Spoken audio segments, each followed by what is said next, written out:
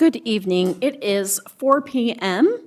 and I am calling this work session to order. This is a special meeting of the Kent School District Board, which is held in public to comply with the Open Public Meeting Act. I welcome everybody that is here to participate. The purpose of this special meeting is a 2-hour work session for separate topics. The first work session is the 2025 budget, and the second work session is policy. We will first take a roll call of the board members for attendance. As I say your name, please indicate your presence by saying present. Director Gregory? Present. Director Song is absent and excused, as is Director Cook. I just remind all of our board members that protocol is to let the board president and the superintendent know. Director Clark? Present. And then I am present. We will start our work session with the 2025-2026 budget. I call upon Superintendent Vela. Thank you, President Margell, members of the board. Thank you for being here today. As you recall, we have a sequence of budget meetings that will finalize on the 25th of June with formal adoption of the budget for the 25-26 school year. Without further ado, I'd like to turn it over to Mr. Earl Parangua, our Executive Director of Finance, to begin our presentation tonight. Sure. President Margell, member of the board, Superintendent Bella, and Ms. Curry, good evening. Tonight we're going to provide you with a short presentation, and next to me here is our Director of Budget, Ms. Lisa Tyler. She will be answering all your questions. She is in the hot seat. Yeah. No pressure. No pressure. Anyway, so just to get started, we provided you with the agenda in terms of what we're going to cover tonight. Budget development process obviously is the first thing that we're going to cover. We're going to spend some time recapping the state budget, and then we're going to jump into the proposed budget for 25-26 for KSD. And then the rest of them, we're going to talk a little bit about some of the building blocks that we use in developing this budget, like the enrollment trends, staffing analysis, revenue analysis, and so on. We will spend some time in programs supported by EP&O levy. I think that's very important. And then, again, general fund forecast, we will discuss about what does it look like from now until 28-29, and then other funds, board budget priorities, and then the next steps. So let's jump right into it. As the superintendent mentioned earlier, that we started in the fall in terms of the budget development. So December 11, we presented to you some data in terms of how our last year ended, including a 5-year forecast. Here, what you will see are the sequence of events that happened since the fall up until leading to today. In this slide, I also provided a link to each and every one of those board meetings. And so you or any member of the public could actually look at this presentation, click on that area, and then it will provide you with all the agenda and all the backup information. At the bottom of this slide, we also provided other resources. So if you were to click in on that area at the bottom of this, it will open up all sorts of information related to the financial information of the district, historical information, budget information. So we would like to be as transparent as possible to our community and provide the information as a user-friendly document. Next to it is the recap of the state budget. So on May 14th, we provided you information in terms of what the legislature has submitted to the governor. And on May 20th, the governor signed the budget with no changes to education. There were some other changes in other agencies, but no change in education budget.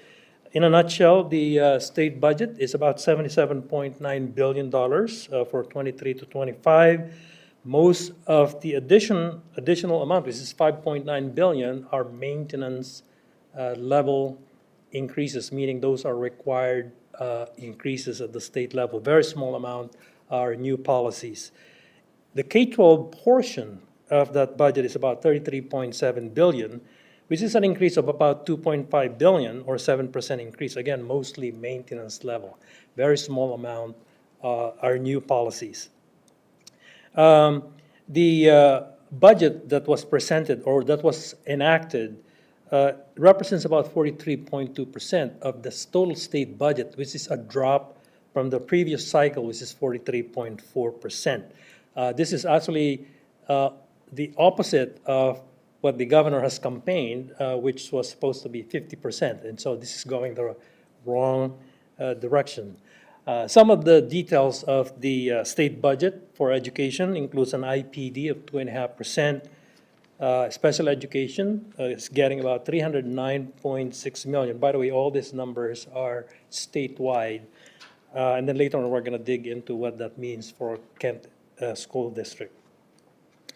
MSOC's getting about $78.9 million. Transportation, no adjustment. And again, when you see a no adjustment in a particular program, it means that it's a reduction in services for us just because, or reduction in the funding, in the value of the funding, because the cost of doing business is increasing while the funding is not moving. Community eligibility provision, which is commonly known for us, which is all our students eat for free. The state is providing $17.9 million, but later on when we get into the federal funds, I'll share with you that there are some things that are happening at the federal that might negatively impact our CEP status. And then outdoor education, there were many other changes in the education budget, but one thing that is very clear negatively impacting Kent School District is the outdoor education, which is losing $800,000. Now, in the budget that you will see, we included a budget for outdoor education because this is a very high priority for us. We included a budget, at least a one-day extended outdoor education, as opposed to the overnight. So we included them in the budget, and if on June 25th you adopt this budget, there would be at least a one-day extended outdoor education for all our fifth graders. We're going to jump right into the proposed budget. And so the proposed budget for 25-26 is on this slide. But when you look at the first column, 24-25, this is the same information that we have presented before, which is showing a deficit of about $9.7 million. With a beginning balance of $69.78 million, we're anticipating an ending balance of $60 million. After designating some of the legally required designation, we are anticipating a $53 million ending fund balance, which is representing 10.2%.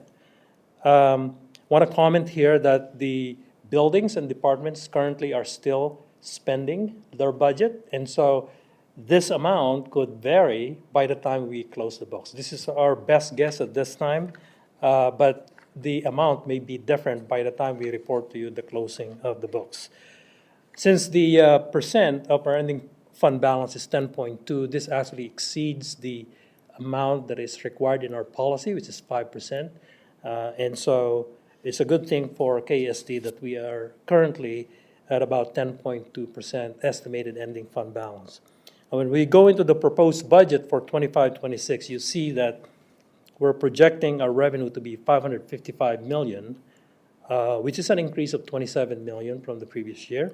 And our expenditure is about $570 million, which is about $32.3 million higher.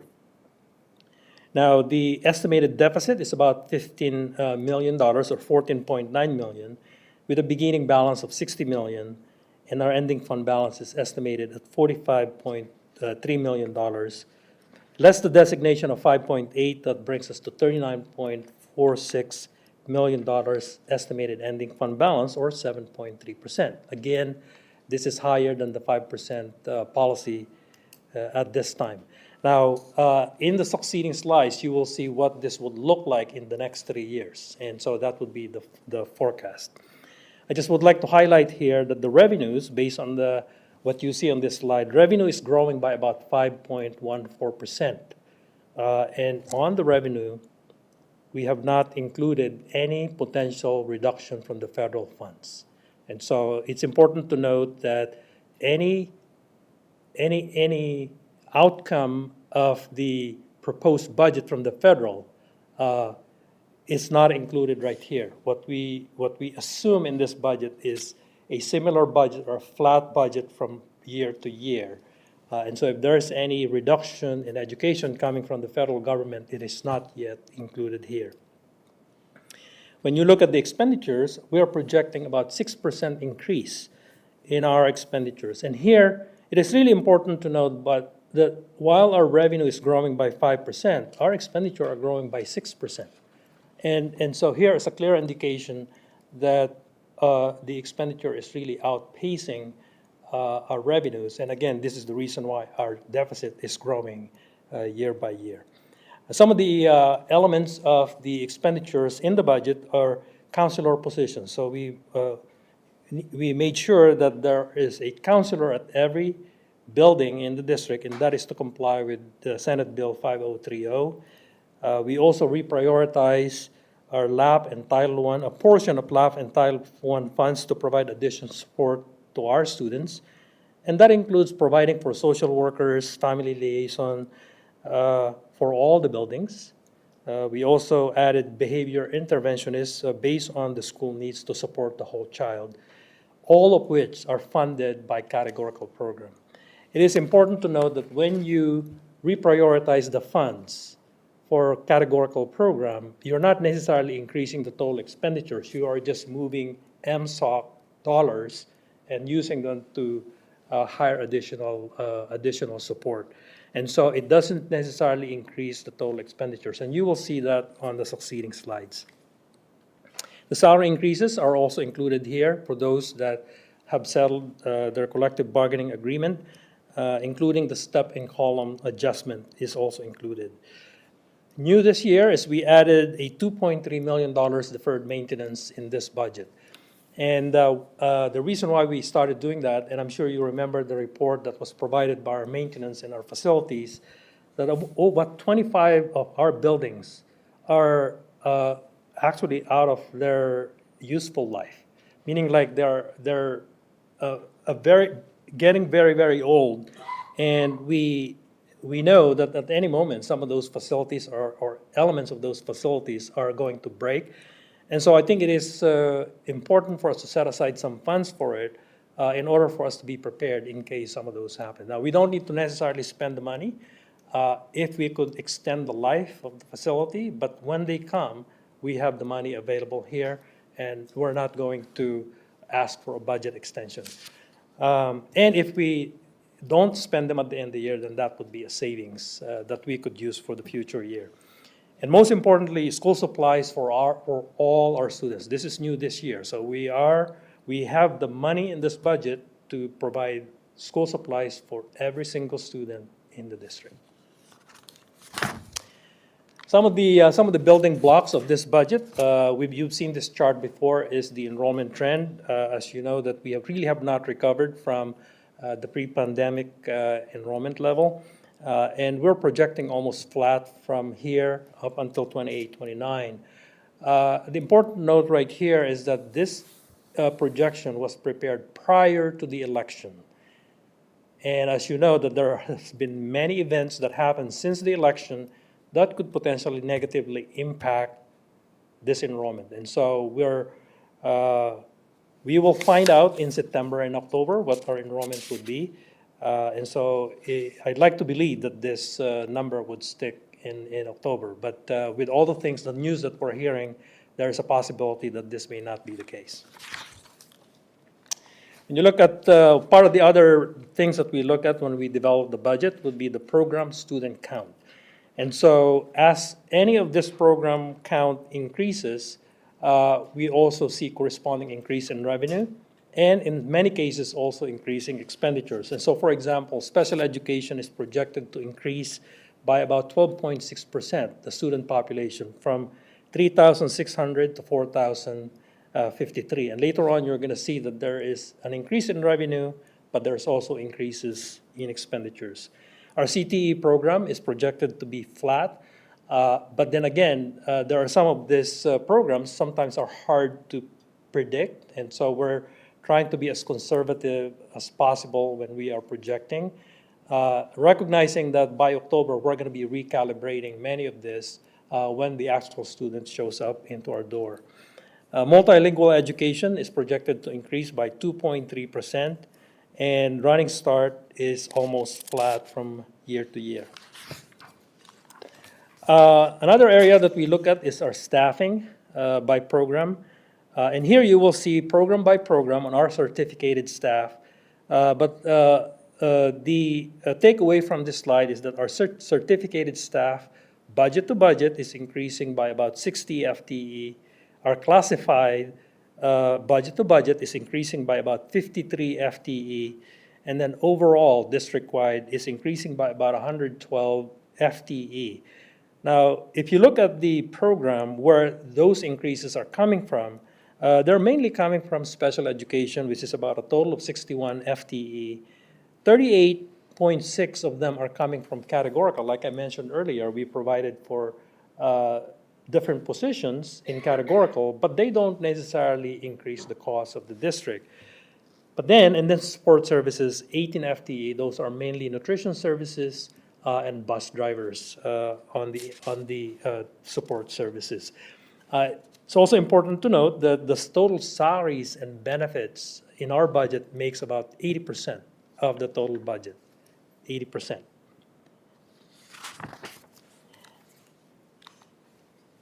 This slide right here, you've seen this before. This is the one that we commonly know as over formula cost.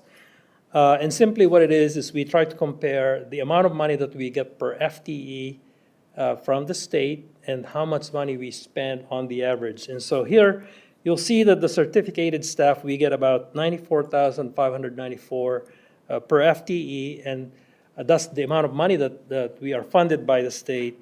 But our average cost is about $113,379. And so the last column shows the delta between those two numbers, or what we commonly know as the over formula cost.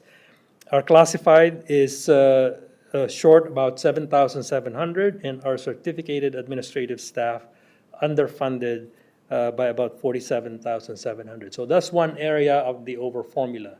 The second area of the over formula is the number of FTE that the state funds us. And here you would see that the state funded us 1,791 FTE. We hire 1,927 FTE, a delta of about 135.67 FTE. Combining the two of them, the total unfunded staffing or over formula is about $65 million between those two elements. Now you may ask and say, how are we able to balance the budget when the state underfunds by this amount? And so this is actually where our community, and I'd like to take this opportunity to thank our community for supporting our EP&O levy. And there would be a slide later on to provide more details on that. Our community stepped up and cover those that are not able to cover by the state. Now we're going to go over and we're going to take a deeper dive into the general fund revenues. What are the makeup of the general fund revenues? So here you would see them category by category, and you would see where the increases and the decreases. For the most part, you would see here that the revenues are increasing with the exception of the federal funds. And it is because we keep the federal funds status quo, and because of some of the caseload and some of the ratios, it slightly dropped. This has not considered anything that is new, anything that the federal government will do in this proposed budget, in the federal proposed budget. Those are not yet included here. And this is the one you would see here that the revenue is growing by 5.14%. Just want to note right here on the transfers, you would see a significant increase. It's 364% increase in the transfers, transfer in. And that is the tech levy. That's our levy funds. In the 2024 levy, we included for the tech levy to fund some of the subscription that we have that was not available in the past.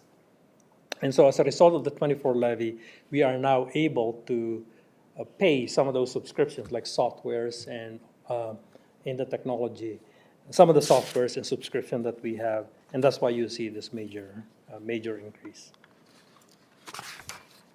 Now, going deeper into the state special purpose revenue, here you would see the breakdown of the state special purpose.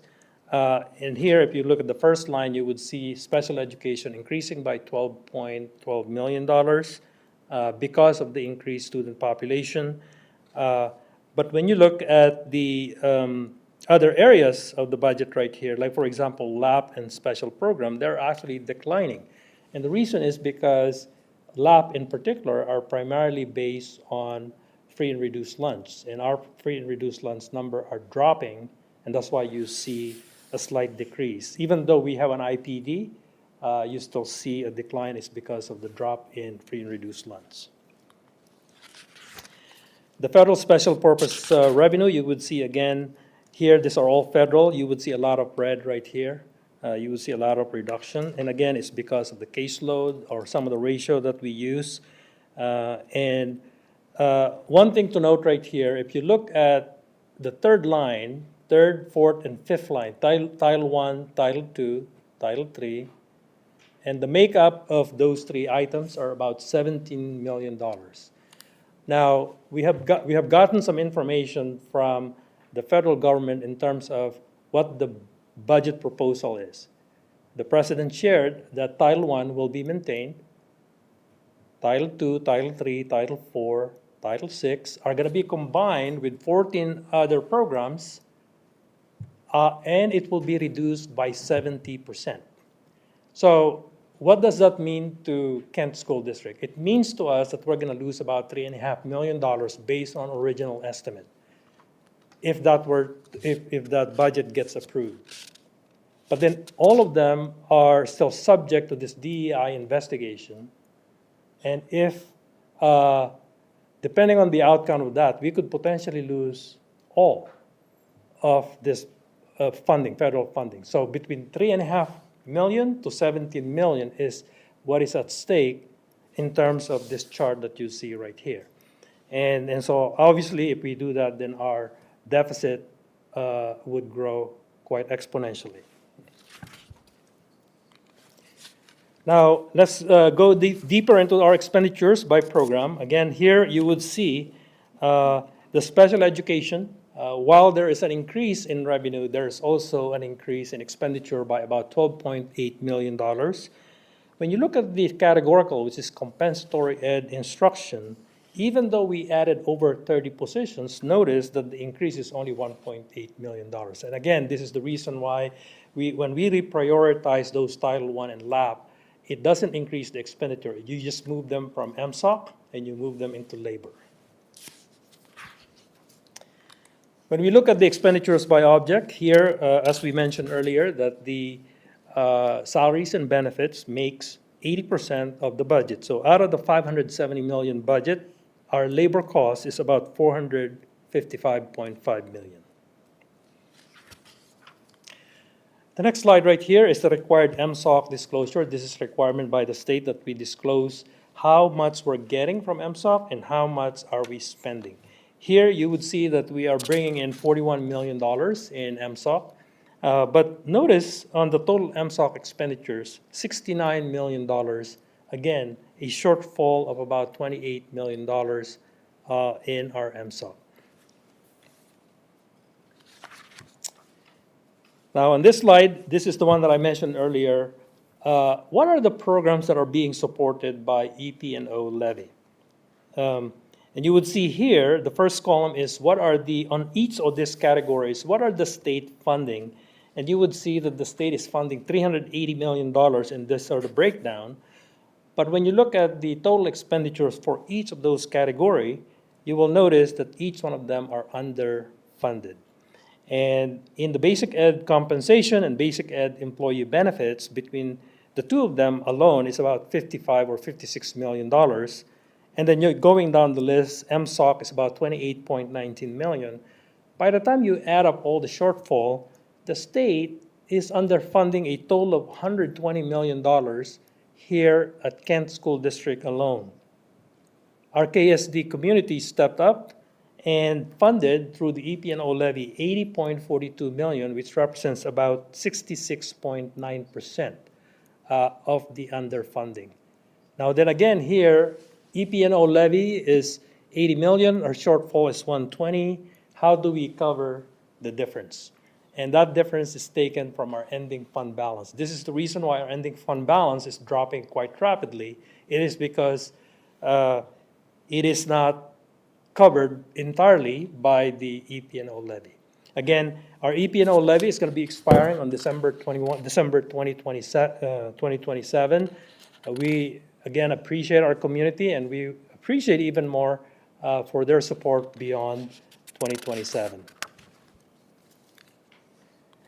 And so this one right here is just a recap. This is the same slide that you saw before. I just want to bring it at the beginning and bring them at the end.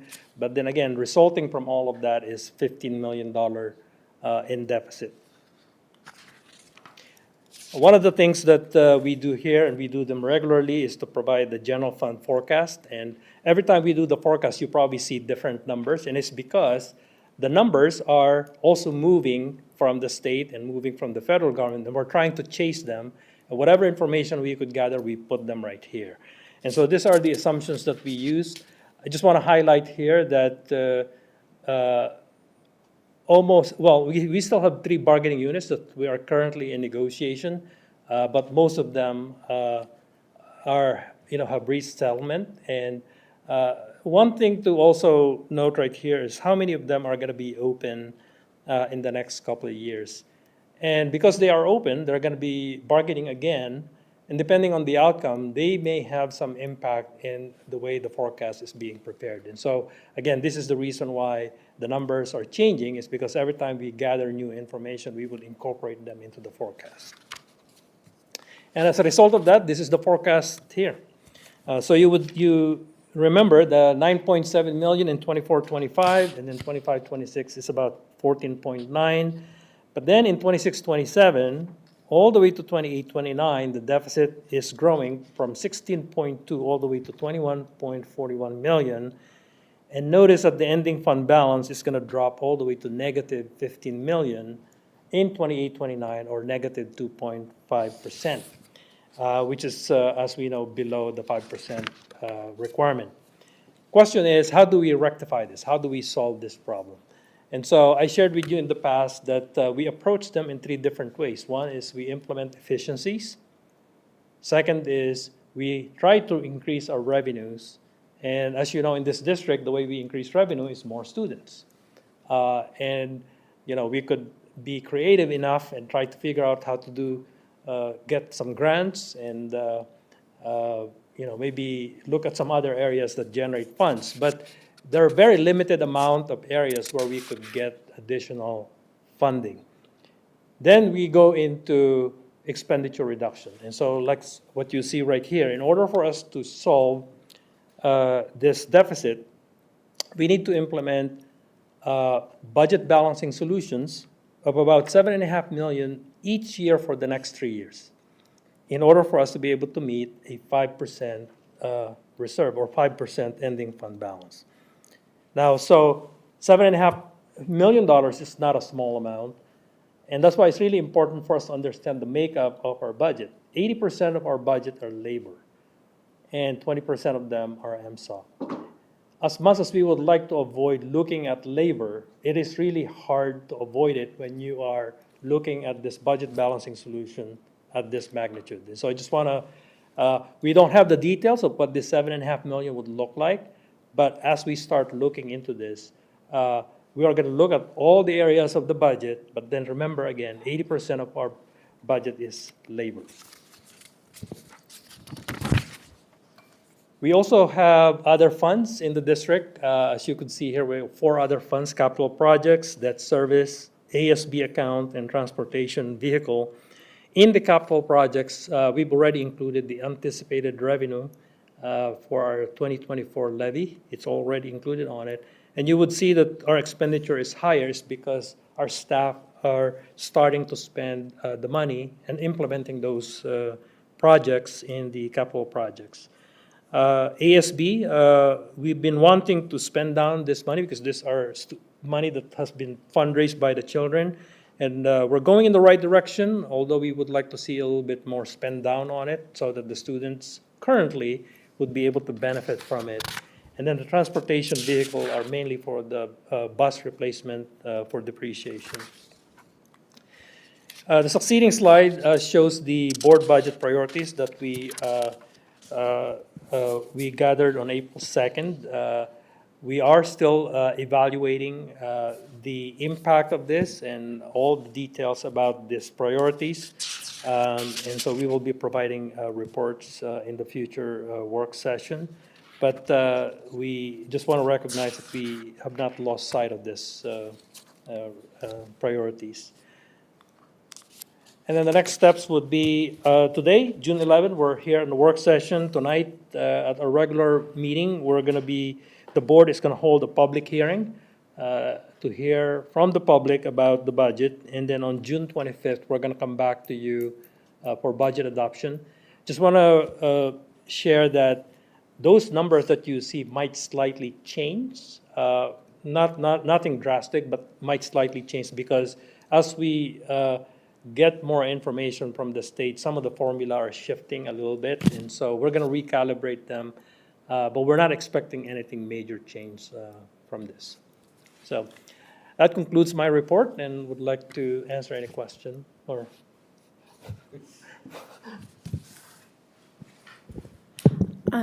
I have a few questions, if you're okay. You said the board priorities, that you'll be answering them in the future. Do you have a date on that? Do you have any date for the board priorities? No, I think it's something we have to look at the calendar just because we're coming to the end of June. We've got some placeholders for July, and then we're going to be into August. But as far as working through the costs of these things, that's something we should be able to have by the time we come back to a session early in the fall. Great.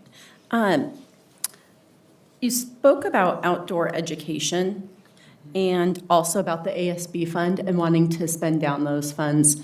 We're also going to be looking at items tonight on our budget, and so one, can you speak to why we can't just take funds from our bond fund? If we have, why can't we just use funds from that?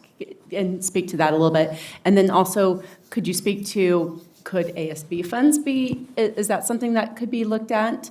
And what revenue sources are available to use for outdoor education?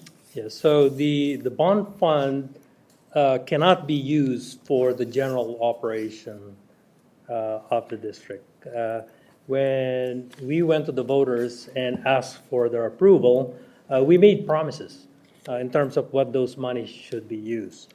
To some extent, when you look at the bond, even though they don't provide direct benefit to the general fund, they do have some benefit in the long run. For example, when we renovate our facilities, particularly those that are using utilities, it becomes economical, so much so that our utility cost goes down. You cannot use them to pay for utilities, but you could make renovations to conserve energy. And so we made promises to the voters, and rightfully so, we need to deliver what we promised. And they're very specific. When we talked to our staff about, when there were some gray areas, what I mentioned to our staff is to always go back and check what you promised the voters and make sure that we deliver them first before we make any changes in the plan. But overall, we cannot use bonds for general operation of the district, and that is required by law. In terms of ASB, there are also a set of regulations, rules and regulations that we could use ASB from. Very, very limited in terms of what you could use, but mainly to benefit children for those that are outside of the responsibility of the basic education. And so outdoor education is a part of our curriculum, and therefore it is the responsibility of the basic education. This is the reason why you cannot use the ASB funds for it. Now, there may be some argument that this is outside of the day program, but that needs to be investigated if some part of the ASB could be used. Then the third part of your question is, okay, what funds are we looking at? Creatively, what we're trying to do right now is to use multiple sources of funding. One of which is we have this transportation grant that we are applying for, which is about $260,000. 80,000 of that could be used towards transporting students for outdoor ed, for the one-day extended outdoor ed. The other costs, like registration and things like that, we started campaigning to use our credit card, district credit card, we call them P-card, to pay for most of our large bills. Like, for example, paying utilities, paying for computers, provided that the vendor doesn't charge us any fee for using them. In return, we get about 2% rebate for every dollar, 2% for every charge that we make. Historically, we've been getting about $65,000 a year, and it just goes into the general fund. But imagine if you have a $4 million purchase that is paid by credit card, provided that the vendor would agree. That would be quite a bit of rebate that we're going to get. We plan to use a portion of that towards outdoor education. Another potential source would be working with our foundation and partnering with our foundation, partnering with our Chamber of Commerce to see if there are any businesses who might be willing to support us, and also working with our parent organizations to see if there's any interest in supporting this program. And so those are what we are able to come up with so far. I'm sure there are other ideas that we could consider. On that one, would it be possible to get what the shortfall would be for the cost of the one day compared to the traditional overnight for the entire district? Because of course, we're not going to want one school to be able to go and another one not, right? And have that inequity. So I would assume if, there was an organization or fundraising that wanted to happen, it would go towards an entire district and then allocate it out per student. Is that possible to find out what we would need to be able to fundraise or whatever that looks like to be able to do that difference between a one day and our traditional? Yes. Yeah, we have the dollar amount, the delta between the two scenarios. Great. And then, I'm sorry, I have one last question. We have been looking at this quite a bit, and I love our transparency, but I feel like in my memory bank, and I'm flipping through pages here, when it talks about our shortfall of our fund balance, which makes me nervous, what we had looked at in the past for, I believe it's called revenue, budget balancing solutions. Mm-hmm. I remember that number being in the 3 million. Yes. And now it's at the 7.5 per year, which is significant. And I also remember it starting in 25, 26.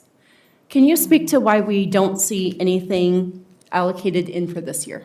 Yes, so 25, 26, what you see, when we were presenting the previous slides, we have not completed the 25, 26 budget yet. And therefore, the only available budget during that time is 24, 25. Naturally, 25, 26 onward are all projection. We have not started calculating our staffing. We don't know what our revenue is. All of them were estimated. At that point, we assume that if we start making cuts in 25, 26, by $3 to $5 million, we will be able to get to a 5% down towards 28, 29. What you see tonight are real numbers for 25, 26, meaning like those are real costs with people like labor, names attached to each one of those costs, real allocation of the building, ready for them to spend upon your approval. And so therefore, that's why we did not include a budget balancing solution for 25, 26. Any solution that we have done in 25, 26 are embedded into those numbers in 25, 26. Now, because though 25, 26 are real numbers now, 26, 27 to 28, 29 are all projected. And that's why that would be, again, an opportunity for us to formulate what those budget balancing solution might look like. Anything that is 25, 26 already embedded in the 25, 26 numbers, expenditures. And I'm sorry,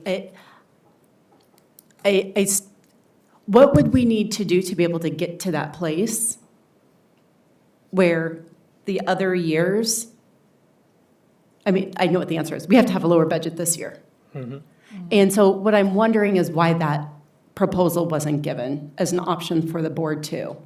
It just, like, believe me, I don't like this. Nobody likes this. We should have education fully funded. But I also don't like kicking the can down to those years and having to look at a 7.5 compared to trying to find 3 this year, 3, like, and do smaller increments over the next few years. And so I guess I'm trying to understand why we didn't incorporate more of that into this year's budget.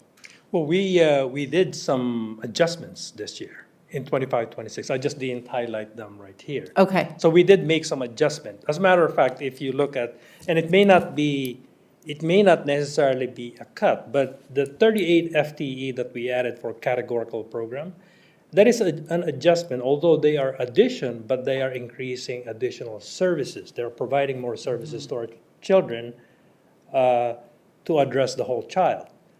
And so it's a positive change without costing a lot of money and using our MSOC to provide more of those services. So that's one area that we look at.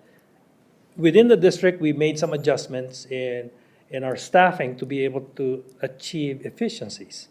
And so what I did not put right here are the details of those adjustments that we make. But there were some adjustments made in this budget that resulted in efficiencies.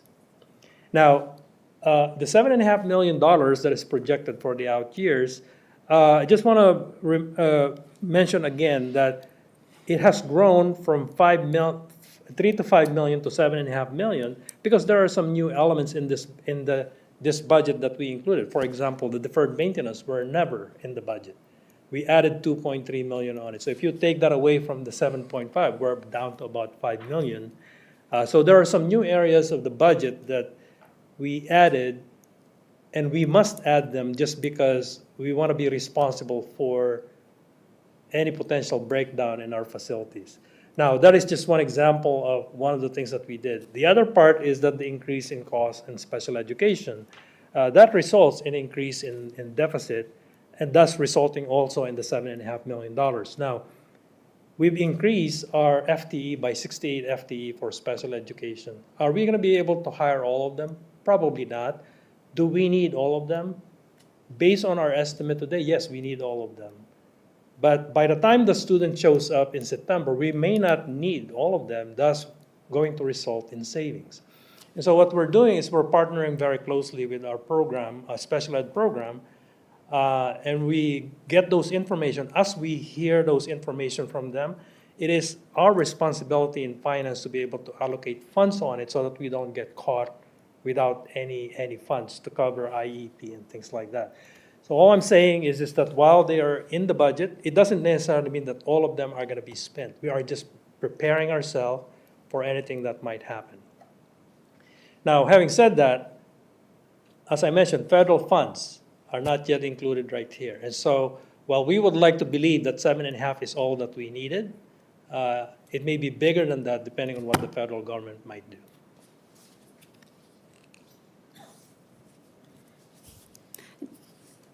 my final comment to that is I still feel nervous that we are increasing every other year and not doing more to save in this year. Not liking it, but my comment.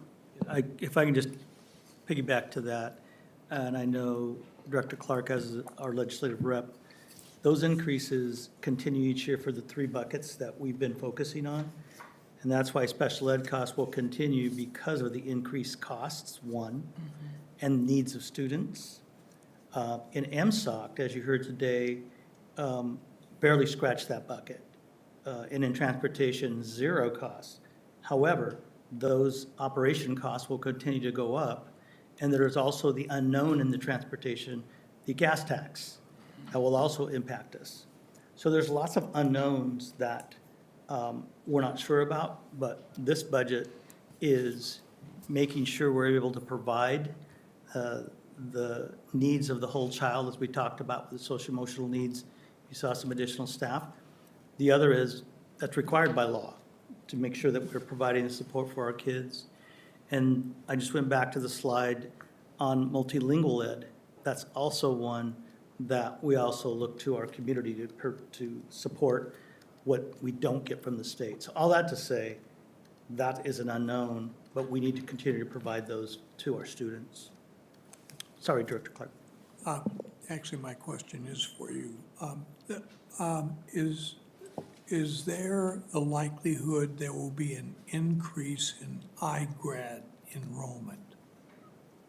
So I think I'll give that to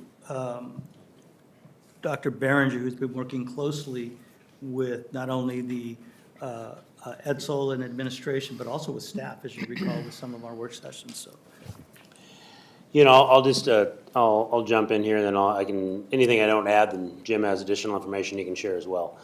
When we met a year ago, actually probably a year ago and a few months earlier than that, with iGrad during a work session, we talked about the work that we've been conducting with iGrad staff and leadership over there, looking at the profile of an iGrad student and meeting the needs of iGrad students. We talked about and looked at their data, and the number of students that they were trying to serve was large. I mean, there was no doubt that there were a lot of students that they were trying to serve, and not all of which were attending at the attendance rate that they would expect. So after working with iGrad, they made the decision last spring before the beginning of the school year, probably about this time themselves, as principal and staff together, to make a decision to put a cap on iGrad students at 250 students. And from my conversations and my visits to iGrad this year, one, I've seen the attendance is amazing. You go in there and it's full. I'm like, kids are there. So instead of serving 450 kids and 17 kids are there, they're serving 250 kids, and you go over there and there's 70 kids that are in there at any given time because they're doing their rotation, because kids understand the importance of being there. The teachers are able to serve the kids that really want to be there and able to make it work. And so that's been a building decision. We've supported that. We haven't gotten in there and said, oh, you need to add more, because between facility, between staff, and being able to meet the needs of our students, they feel like that was that right number. That's where we are, to my knowledge, right now. If Jim has anything additional, okay. So we're feeling good about that. Now, I know there's people out there like, well, we need to add more to iGrad. But iGrad has seen that they've had, at points in time, 350, 400 kids. But what they're seeing now is that they have 250 kids, and 80+% of those kids are showing up well above the required amount of time that is expected from the principal and the teachers and the program itself, and are being successful. And so I don't see, and I haven't heard that they want to change that. They have a waiting list. They're pretty good with staying on top of that. Their counselors and their staff that are supporting all their students are able to meet with their students more frequently so they can move through the program better. I feel like it's a much more efficient and successful program now than maybe in the last couple of years, because they were really trying to save every single kid. And I don't fault them for that, because that's our job. But now they've gotten into a position now where they are actually able to spend the time and attention on the students that are showing up there, and able to move them through the program so we can bring in more kids and serve them in that way. Yeah, I would agree. I think the way it's worked out this year, the data would lay out has been really successful for those students, and I think the staff feels that we're at the right spot. I'd also add, from a teaching and learning standpoint, that we've done a lot of work this year with our comprehensive high schools and with our other schools to how do we better meet all students' needs at their home school, rather than moving students into iGrad, right? Because every student that goes to iGrad is a student who needs that support, but there's also a story there of a student who didn't feel that they were successful at their boundary school. So our high school principals have done a lot of work this year with various intervention programs targeting juniors and seniors to try to reduce the number of students that are even iGrad eligible coming out of our comprehensive schools. Okay, thank you. First, I want to go back to I think it's the third slide where you have the budget development process and all of the items, and then you linked it, and I want to say thank you, because that is very helpful for us to make it transparent for everybody. They can go back, you clicked it back to the board meeting that it was at, so 100%, I want to say thank you very much for doing that, because that helps when we're trying to have these conversations, and you can refer back, and everybody can have the same conversation because they can find it quickly. So thank you. My other question is around not just outdoor education. I know that's a hot topic for a lot of parents. My kids did not. One of my child got to do it. My other child did not because it was COVID. And it still sits with her that she did not go to outdoor education. So it kind of hits me a little bit because she spent a week crying because she was told she couldn't go. So I would love to understand the cost of what it is, and then have a conversation about what are the solutions. How can we partner with our Chamber of Commerce, or is there a grant program? Is there something that we can do to make it a longer program, even if it was one day overnight? Maybe it's 2 days and they have one overnight experience. That could be beneficial. So I'm very happy that we are looking at doing that.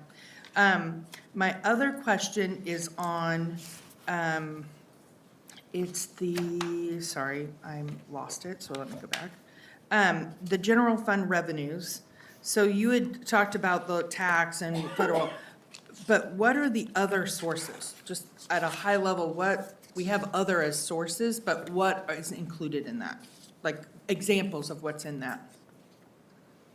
I know it's a small amount, but I was just curious as to. Yeah, Yes. Steve. So it is literally one things second. from, I'm sorry. Can you hear me? It's miscellaneous revenues coming from other agencies and entities, private foundations.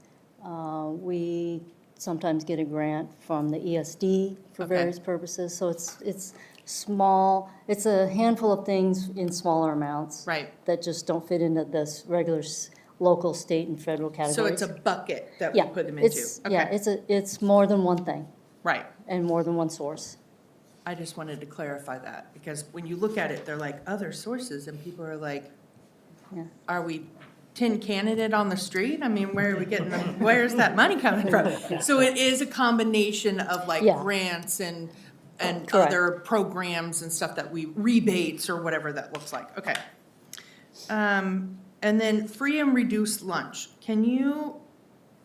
I'm unclear on free and reduced lunch. So do we qualify for free and reduced lunch, and we're gonna continue it, or? So the district is eligible for National School Lunch Program. That is the Correct. program.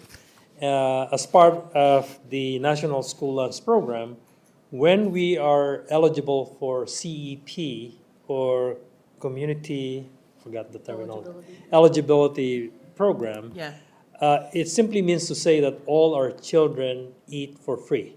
right, Now, how do we generate the revenue? If they eat for free, we are able to claim every single meal from the federal government at a certain rate, and the state put a little bit of additional amount to it to backfill some of the costs associated with delivering those meals. Right. So that is CEP. The state, as you could see, that the state is adding about 17.9 million statewide to add more supplement to school district, which is great, because then that means a little bit more revenue for KSD. The problem is that the federal government is also proposing to change the threshold of eligibility. Currently, we are supposed to be eligible if you are at about 40% free and reduced lunch. They are now changing them. They're proposing to change them to 60%, which means that if you would look at the profile of all our buildings, about 33 of them are going to get out of that status. 33 buildings will no longer be eligible for CEP if that budget from the federal gets approved. Which means that children who are free and reduced will continue to be able to get the food for free, and the reduced one are going to pay 40 cents to buy the meal. But the students who used to eat for free but are not eligible now are going to pay the full amount. And so, meaning like not everybody could eat for free. Right. Only those that are eligible for free would eat for free, but those that are paying should be paying the full amount of meal again, so. So it really, this one is tied to the federal budget then? So Correct. if they change that, then our profile changes and our district is not, but students will still be eligible. That, I just wanted to make sure that was clear. Students would still be eligible if they qualify. Yes, and I think the anticipation is that if everybody eats for free, then you have high participation. Correct. That is the assumption. When the eligibility goes away, the free and reduced might continue to eat in the cafeteria or in our nutrition services, but the pay might stop eating and bring brown bags again. Right.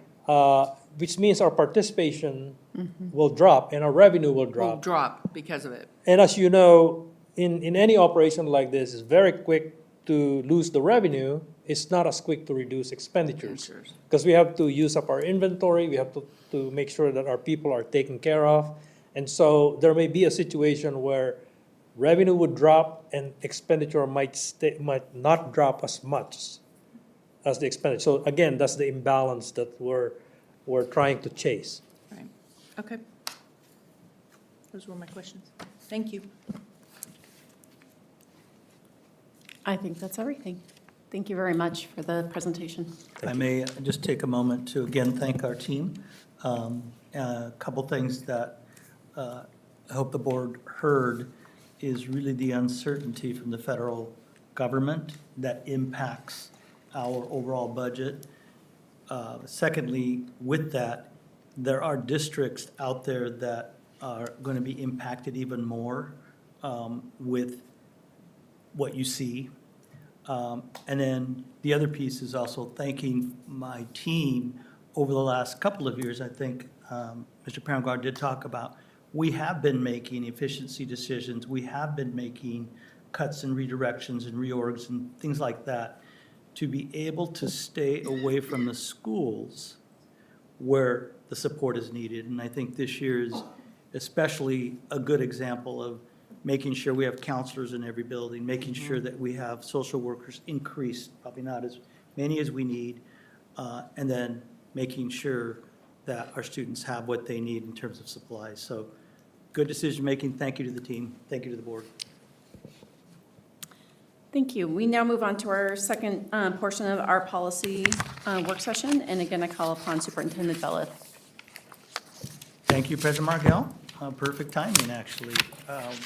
Right in line with our next work session on policy.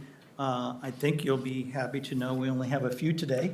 You did receive the information from Ms. Holly last week, I believe. And I'm just going to turn it right over to her to get us started for this evening. Ms. Holly. Why would they be happy, Superintendent Bella, that it's only 3?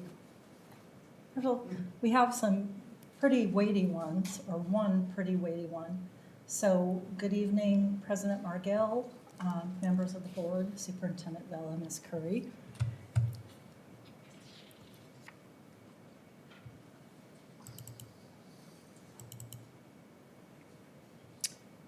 And going through, we see the same slides at the beginning of each policy work session. Tonight, with only our three that we have on, we are starting with policy 2320, student travel, field trips, and excursions. 4300, limiting immigration enforcement in schools. And 6220, bidder request for proposal requirements. These are all first reading. And any policies moving forward, thanks, will appear on an upcoming regular meeting agenda by the end of this month. It'll be the last regular board meeting of the school year. And just before we end, I want to say thank you, because if we go through everything today, you will have collectively worked on 44 individual policies over 9 policy work sessions. We had 8 policies that were addressed multiple times during these work sessions, and we anticipate addressing a similar number of policies next year. As the line says, clear, well-thought-out policies help keep the district centered on improving outcomes, which intentionally focus on KSD's goal of every student, every voice, every day. So let me pull up the policies, and we can look at the red line versions.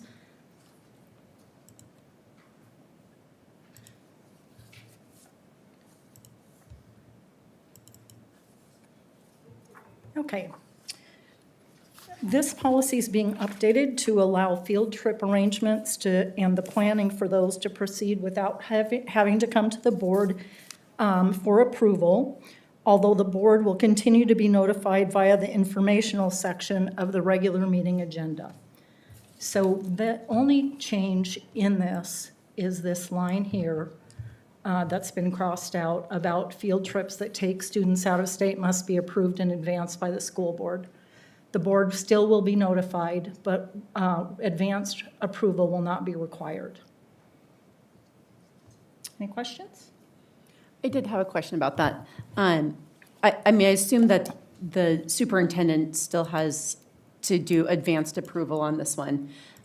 Is there a way to update it that the informational section of a regular board meeting before travel arrangements are made or before they go, like it doesn't state when they're going to let us know? And I think that's why this is being changed. Sometimes we won't know until before an agenda comes out. The travel's being arranged beforehand. It may not make it onto the agenda in time. And maybe Mr. Smith could address that. President Margell, yes, I would agree with you, and we will still go through. Very much. We still will go through process, and I think if you've seen our forms, there are maybe 6 levels of approval before it gets to the board. In my 6 years here, we haven't had one that didn't get approved by the board. It's kind of one of the things that we looked at, like it should be more informational, but we certainly could make that change. That really wouldn't stop the process that we're in right now. Yeah, and I absolutely agree with the idea, like, the board does support this and want this for our students to do it, but it doesn't really become informational if it's already happened in the past. Then it's just news, old news. I get it. Yeah. If I may also add another challenge, having been in this area for many years, the out-of-state piece and some of the pieces that we don't learn about till later, or it could be in an area where we're not sure if someone qualified for something, and all of a sudden our dates are so compressed that it's hard to meet the need that's right here. And so just wanted to share that with the board. I would add to that, we really looked at the definition of out-of-state as well. We have multiple groups every year that go to Portland, for example, but they have to get special permissions and this and that, and then we have groups that go to East Valley of Spokane, and they're in state, and they're great. And, there's a lot of travel going to Spokane. So, again, it just makes more sense as an informational piece. But yes, we can make sure that is added to that language. And if I can, I just am trying to think of an example, and I'm thinking of a kid that qualifies in track for a national rated meet would be, you don't know until they're eligible, and they might. Correct. Yeah. Yeah. Okay. Or over spring break, something that happens before spring break when we don't have a regular board meeting. And again, most of them wouldn't be sports related. Most of these would be, you know, our debates, our forensics, our choirs that would go to more of a regional level than our sports. Most of our sports are in-state that they would qualify for. Many of our academic related activities go to the out-of-state. We do have cheer and some other things that go to out-of-state, but Could we change it that it doesn't have to be a regular board meeting, but it could go to the board for approval? That, because it's the regular board meeting that's hard, right? Some months we only have one, some it's the two, but WASDA policy is that we're actually being much more liberal than WASDA policy, which is that the board would approve all out-of-state travel, period, right? And so I'm trying to find that balance of timing, but also that it's, you know, there's been an acknowledgement that the board should look at out-of-state travel. And so if it could be done in another manner than a regular board meeting, it would take away some of the necessity of timing. sure.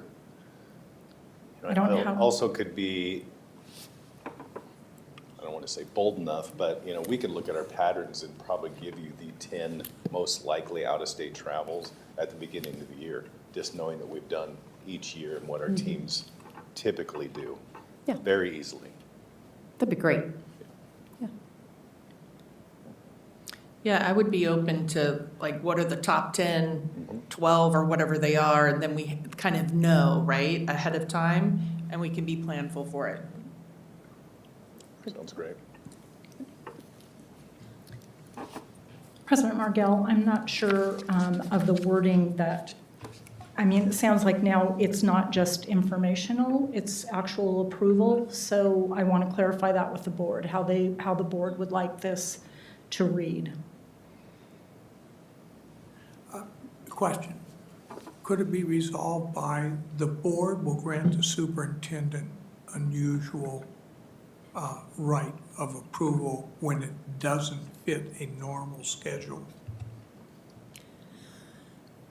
If I may be so bold, I think I remember at least one or two where it was an oops. The organization, whatever it was, I don't know if it was a team or whomever it was, just forgot. Right. And so I feel like I would have been fine with giving approval by email. I would have been fine with, you know, and so we acknowledge that. But I'm trying to see if there's something other than a board meeting. And so, informational is, then we might as well not have any board approval of out-of-state travel, because if we're not saying when and where and the tickets have already been purchased and kids are already going and signed, like, then it's a non-approval. It's just informational. Okay. So I'm not sure of exactly how the wording is, and I think what I would suggest is taking it back to the team that wrote this and seeing if there's another way that we can have some type of acknowledgement without it having to be at a regular board meeting. The I only think thing that would would be be my we'd be comfort. violating OPMA if we did something outside of a public meeting with at least a quorum. Yeah, what I think we can do, President Margell, is, these are all great ideas that are coming up. I think we all agree with part of the problem or issue that we have, and what might be the flexibility a superintendent or designee might have to make sure that they can still attend without violating OPMA, or also items that need to have action done in public, right? So we'll weigh all those pieces and come back with some language that I think that can be helpful for the board to consider, because I think we agree upon the premise of what we want to do. Sound good? Great. Yep. Thank you. Okay. On to policy 4300. This is limiting immigration enforcement in schools. This is a comprehensive policy that also includes a thoroughly detailed matching procedure. I want to emphasize that we don't have this policy in place now, but we have had policies, we currently have policies that are more than adequate at protecting our students. This is just an extra specific layer of protection for our students. I do have all the other policies that protect our students, if you would like to see them, but this is important for us, I think, to look at. Another important note is that in this new policy is that the wording is KSD's policies prohibiting participation or aid in immigration enforcement shall apply to enforcement activity against students and their families, staff, and volunteers. So we're covering more than just students in this policy. You should have received my email about taking out adjacent sidewalks in this policy, and we changed the language there. Any questions on this? Just clarification, I believe OSPI gave directions on how we were supposed to go, and then WASDA just followed in line. Is that pretty much it? Correct. Yeah, thank you. Yeah, and as the board heard earlier, is we feel real strongly that what we have currently in place is good. However, this just continues to strengthen the immigration portion of what we want to make sure that we want to protect our kids.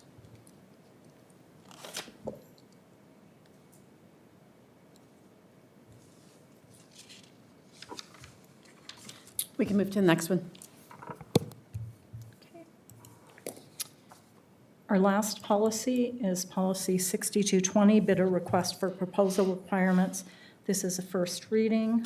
And thank you, President Margell, for pointing out the 5 should be 6 on this. I think it should be 5, and I think you I'm corrected sorry. it. Yeah. I want to note the addition of language regarding purchases of furniture, supplies, or equipment of a cost of less than $40,000, that competitive bidding is not needed, but a quote or estimate is required. Also, other additional languages that when the district uses non-federal funds for the procurement of professional services over $600, a professional services contract is required. This is in line with IRS guideline on 1099 miscellaneous form. Any questions? No, just disappointed to see the removal of women and minority-owned businesses.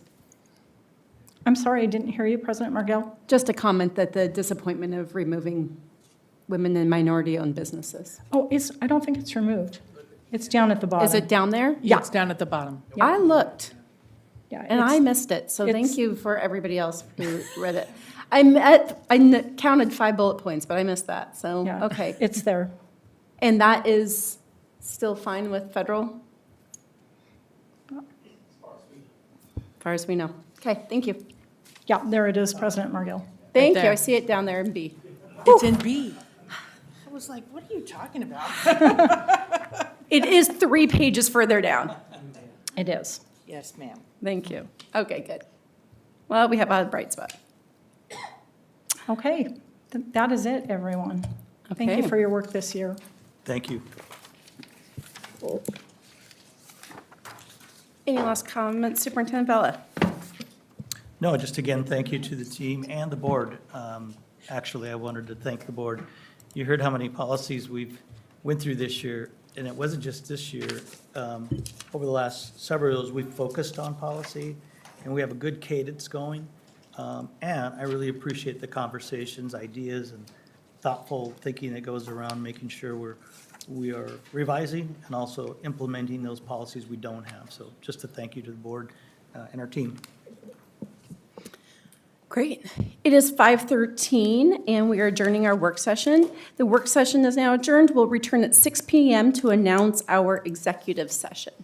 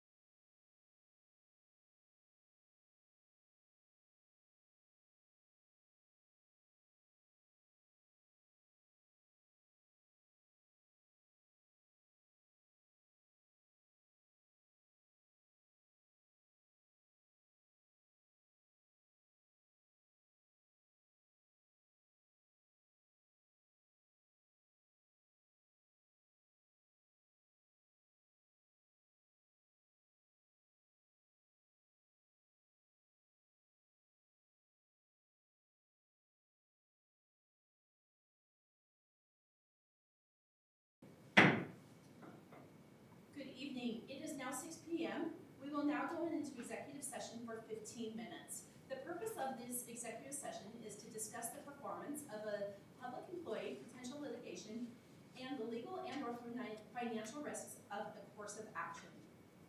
Thank you.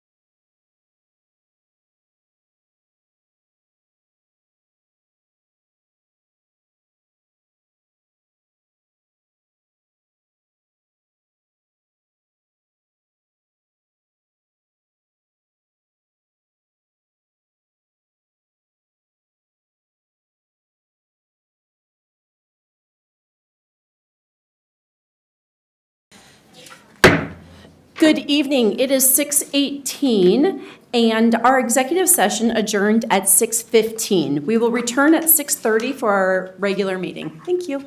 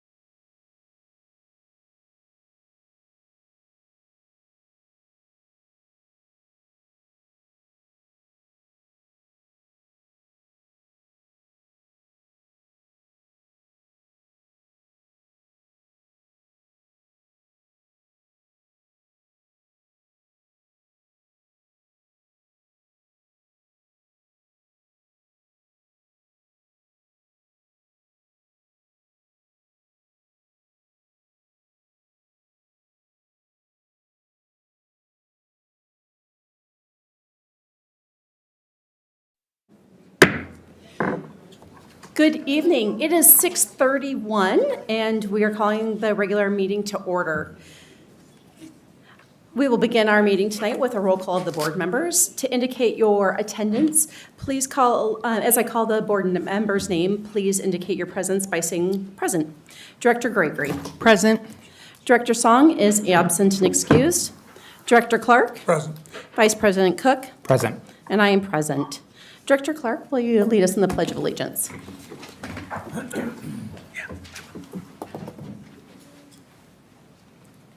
I pledge allegiance to the flag of the United States of America and to the republic for which it stands, one nation, under God, indivisible, with liberty and justice for all.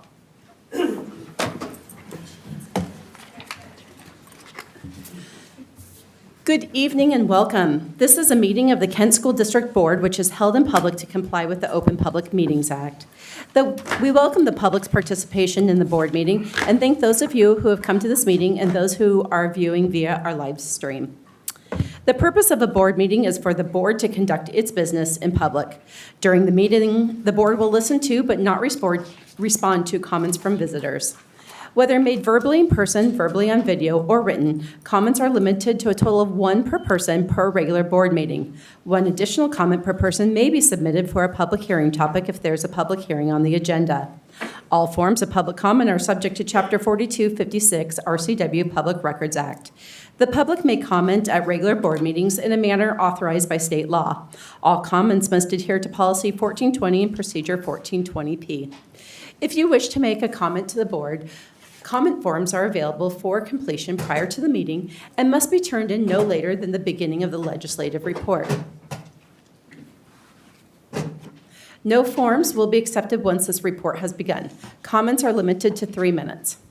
Public comments will be heard after the agenda review. Students will be the first to speak on any topic during the student voice portion of the agenda, which takes place immediately following this opening. General public comments from non-students will be heard during preliminary communication from the audience. Any remaining comments, whether from students or non-students, will be heard at specific agenda items and during final communication from the audience. Student comments will be heard first on any topic. Please state your first and last name prior to beginning your testimony. Abuse of public comments personally directed towards the board, staff, or students will not be tolerated. The use of specific names or personally identifiable information of board, staff, or students is not allowed. Board members or KSD staff members may interrupt or terminate an individual's statement when not adhering to Procedure 1420P. All comments, whether verbal or written, must adhere to the standards of civility as defined in Policy 1400 Meeting Conduct, Order of Business, and Quorum.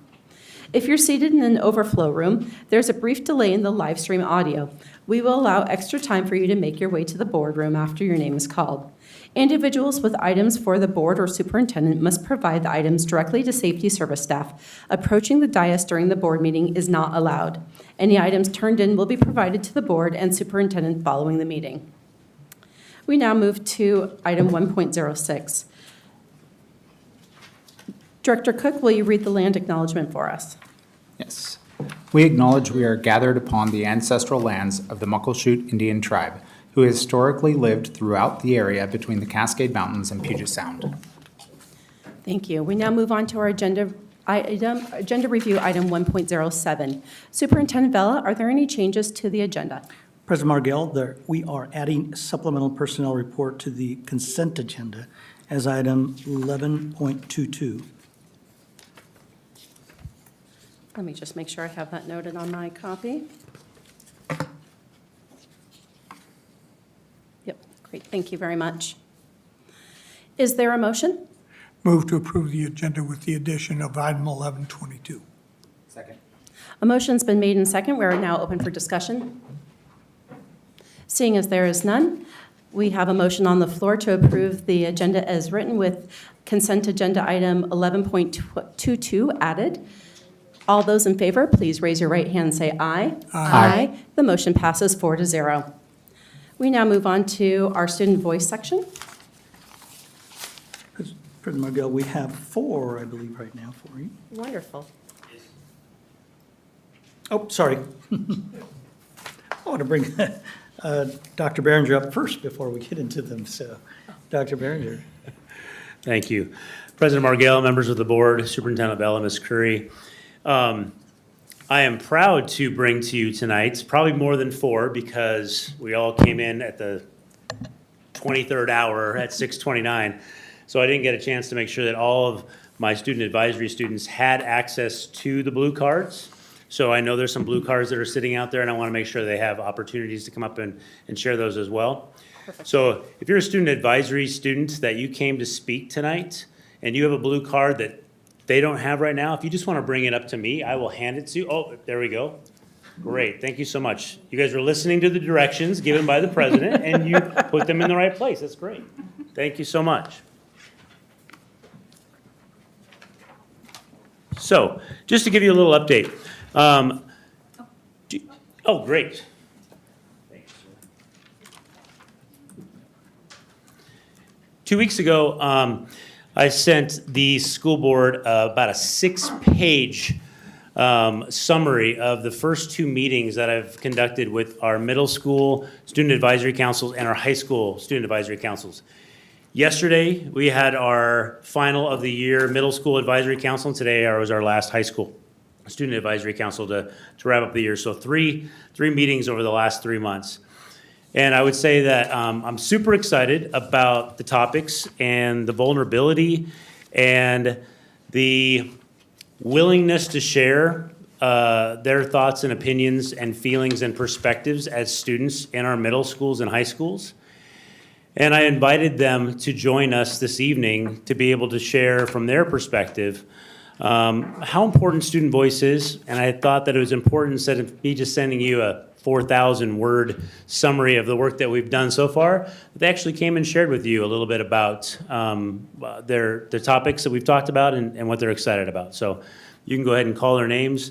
They're ready and in whatever order you want, and I'm super excited to hear from them this evening. So thank you for the opportunity.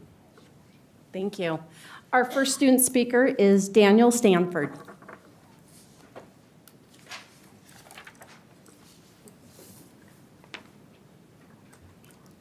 Hello. My name is, good evening, President Margell, members of the board, Superintendent Ayla, and Ms. Curie. My name is Daniel Stanford, and I am a member of the Middle School Student Advisory Council representing Northwood Middle School. Some topics we have talked about at our meetings are getting trained EMTs at sports tryouts, practices, games, to help it with any injury that happens much faster. And one other topic is having a trusted adult at like elementary school level and high school level and middle school level, getting that trusted adult, because like I know at middle school we have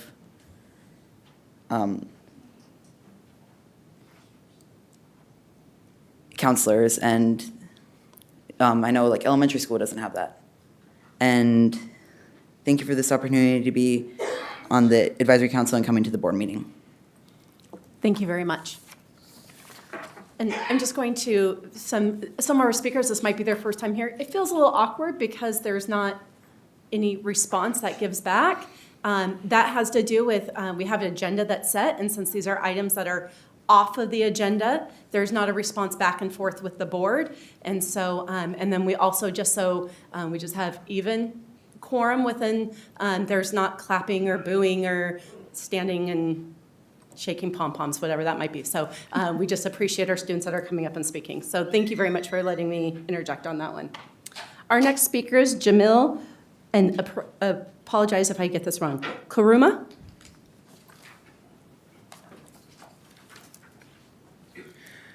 Good evening, President Margell, members of the board, Superintendent Villa, Ms. Curry. My name is Jamo Kuruma, and I am representing the High School Student Advisory Council, representing my school, Kent Laboratory Academy. I am talking about the 5th grade Camp Osprey, and I want to share my experience with you all and how it impacted me.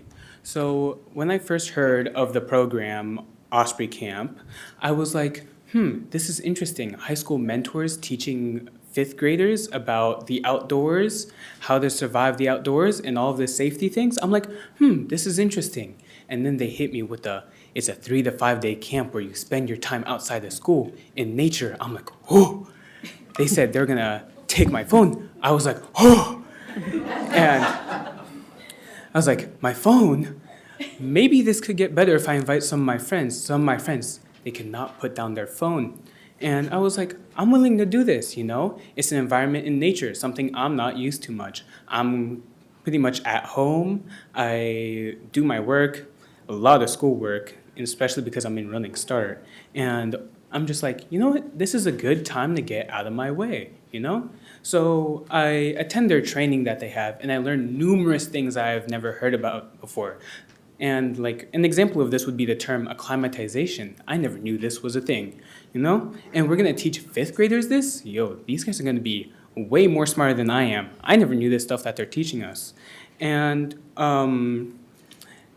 the training was pretty interesting. All of the information sent me into just like a whole new thing about nature and like learning new stuff.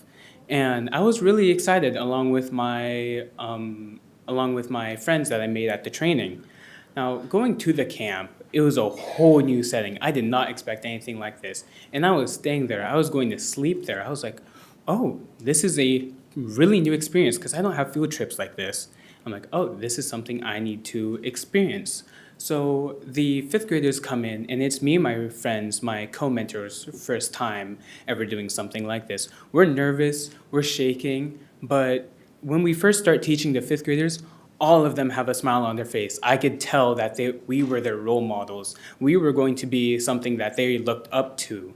And just seeing those bright faces on the fifth graders and them being so cooperative and having all this energy bring into the program gave me this confidence to teach them.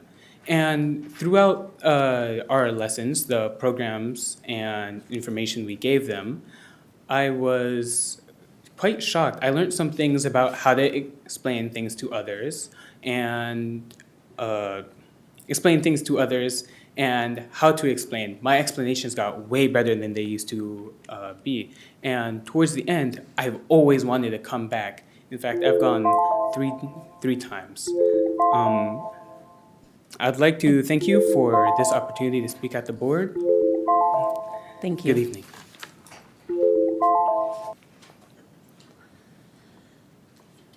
Yarvetzi Gonzalez Guillermo.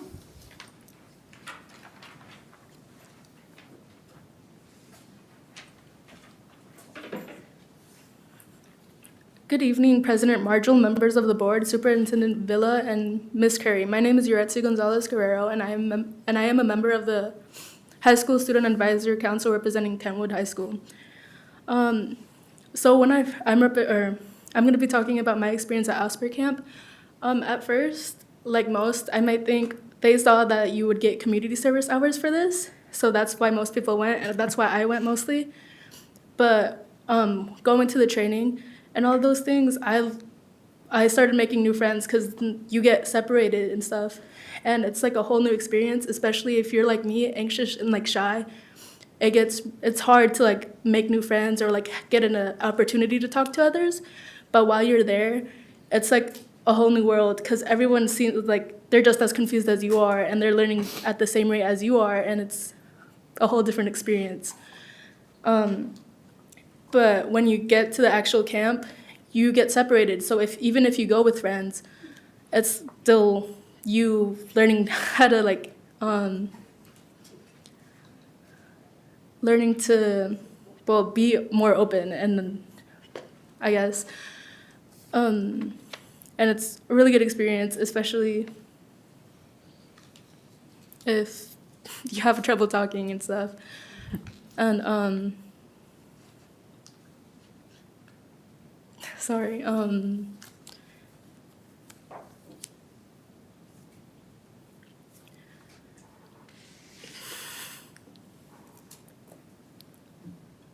While you're there,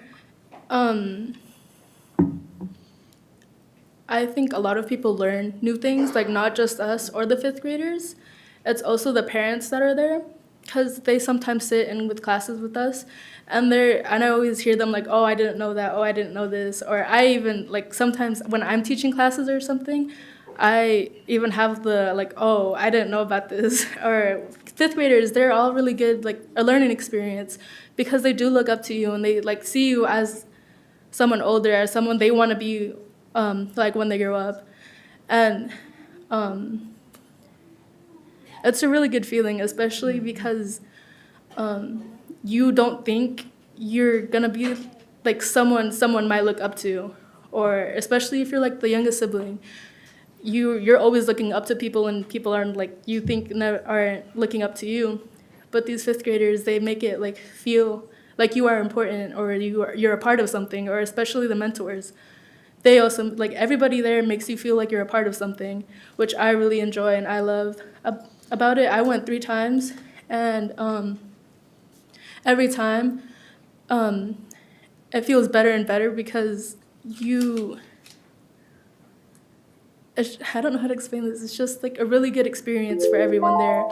And then when it's time to leave, like, you might get there and are like, oh, I don't want to be here. This is boring. This isn't going to be fun, because they hear that they're going to be learning classes, or you're going to be teaching classes, and everybody's like, oh, why do I want to do that? Why do I want to do this? But when you're in the moment, you realize that it's really not that bad, and you're having fun. And it's really something, it's not you just sitting there, it's you you're interacting with them, you're teaching them, they're listening, you're having fun with them. You aren't just being someone that's like, oh, you need to do this. You're not someone that's strict to them. Alyssa, I'm so sorry. We do have to limit it to 3 minutes.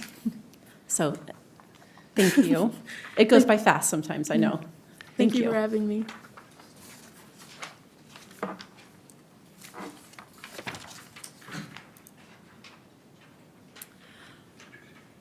Kalia B. I can't read the whole last name. Sorry about that, Kalia. Good evening, President Margot, members of the board, Superintendent Villa, and Mrs. Curie. I am Kalia Barnett, and I'm a member of the Middle School Student Advisory Council. I'm representing Cedar Heights Middle School. I'm here today to talk about the LGBTQIA communities in school and what's happening. In school, us members who are openly queer, we are called the F slur, which is known as faggot. We are told that we are not human beings, that we are inhumane, and that we do not belong to our specific religion. This is not acceptable, and this has been a thing for the past 50 years. Ever since, this has been a thing since people were openly queer. I feel like this has been a matter that has been pushed aside and underappreciated and heard. This is the first time I've ever really talked about this with anybody on the board. And yesterday was the first time we've actually talked about this. We had about a 30-minute discussion of how we are discriminatory from students and staff, not necessarily staff, but the way when we try to tell them stuff, when we're being called the F slur, and et cetera, and how it's just basically brushed off. And I feel like this is a known issue that is not addressed. People at my school, Cedar Heights, it's very common to be called the F slur, even if you're not queer. It's very common to be misgendered on purpose. It's very common for people to call you the wrong pronouns. It's very common for people to assume your gender disorientation, or who you're attracted to. I'm a bisexual, they, them, and I've been called lesbian since the 5th grade. That is unacceptable and uncalled for. I am here today to tell you why we do not deserve this. My school, we have one teacher, and she allows us to be who we are in an open space. And this is one club. I've heard of only one other school that has this, and this is Matson. I feel like this is underappreciated and that we are not welcome in a school environment. I realize that this is not technically your guys' fault, but I feel like that the punishments are not helping. For example, kids at my school usually get lunch detention. That is not help the situation. Most kids actually like lunch detention. Or they will get ISS, which does not teach them anything. They will most likely continue this behavior. We have also been noticed that when we report these issues and we get jumped, we get death notes, and this is unacceptable. Most members of LGBTQ communities in schools, they're usually quite small, and they don't talk to anybody really about it. And I'm here to speak today for my club, Rainbow Brigade. And I feel like this issue is bigger than my school or just this district. I feel like this issue is a nationwide thing. People at my school get sexually harassed and rape threats. This is unacceptable, and I feel like this is an issue that's brushed aside. girl. Oh, thank you. Thank you for this opportunity to speak, guys. Thank you very much. And I apologize, Yaretsi, when I said your name, I said Alyssa, and so, but actually Alyssa's next. So Alyssa Nguyen, thank you very much.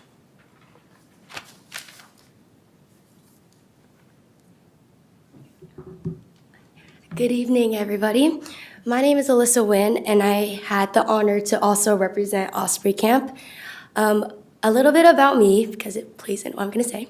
I go to Camp Marina High School, and I am the senior class ASB president. I'm also the secretary of Key Club, a part of NHS, and very heavily involved in school. But I've never always been like that. Growing up, especially in the 5th grade, I wasn't really out there like that. I wasn't really confident. All my friends were in like the honors classes, and I was kind of the ones kind of tailing behind, thinking I had to play catch up with them. But it wasn't until I went to my own 5th grade camp, and they taught me that education isn't one shoe fits all. And it taught me numerous leadership skills, and even though I was in 5th grade, I wasn't able to process my wonderful experience at that camp. But it wasn't until Osprey had came into the KSD program and I had the opportunity to become a mentor. The week that I first went to camp changed everything, and it was the first time where I felt like learning could be different, or the first time I actually recognized, and now being older, I understand that it can be different. And not only does it just affect student lives, it also affects mentors as well.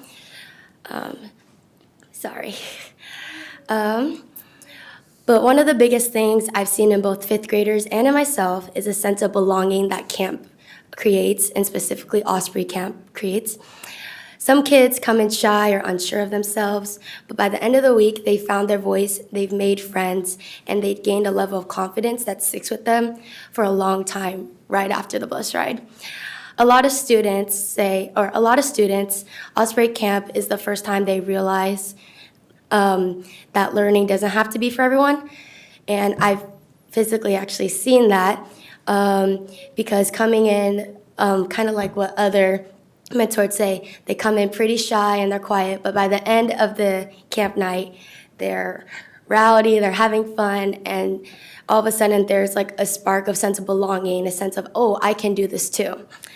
And I know there's a budget decision to be made, but I do ask you guys to consider this, that Osprey Camp doesn't just affect our students for just a week, it also shapes who they're becoming.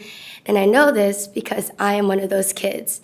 And if I was able to kind of find that sense of belonging and sense of that I can do this and I could also be a leader, then I know that this camp can also work wonders for like other students as well. Thank you for your time. Perfect timing. Thank you, Alyssa. Our last student speaker that I have a form for right now is America Clark DeVoe.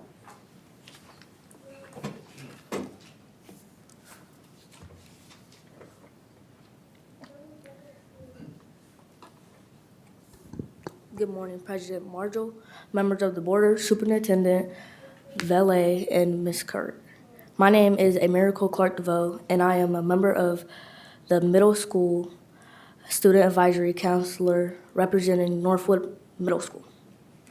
Some of our topics that we have talked about are getting trained MITs or MTSs or emergency light people at tryouts, because especially tryouts, if we didn't have those, a lot of people will get hurt, and people still do get hurt because that's where you try the hardest at to make the team.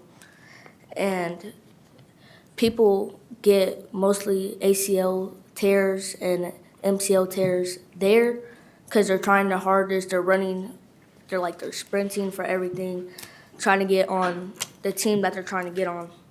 And also, having a trusted adult at our school, because like a lot of people need some trusted adults, and a lot of people do, even adults, because if you have those, like you can talk to them about your deepest problems, the problems that's going on at home, the problems that's going on at school, and just like regular problems. And I feel like that doesn't be taken seriously a lot about having a trusted adult, but it doesn't even have to be a parent. It could be a school member or a counselor at a school, your mom, your dad, your auntie, your uncle, anybody that you really trust that can come when you need them. Thank you for this opportunity to be on the advisory council and coming to the board meeting. Thank you. Thank you, Miracle. We always encourage all of our students to want to stay as long of the board meeting as you would like to. We also understand that some of us are still doing finals and things are kind of happening at the end of the year. And if nothing else, it's a really beautiful afternoon still out. So what we're going to ask is if the board could do a picture with all of our student advisory council. And then it is up to you and your family if you'd like to stay for the remainder of the meeting.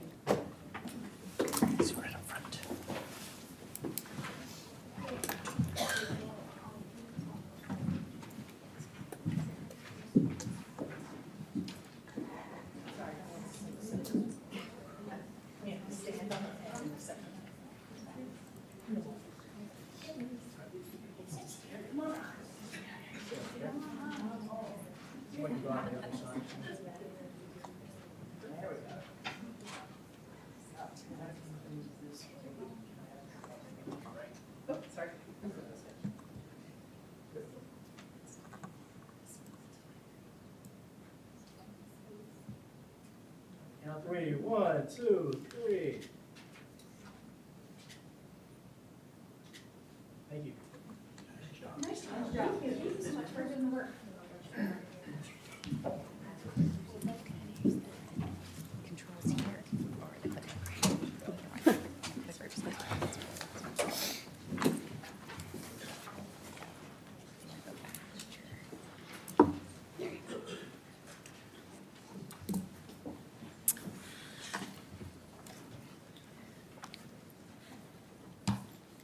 We're now to section 3.0 recognition, which is a very exciting portion of our evening, which will have two special groups of honorees.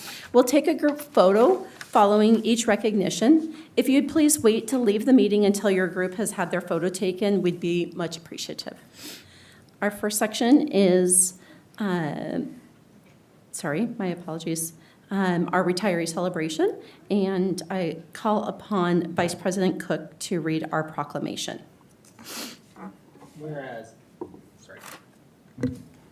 Whereas Kent School District is celebrating its employees who have retired and commend them for endeavoring to teach and prepare our next generation of young people. And whereas Kent School District acknowledges these tireless professionals who have made a remarkable difference in young lives by demonstrating our core values of excellence, equity, and community. And whereas Kent School District honors these employees for the dedication and hard work they provided to students and families over the years and understands the significant role they played to help carry out our mission of successfully preparing all students for their futures. Now, therefore, be it resolved, the Kent School District Board of Directors proclaims June 11th, 2025 as a district retirement celebration and wishes our retirees happiness, peace, and success in their next phase of life. Signed this 11th day of June 2025 by the board and Superintendent Vela. Thank you, Vice President Cook.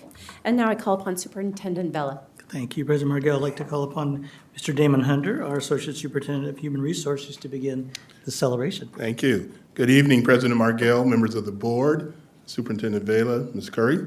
This evening, we are honored to recognize the Kent School District staff members who are retiring or have already retired during the 2024-25 school year.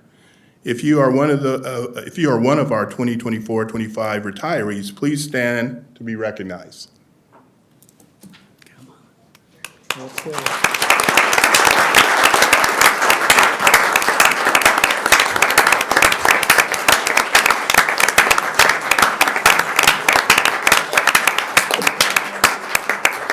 And if you want to come forward, that'd be great to take a picture with the staff. with the board, I should say. We thank each and every one of you for your years of dedication and service and unwavering commitment to every student, every voice, every day. Thank you.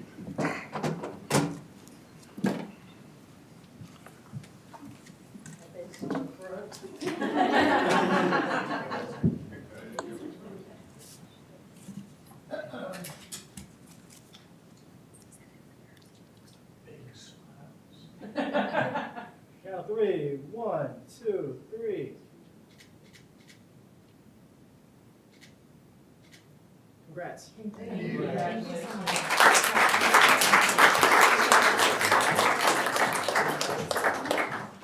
Thank you, Mr. Bella.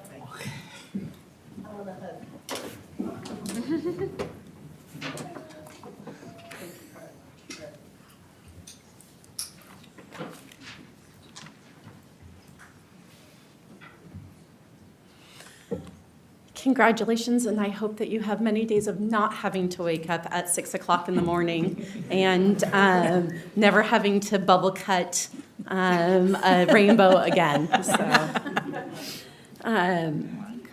unless you do want to come back, then we always love that too. Our next section is our Washington School Recognition Program, and again, I call upon Superintendent Bella. Thank you, President Markell. I'd like to call upon Dr. Kathy Emmerich and Dr. Christina Avery, our Executive Directors of School and Leadership Success, to begin our celebration.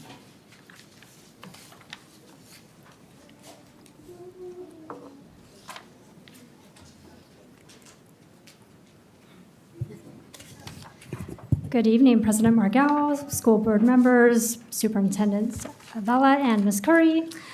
Dr. Avery and I are so pleased to be here tonight to honor 3 schools that are receiving recognition from the Washington State OSPI organization for success. There are only 16% of schools in Washington State are recognized for this honor. And what this is it's a summary of their SBA, Smarter Balanced Assessments, over the past few years, showing growth for our students in different groups of learning. So each one of our schools tonight is being recognized for having growth in one or more of these student group sections. So without further ado, I'd like to invite up Panther Lake as our first school that is being recognized this evening. It's been my honor to work with Pam and Amanda, principal and assistant principal at Panther Lake, for the past 2 years, and to see them be so dedicated and intentional with their use of data, their focus on core instruction, and just their love of children. They have been honored this year for another award for Culture of Belonging, which we know is the foundation for academic achievement. So we're very pleased to honor Panther Lake and all their staff for their great, tremendous work. Thank you very much. And please feel free to.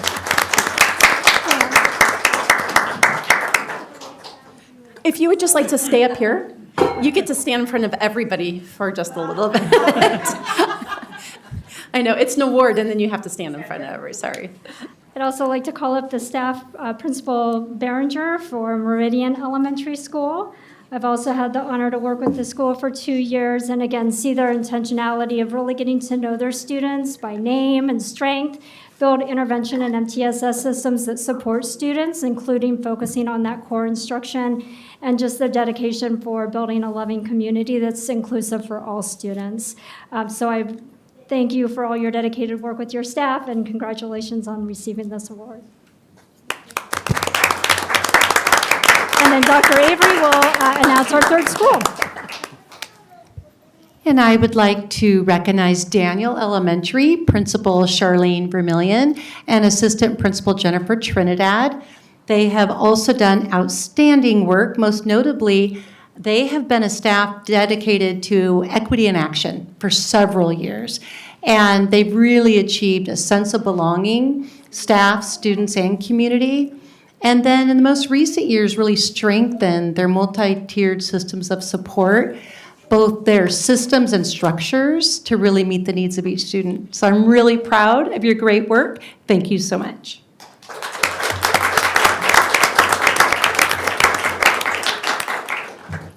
And if you would just give us a moment to have a picture with y'all, if you don't mind.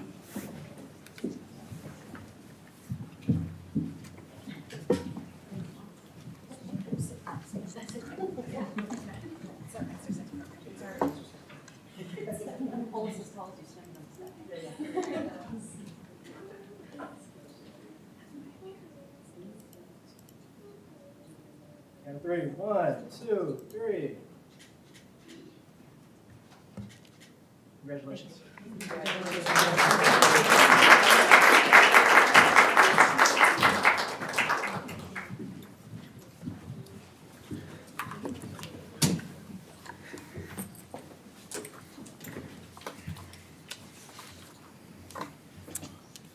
That was fun.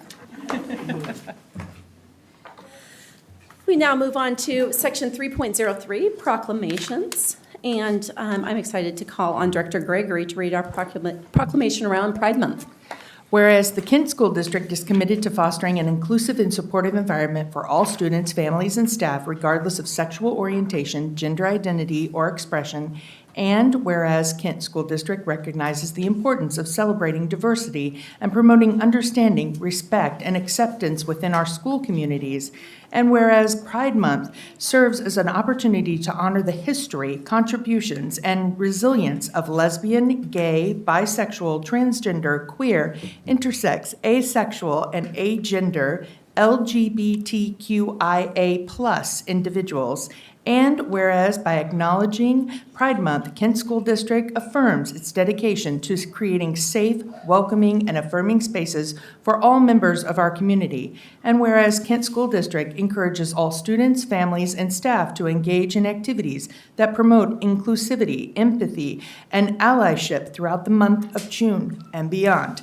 Now, therefore, be it resolved that the Kent School District Board of Directors hereby proclaim June 2025 as Pride Month and calls upon all members of our community to join in celebrating the rich diversity and contributions of the LGBTQIA+ individuals. Signed this day, June 11th of June 2025, by the Board of Directors and the Superintendent.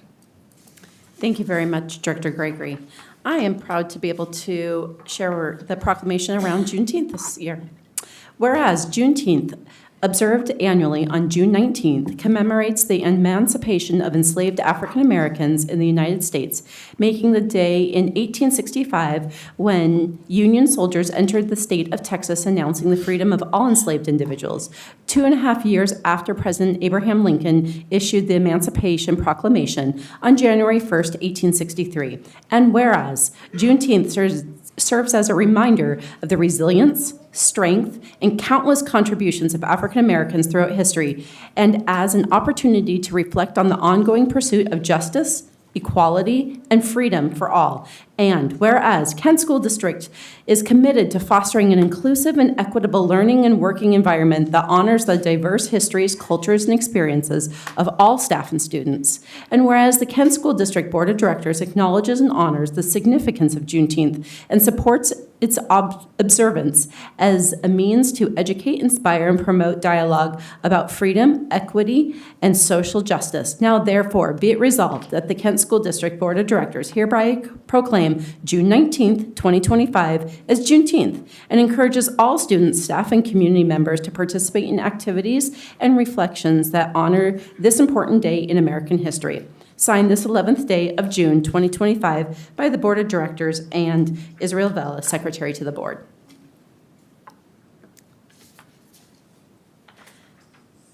We now move on to presentations, and our first one is Meridian Middle School. And I call upon Superintendent Vela. Thank you, President Margell. I'd like to call up Mr. Jim Shield, our Executive Director of School and Leadership Success, to begin our presentation.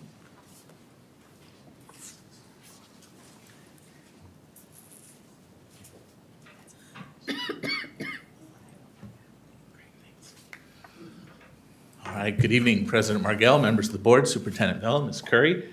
I am excited to introduce to you our Meridian Middle School team.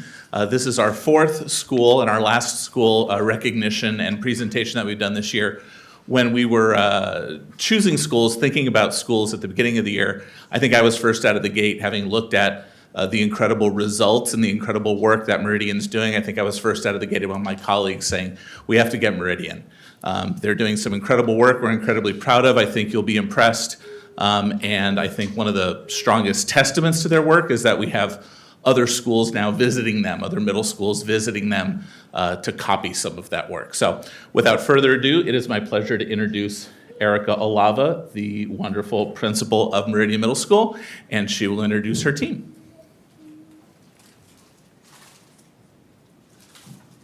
Hello. All right. All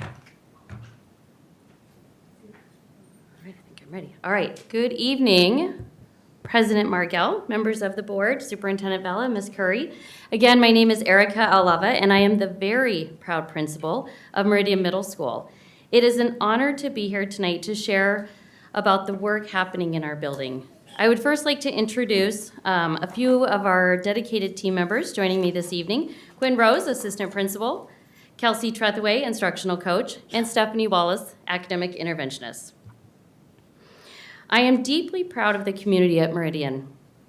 It's a school full of heart where we value relationships, celebrate diversity, and believe deeply in the potential of every child. Over the last couple of years, we have been intentional in bridging Meridian's historical roots with new ideas and concepts. There are so many great things I can say about the students and families, but here's a brief overview of our demographic makeup. We currently serve just over 650 students, representing a wide variety of background and perspectives. This diversity brings richness to every part of our school, from classrooms to our family events. Our students show up every day with their own unique experiences. As you can see, our students are spread rather evenly across all 3 grade levels. We serve a wide range of needs, interests, and strengths, from advanced learners to those who benefit from extra support. Our students bring lived experiences that encourage us to be thoughtful and responsive in everything we do. It is important to us to do our best to know the individual students in front of us each day. At Meridian, like all Kent School District, our students speak many languages. It helps create an environment where differences are valued and everyone has something meaningful to contribute. We are incredibly proud of the work our MLE department is doing to support students in their language development. Their approach not only fosters strong language acquisition skills, but also celebrates the value of being multilingual by helping students recognize the lifelong academic, cultural, and professional advantages that come with speaking more than one language. Next, we'll walk you through a high-level view of our 24-25 school improvement plan, including a summary of the key data points and progress indicators for each of our school-wide goals. Our school improvement plan is thoughtfully aligned with the district's strategic plan, reflecting a shared vision for student success. Through our focus on academic growth, inclusive practices, and strong commitment to increasing community engagement, we are preparing students to thrive in a global society. Our efforts to build equitable systems and foster a positive school culture directly supports the district's broader goals of creating inclusive environments and investing in a diverse, empowered workforce.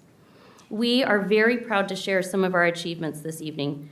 I would now like to pass this over to Kelsey Tretheway, our incredible instructional coach, to talk about her role leading a few of our school-wide improvement strategies, as well as reviewing our reading goals at Meridian.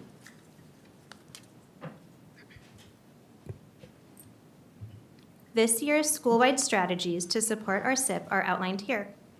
To strengthen collaboration and to calibrate grading practices, all PLCs participated in a year-long book study.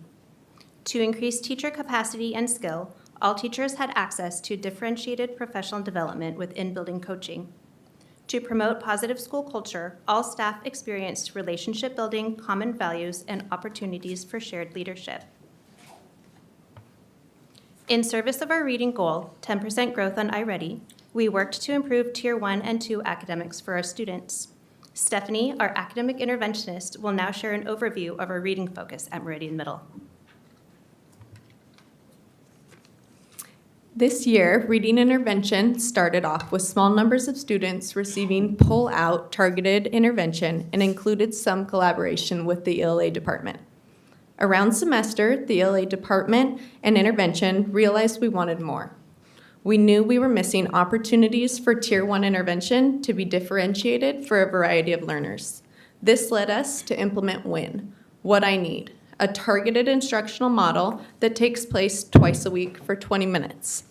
Each win cycle is guided by current data, which allows us as a team to work collaboratively to set a goal and purpose and ensure every student gets the right next steps, whether that be small group instruction to fill areas of need or large group extension for students who are already proficient in standard. Data not only guides how we design each win cycle, it also shows us the impact win is having on student growth. We have focused on two types of results: academic results, which Kelsey is going to cover shortly, and our street data. Our street data addresses how our students see themselves as readers. This data is hard to turn into graphs and numbers, so instead I'm going to let our students speak to this with a short video.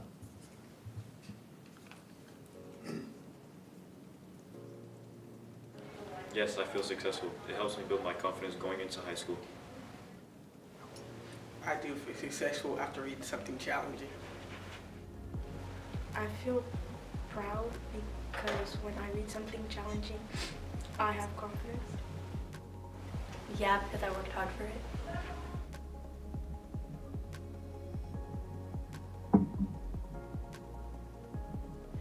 I have improved in reading because I had teachers that helped me and people to be by my side while I read. Yes, because my teachers pushed me to do my best. Yes, I do feel like I have improved in reading because of win groups and my teachers.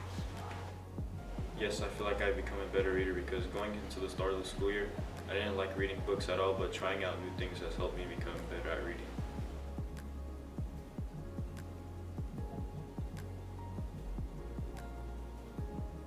Take your time and to read slowly and read multiple times.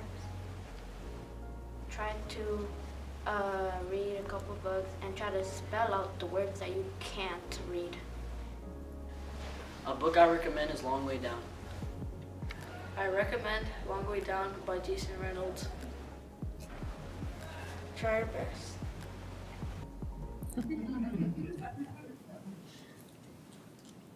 They are the reason that we are here.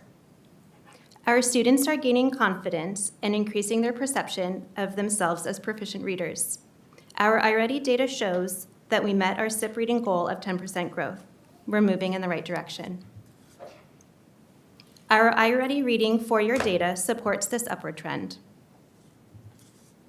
And our SBA data shows that our students have regained pre-pandemic proficiency levels in reading. There is still work to be done, and we're proud of this growth. All right, thank you, Kelsey. This year, Meridian Middle School established a goal of increasing overall math proficiency as measured by the iReady assessment. This goal reflects our commitment of ensuring that all students make meaningful progress in foundational math skills. Our students and staff worked incredibly hard this year, and I am very proud of them.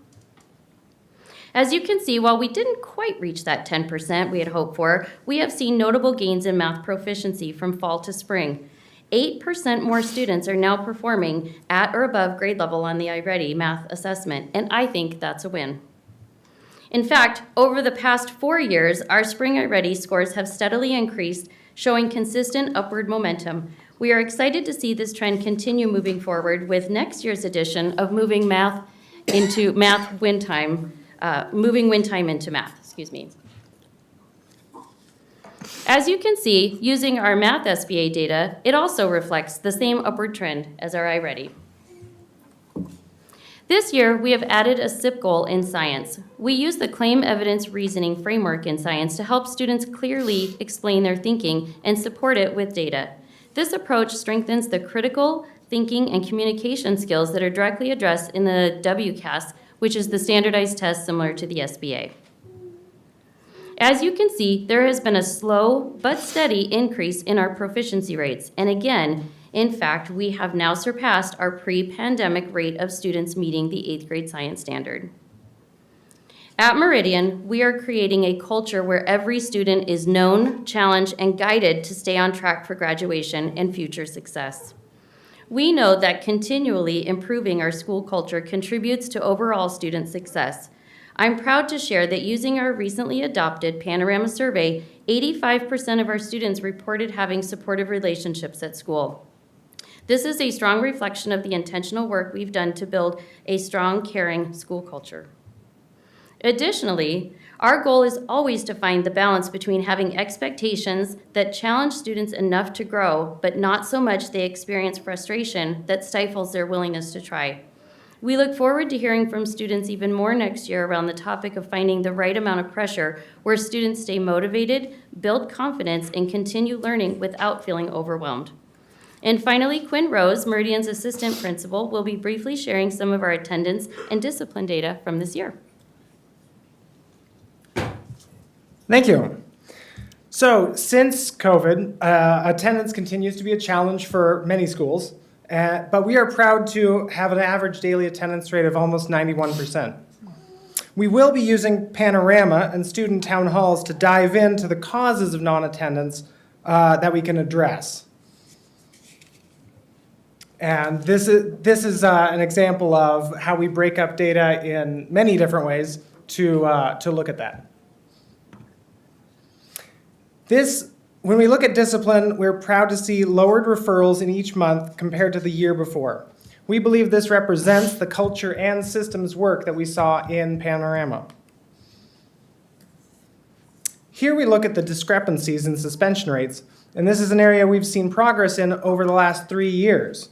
But we are still committed to closing these gaps entirely in alignment with the district's equity goals in their strategic plan.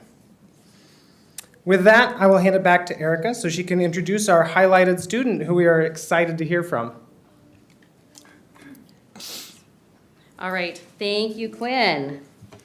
This evening, I am beyond proud to welcome a very special guest. Jayla Serrato, who is here with her very large family to celebrate a remarkable achievement. Jayla is a second grade student at Meridian Middle School who has made an incredible 3 years of growth in reading just this year alone. Beyond academics, Jayla exemplifies leadership by constantly leading through her actions. She shows up each and every day with a positive mindset, ready to learn, and absolutely full of joy. I am so grateful to have you as a student, Jayla, at Meridian. Please join me in recognizing Jayla for her outstanding growth and leadership at Meridian Middle School.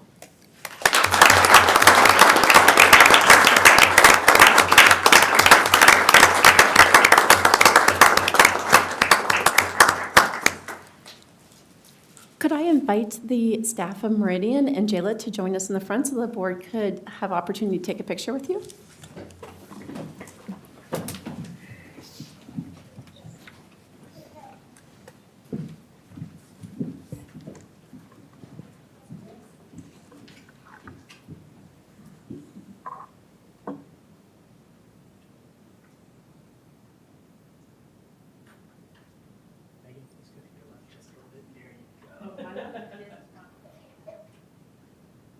Count 3, 1, 2, 3. Thank you.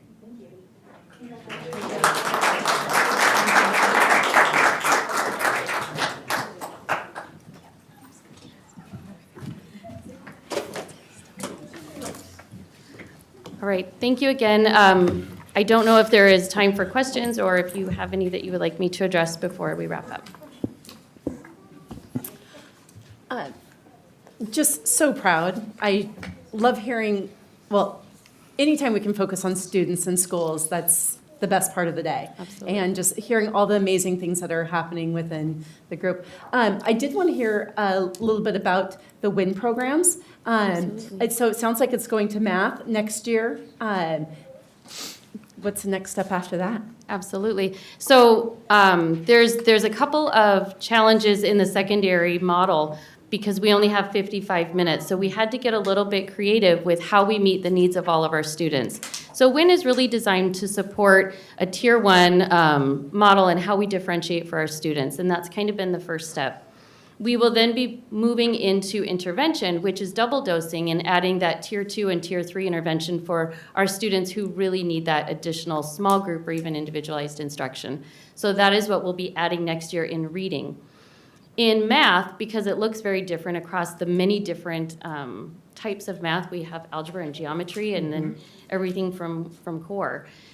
So WIN will look a little bit different, but basically we want to strengthen that tier 1 by ensuring that all teachers are differentiating and focusing on not just the remediation that's needed, but also the enrichment. So how are we meeting the students who are coming to us at standard or get that standard a little bit faster so that we can move them up? So that is kind of what we're looking at in math for next year, and then who knows, sky's the limit. I love hearing the MTSS is not just an acronym that's thrown around or something you check a box on, but it's part of the culture and what you do every day. Thank you. Yeah, thank you. Just want to take a moment to, if there are any other questions, or take a moment to thank Erica, you and your staff. When I hear things like differentiation and tier 1 instruction, that's just-in-time instruction for the students who need it most. And we often say core plus more. You're getting it done there, and I appreciate it. Thank you for being here tonight, and thank you to the families and the students that were here. Excellent. Thank you very much. Go Monarchs.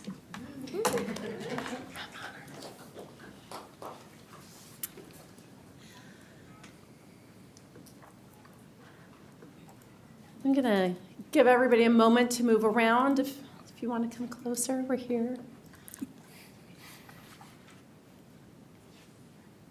Thank you very much for your presentation on that. We will now move to section 4.02, capital projects. And again, I call upon Superintendent Bella. Thank you, President Margell. I'd like to go ahead and call up to the podium Mr. Brett Scribner, Assistant Director of Capital Projects, to begin the presentation.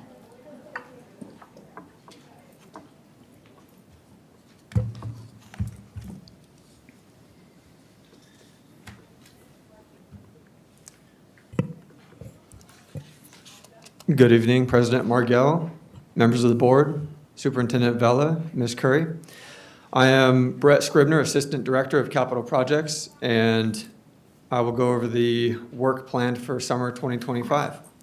Now, before getting started, people often confuse capital with facilities.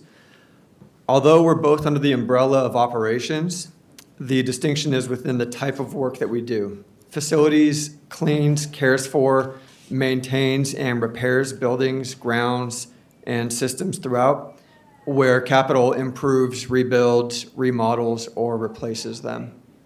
All projects seen in this presentation tonight have been accounted for in the budget presented earlier at the work session by the Executive Director of Finance.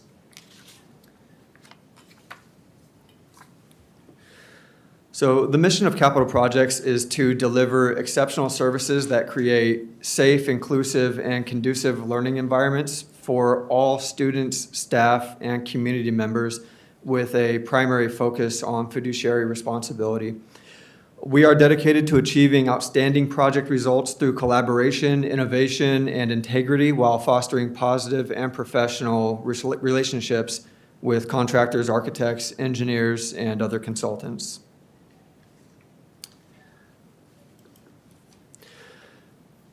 The summer 2025 work schedule.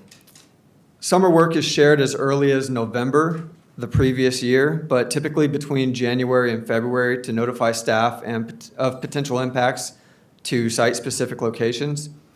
The capital projects team collaborates and works closely with the teaching and learning team in a coherent manner to assure that this process is seamless with all information getting to where it needs to go.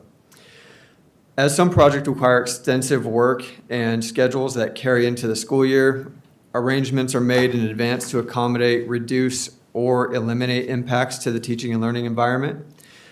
Most work is performed throughout the summer, with some projects getting an early start, late finish, or both, depending on the schedule and need. We do our best to communicate any changes or updates during this process. Types of projects scheduled for 2025. This list was shared in the capital projects update in March. The top 3 types of projects are at multiple locations. The middle are at a few locations, and the bottom 3 are site-specific. A full list of projects for each measure and their status can be found on the district website. Recently completed projects include some asphalt route repairs to get rid of trip hazards, skylight enclosures at the bus garage, and new carpet in the conference room at Meeker. As you can see, the old original carpet having that nice 70s look, so it was time for replacement.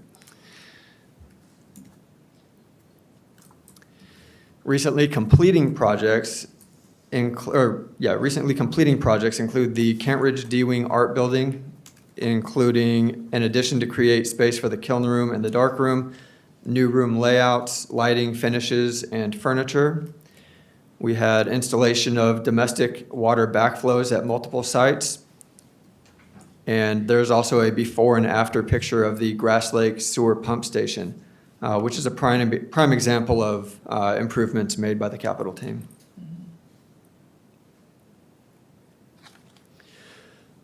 Summer work also includes Lake Young's playground asphalt seal coat, Grass Lake bus loop and parking lot paving, Cedar Valley parking lot expansion, and the River Ridge parking lot revision performed by facilities. We have flooring projects with replacements, refinishing, and warranty work going on at multiple sites. Here's a picture of patchwork performed over the years and some carpet that is well past its lifespan. We have a few HVAC and controls upgrades at high school, middle school, and elementary school levels.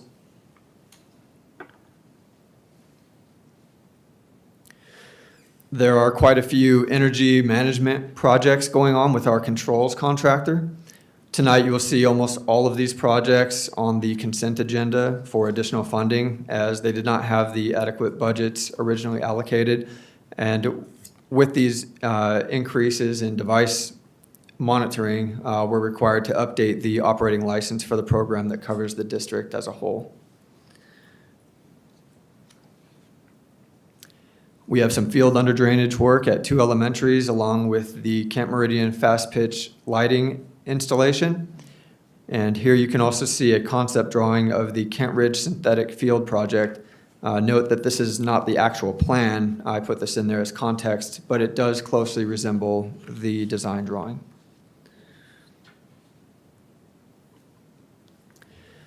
The Meadow Ridge fire alarm was an approved project on the added to the 2018 levy. This was bid last year. Devices were ordered and received by the contractor. The annunciator panel was installed over spring break, and the contractor will be pulling wire, upgrading devices, and cutting over to the new panel during the summer. We recently performed the pre-bid site walk for the Scenic Hill Multimedia Center and have the bid opening scheduled for June 25th. You can see here the architect's rendition of that building. Additional work getting ready to bid include the deferred maintenance items that require attention, as well as the heat pump economizer for the A building, which we're currently in, and ready to go into design are a few of the projects from the 2024 levy. And that concludes my presentation. We will now open for questions or comments. Thank you. No, I just know that the constant fight over parking improvements at many of our elementaries is a struggle because of the age and the change in circumstances. And it's always wonderful to see that come into focus and fixed. Thank you. Thank you. If you've been to any sporting events at the high schools in Kent, you've met Ryan. He is probably the #1 fan of the district, all the schools. And he is so excited about the baseball fields. And I know that that is a big part of our community, and being able to have the equity for the softball and baseball and have safe fields for kids to be able to play on in rainy Seattle weather. So I'm so excited to see those. And so we can start bringing parity to all of our high schools for that. So thank you. I appreciate that. It's going to be a great improvement. Great. Thank you very much. Thank you. Thank you. If you were able to join us earlier, either online or in person, we did have a whole work session talking about our 2025 budget. Actually, I think this is our second, at least, that we've had so far in our series. So we now have a presentation that will be also talking about our 2025-2026 budget. And I thank all of you who did join us and participate in that earlier one. So Superintendent Vela, if you'd like to kick us off on this one. Thank you, President Margell. I'd like to invite Mr. Raul Parangal to begin the presentation. President Margell, members of the board, Superintendent Vela, Ms. Curry, good evening. Tonight we're going to be providing the same short presentation that we had earlier. So we're going to quickly go through the slides. And with me tonight is our Director of Budget, Ms. Lisa Tyler, who will be assisting me and maybe answering some of the questions that you might have. So tonight we put together the agenda in sequence, what we're going to talk about, and we're going to cover the budget development process, the recap of the state budget, and then we're going to get into the proposed budget for 25-26, and the succeeding slides are all the backup documents, how we arrived at the 25-26 budget. So first off, here is the process that we have gone through. We started our process in the fall, and we presented to the board on December 11th, 2024, primarily to provide you with the outcome of the closing of 23-24 books with the corresponding 5-year financial forecast. And then you see the series of board meetings that led us into today and earlier at the work session. By the way, this slide provides you with a link to each and every of those events. And so if you go into this presentation and click on that highlighted item, it will get you into that specific board agenda. We also provided you with additional resources at the bottom of this slide that will provide you with more information about the district's finances, including audit reports and monthly financial statements. So in terms of the recap of the state budget, this has been presented on May 14th.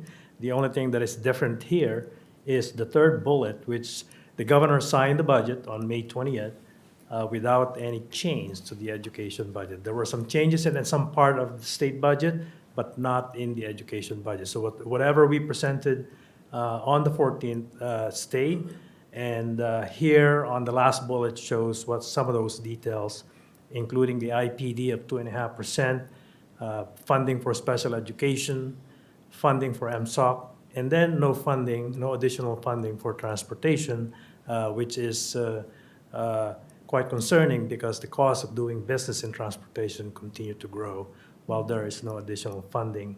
There is some funding for CEP, which is our students eat for free, all our students, and there's about 17.9 additional funding from the state, but later on I'm going to talk about what's happening at the federal level when it comes to CEP.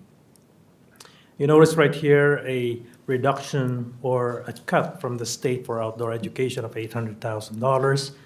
Today we heard some of our students, and it is the district's priority for us to continue to provide outdoor education despite the state cutting us $800,000. And so in this budget that you're about to see, there is a budget for 1 day extended outdoor education, at least 1 day. I think that's what we have in the budget right now. We're going to talk a little bit about how we are planning to fund those 1 day despite the cut from the state. So here is the budget for 25-26. The first column is a familiar item for you because we presented this in the past. That is the 24-25 adopted budget, which shows about $9.7 million in deficit. And we are showing that, estimating that we're going to end the year with about $53 million in ending fund balance, or about 10.2%. The policy is 5% minimum. And so, obviously, we are exceeding the 5%. But when you look at the 25-26, and by the way, the 24-25, we feel like we're trending accurately here, but depending on how the year closed, because departments and buildings are still spending at this time, and so that number could potentially change by the time that we close the books.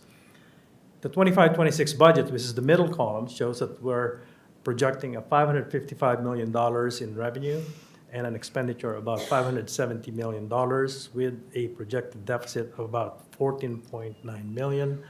We're anticipating an ending fund balance unassigned of about $39.5 million, or about 7.3%. Again, still above the 5%, but later on you're going to see what that's going to look like by the time we put the forecast for the next 3 years.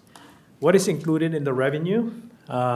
Well, it's a 5.14% increase. However, a potential reductions in the federal funds is not yet accounted for here. And so you've been hearing about potential cuts, which we're going to cover again in the succeeding slide. They are not yet included in this budget. And so that is something that we're waiting for. And once we have more information, we're going to calibrate our budget. Expenditures is actually increasing by 6%. So if you look at the increase in revenue and increase in expenditures, you could see here that the expenditure is outpacing our revenues, thus resulting in a higher deficit for 25-26. What's included in the 25-26? We have counselors at every building, which complies with the Senate Bill 5030. We also reprioritize portion of LAP and Title I to provide additional supports to our students. That includes social workers for all our buildings, building family liaison for all our buildings, behavior interventionists for some of the schools that has some needs to support the whole child. And these positions are funded by LAP and Title I. In the budget also includes all the salary increases based on the collective bargaining agreement, which includes step and column adjustments. In this budget, which is new this year, we've added $2.3 million for deferred maintenance, and that is in recognition of the aging facilities that we have. Previously, you've gotten some report about how many buildings, I think there are 25 buildings, that are reaching the useful life of our buildings. And what that means is that any elements of that facilities could potentially break, and so we want to make sure that we have funds set aside in case any facility breaks. Next year, we're also providing school supplies for all our students, and that is also new next year. And so, and again, the result is about 7.3% ending fund balance for 25-26. Some of the building blocks in our budget development includes enrollment trend, and so you've seen this chart before.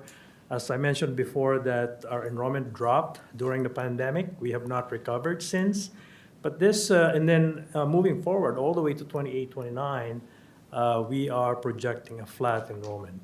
Just want to inform or note that this projection was prepared prior to the election. And since the election, there has been many news, many executive order that we've seen that might negatively impact this enrollment. Now, we will be able to find out the impact of that in November and October when we come back at the next school year. And at that point, we're going to, again, recalculate our revenue if there were any changes. Another area that we look at are the program student count. As the number of students in each program grow, revenue grows also. But for the most part, there is a corresponding increase in expenditures. For example, in these 4 charts right here, 3 of them are flat or almost flat, like CTE is almost flat. Multilingual education is about 2.3% increase. Running Start is about flat. But when you look at the special education, it's an increase of about 12.6% from the year before. And you'll see in the succeeding slides that there are additional revenues, but there's also an additional increase in expenditures. Another area that we look at are our staffing. And here you'll see the note at the bottom that 80% of our budget are salaries and benefits. So it's really important for us to analyze our staffing. So when you look at the certificated staff at each of those categories, overall, we're projecting to increase our staffing by 60 or 59.9 FTE, whereas on classified, we're projecting an increase of 53 FTE. Overall, there's a total increase of about 112 FTE. Those increases are mainly coming from special education, which is about 61 FTE, and about 39 FTE or 38.6 are from categorical program. About 18 FTE are coming from support services that are mainly coming from nutrition services and also for our bus drivers. We also look at the how much and comparing how much the state is funding us and how much it's costing us. And so here on this slide, you will see two charts. The first chart is the amount of the rate per FTE that the state is funding us for each of the staffing category, like certificated, classified, and administrator. The second column shows how much the average cost for our employees. And then the last column shows the amount of underfunding on a per FTE basis. And so you see that for certificated, it's 18,700, classified is about 7,700, and administrator for 47,700. But there's a second part of that. The amount of FTE that the state fund us is limited to 1,791 FTE, whereas the district hires 1,926. So in terms of FTE, the state also underfund us about 135.6 FTE. When we calculate the fiscal impact of all this underfunding, it is approximately about $65 million. And then you will look at it and say, well, how do you balance the budget if you are short by $65 million? And at this point, I'd like to take the opportunity to thank our community for supporting our EP&O levy. Without the EP&O levy, we won't be able to afford all this underfunding. And so we're going to dig deeper into the details of the general fund revenues. I mentioned that the revenue went up by 5%. And so these are the breakdown of them. And you will notice state special purpose increased by 13.17 million. Those are primarily coming from special education due to its increase in enrollment. The other area that I'd like to highlight is the transfers. It went up by 2.8 million, or about 364%. And that is mainly coming from transfer from our levy dollars to the general fund. And the reason is because in the 24 levy, we are able to use those funds to be able to pay for subscriptions, softwares that are being used in the general fund. And those are included in the 24 levy. When it comes to state special purpose revenue, as I mentioned earlier, 12.12 million was special education, and then the rest of them are mainly flat. They're based mainly on how much IPD they receive. Lab and special programs dropped a little bit just because our free and reduced lunch are dropping, and those funding are based on the rate of free and reduced lunch. The federal special purpose, by the way, you see a lot of red right here. It is because we don't generally calculate any IPD or cost of living adjustment on the federal grants. It's because they just don't tell us. This one is assuming that we're going to get the funding from the federal government. Now you will notice Title I, Title II, Title III are made up of about $17 million. And on the president's proposal for the federal funds, for the federal budget, he mentioned that Title I will be 100% maintained. But he mentioned that Title II, III, IV, and VI are going to be combined with 14 other grants, and after combining them, cutting them by 70%. Now, what does that mean to Kent School District? For Kent, that means a cut between Title II and Title III, a cut of about $3.5 million for us. Now, all of this are subject to the DEI investigation, like what's happening right now, similar to what's happening in California and a few other states. And depending on the outcome of that investigation, we could potentially lose all the federal funding. So it could be between $3.5 million to $17 million in potential reductions. And as I mentioned earlier, the budget that we presented to you does not include those potential cuts. It just means that when they get cut, if or when they get cut, then our deficit would be larger. We also look at our expenditures by program, and as I mentioned, the expenditure grew by 6%, and these are the breakdown of the changes. As you could see, special education is increasing, the cost is increasing by about 12.8 million. And the categorical program, even though we're increasing the FTE by 38 FTE, you'll notice that the cost for categorical is not increasing as much. And the reason is because we are just reprioritizing the categorical funds from MSOC to the labor cost. The amount of categorical grants that we get are finite. It's the same dollar amount with a little bit of adjustment for IPD, and so we just work within that dollar amount. And so by reprioritizing them, we're able to provide additional resources to the buildings. When we look at the expenditures by object, you see here that the total salaries and benefits out of the total budget is $455 million, over a $570 million budget. That represents 80% of our total budget. This is a required slide for us to provide, simply showing how much revenue do we generate for MSOC.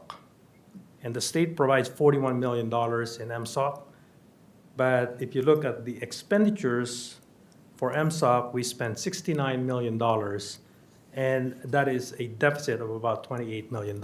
Again, this is another area that our EP&O levy supports.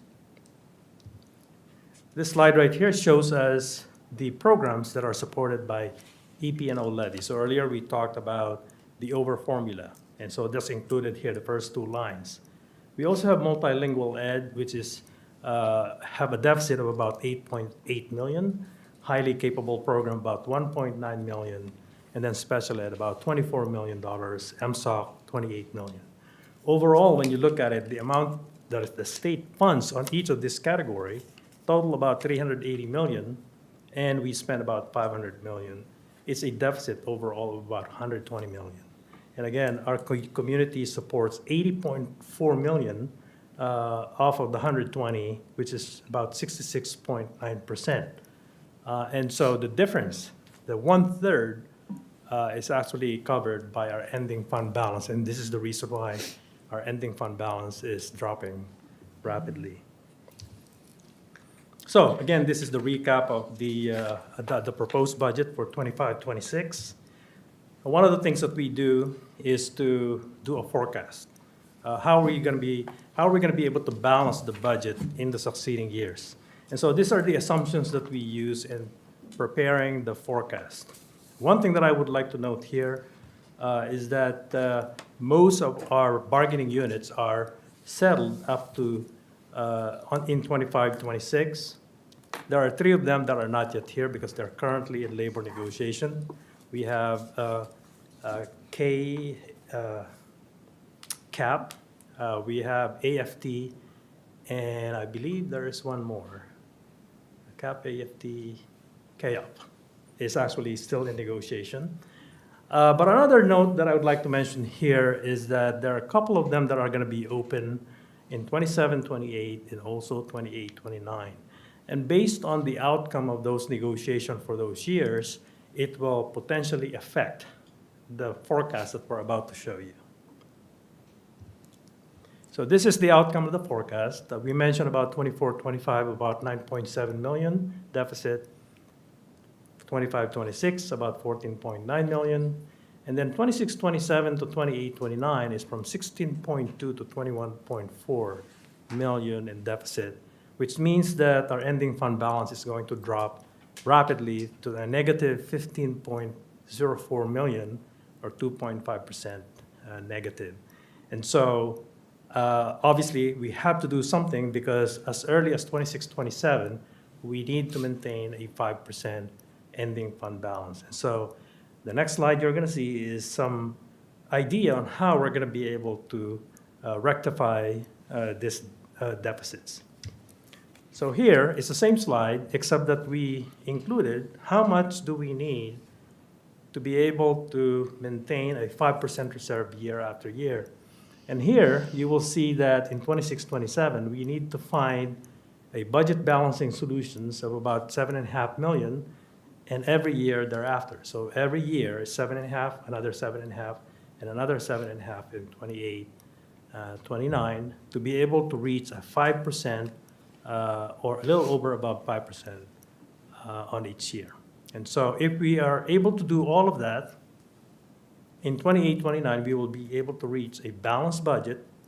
Actually, it's a surplus of 1.09 million and a 5.2% ending fund balance in 28, 29. At this point, we don't have any details of what that 7.5 million would look like.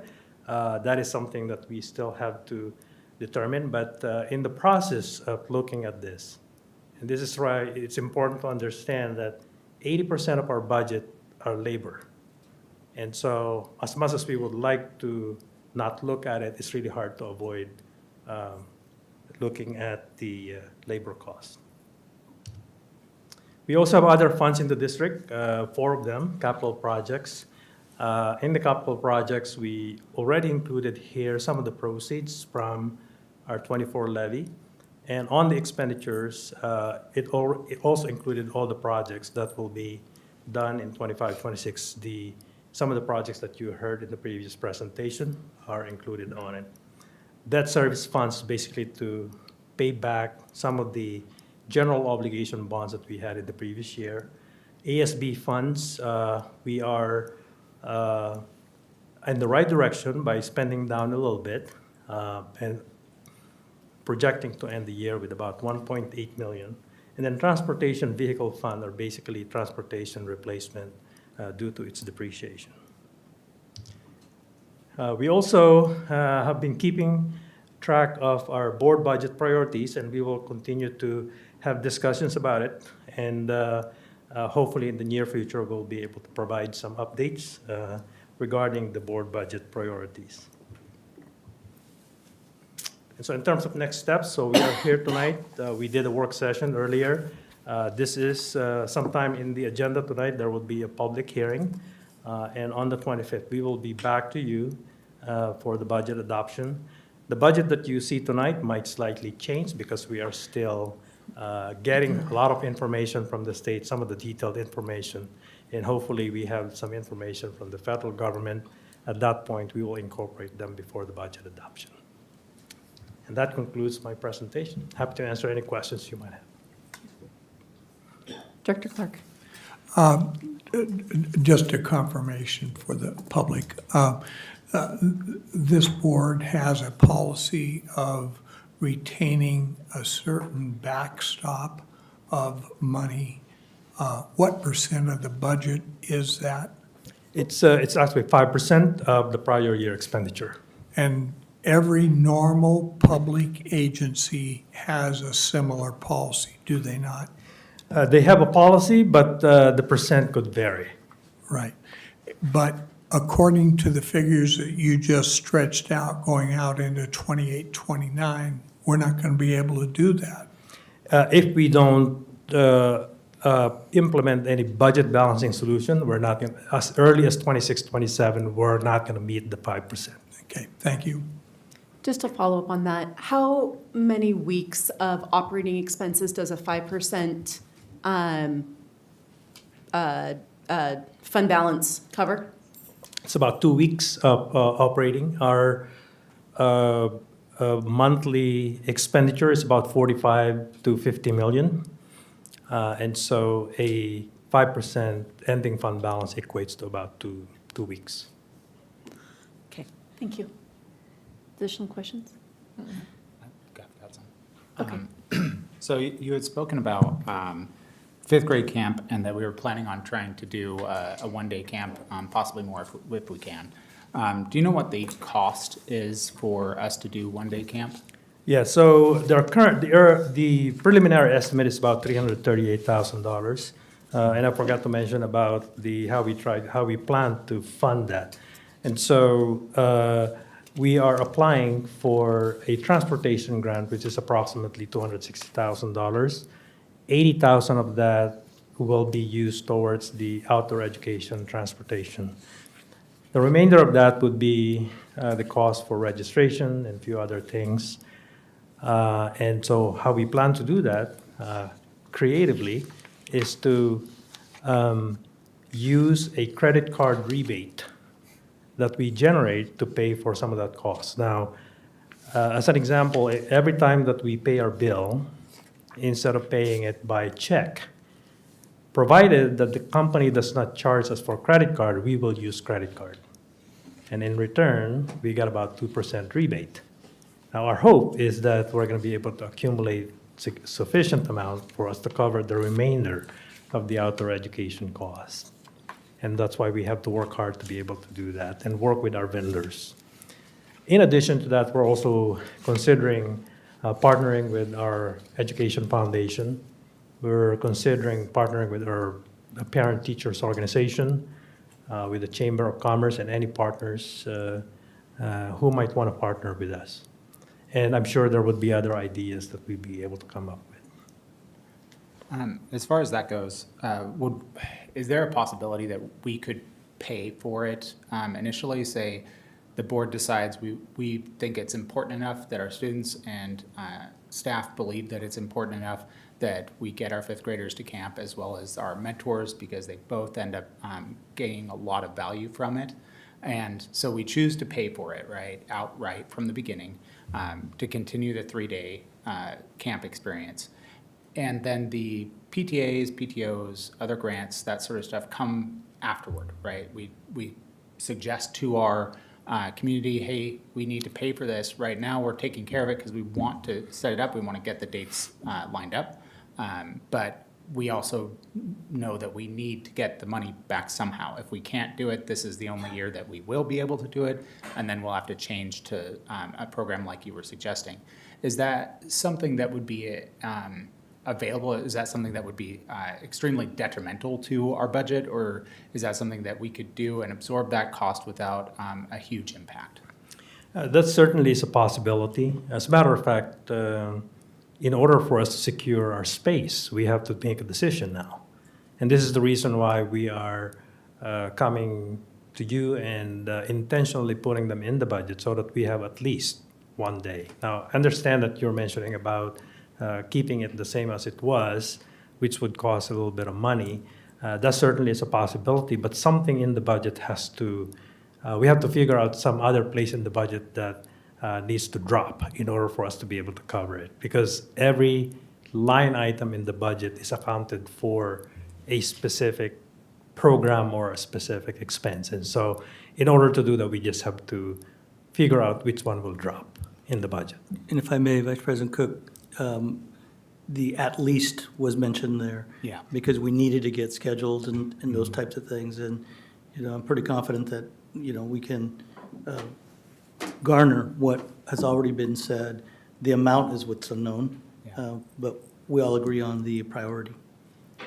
I know you missed the work session, but in the work session, I asked to get the number, what the difference is from the 1 day to the 3-day that we're having, because obviously we wouldn't want one school to have a 3-day through fundraising and another one not. And so what that would be for the entire cost of the school district, so we could have equity throughout all of our schools. And so that's a number that's being worked on, so that was discussed earlier. Oh, that's great. Do you know, when our, drop dead date is, when we would need to absolutely know by and when the board would need to make a decision by for us to be able to implement something along those lines? Well, we have another opportunity to do this. On the 25th, we're going to be presenting to you the budget for adoption. And at that point, then once it's adopted, then we start spending for next year. From now until the 25th, there's an opportunity for us to continue to the discussion and talk about what you mentioned about, is it 1 day, is it 3 days? Mm-hmm. So. Okay. Are we going to be inviting the community to come in and speak to that as well, to see what their opinions are on it and whether parents want to have that happen or not? And I think we have speakers in our open session tonight, so. well, that's great. Yes. Fantastic. So hopefully that's something that we can entertain and at least get an idea of what it would cost us. And I know we don't usually want to use our rainy day fund for things that aren't absolutely necessary. But is that something that might be available to us if the board chooses to use that in that way to just for this 1 year, so that it gives us enough time to do better planning, since the state gave us such short notice and basically pulled the rug out from under us like at the last minute, and that makes it really difficult for us to plan for next year. And so I was wondering, how much of an impact would that be if we were to take on that? I'm guessing it would be right around $1 million cost. Well, the delta between the previous outdoor ed implementation and the one-day extended is approximately $500,000. And so, because the preliminary estimate for a one-day extended is about 338, and previously we spent a little over 800,000 for the overall outdoor ed. And so the delta is about $500,000. Now, like I mentioned, two possible options if we were to consider that would be the total expenditure would be the same, but some other expenditure within the total budget would drop, or we extend the amount, or we increase the expenditure, but the deficit will grow. So those are the two potential impact if we were to consider that. And would that be detrimental enough that you would say that absolutely shouldn't happen, or is that something that we could absorb, that $500,000 additional as part of our deficit, and it wouldn't impact us greatly? I'm just curious how much, or maybe you'll be able to come back with that information next time. Yeah, and I think that's something that we will bring forward at the next meeting. Okay. I think in summary, though, I just want to make sure that the board understands that my team and I is a priority. However, a larger priority is what you've bestowed upon me as superintendent to make sure we're fiscally solvent. And as you saw the forecast, lots of variables, granted. We need to make sure that we are fiscally solvent. And I would only say that cost would then keep hitting that fund balance that would even grow even larger, faster. That said, I'm pretty confident in my team and what we're doing, and certainly the budget that you adopt overall will allow me and my team to really move ahead. Yeah. And I want to reiterate that my only idea for this would be that we would do it for 1 year, so that we would be able to figure out what the community needs to do to supplement that in a way that makes it sustainable without us having to dip into those funds. But the initial year, just because of the short time frame, I don't know that we'll be able to figure that out fast enough, if that makes sense. Thank you. Yeah. Any additional questions? That's all I have. Thank you. Great, thank you very much. And I would encourage anybody that wanted to hear all about kind of different funding and why we can't just go to the ASB fund or the bond fund, because of that was also discussed in the work session on the budget. Thank you very much. I appreciate your time on this. Thank you, Ms. Tyler. We now move to our public comments. We have 3 in-person general comments. And there are no online comments tonight. There was a written comment that has been provided to each board member. Our first speaker tonight, I'll call up Katie Schneider.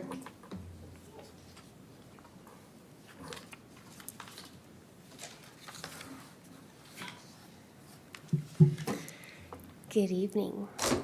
It's my first school board meeting. I'm a parent at Fairwood Elementary. I had a 5th grader that went to camp this year, and I got to go with her, and it was wonderful.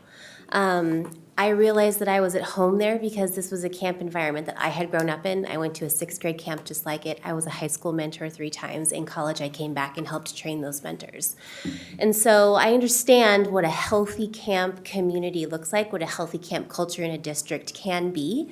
And so I was so excited to see it here and see it growing. And I know that it's better when high school mentors are there instead of parents. Their high school mentors are way more engaged. As you saw, they were so excited about the growth that they didn't know they were going to get to do at camp. They signed up for volunteer hours, fine, but they got so much more out of it. I know, as having been a student and having been a counselor, you do get more out of it than you think you're going to, for sure. am heartbroken that we're cutting it back to a one-day experience because I know that likely cuts the high schoolers out of it. And they're who showed up tonight to advocate for it. I know the sixth graders or the fifth graders also get so much too. There was one student who wanted to speak tonight and he didn't get to, but I have his speech and I would like to read it. This is from high schooler Rhodey Rudd.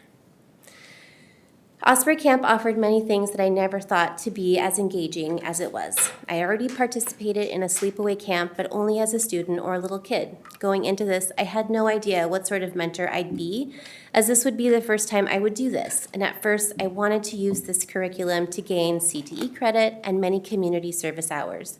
This was a very nice package included from my education. However, when the fifth grade students walked off the bus for the first time, it became much more than that. I've almost never experienced mentoring others, but something clicked when I started jumping around, cheering and enjoying the smiles of all the kids who knew they were about to have one of the best times of their lives. The thing I learned in my first year was to make a learning environment fun for all the students and to make sure that all of them were comfortable within Camp Osprey. To make things clear, I don't think I have ever had a bad day at Osprey because I knew that in my heart, at the end of the day, I did right and made sure that all the kids could still have fun, even if they couldn't climb the biggest tree or walk ahead of me. My first year of Osprey was a real eye-opener, leaving me to love the curriculum and wanting to come back. And so I did it 2 more times, having a total of 3 incredible adventures with the staff, students, and the environment Mother Nature has given to us. I would recommend this amazing experience to all teens who love working with peers and how to make education incredibly fun for kids, or maybe just try it out and find how to appreciate it, as I did. Sadly, I heard that Osprey is leaving, maybe, but I hope that these words were helpful enough to keep the organization intact and still available for many years to come. Please let us fundraise. Thank you. Our next speaker is Greta Nelson.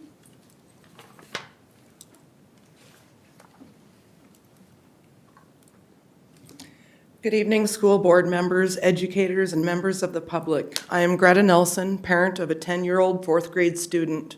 He is an amazing and wonderful son, and he has complex medical needs affecting his ability to learn, such as autism, epilepsy, and global development delays. He is nonverbal and non-ambulatory and requires extensive support and physical assistance from a one-on-one para and a one-on-one nurse to safely attend school. My son attends one of the district's new ASC programs for SPED students that was launched for this current 24-25 school year after recent district boundary reassignments. I am here to address 3 critical issues. 1, my son's lack of privacy during diaper changes. 2, safety hazards such as fire code violations and labor and industry violations. And 3, the board and district need to schedule for the earliest opportunity a public work session and comprehensive presentation on SPED concerns within this district, with a specific section that reports on the new ASC programs that are completing their first year of the program with this school year ending next week. My son's incontinence requires diaper changes that are currently being provided to him by staff in an open hallway connecting 2 ASC programs and 2 bathrooms with no privacy. Teachers, aides, and students, male and female, pass through, compromising my son's dignity and safety. The high-low adult changing table located in this hallway is broken or does not adjust up or down. This forces staff to bend awkwardly, risking injury and violating labor and industry safety standards. Additionally, the changing table's placement in an egress pathway for both bathrooms constitutes a fire code violation. This setup endangers my son and his classmates who have complex medical needs. On May 9th, during a combined music and PE class in the multipurpose room at the school, I observed school staff blocking interior and exterior doors with large round classroom tables. I assume this was done because of a student in the class being a flight risk. However, it is not a solution to block the interior and exterior doors, which are fire code violations. For my son with epilepsy and other medically fragile students as his classmates, blocked exits are a severe safety risk delaying emergency access or evacuation. This is a clear fire code violation. Solutions are feasible: repair or replace the changing table, move it to a private area, and train all staff on emergency protocols to keep exits and egress pathways clear. I also urge a board work session to assess the new ASC programs. Are they supporting students' complex needs? How many IEP or FAPE violations have occurred?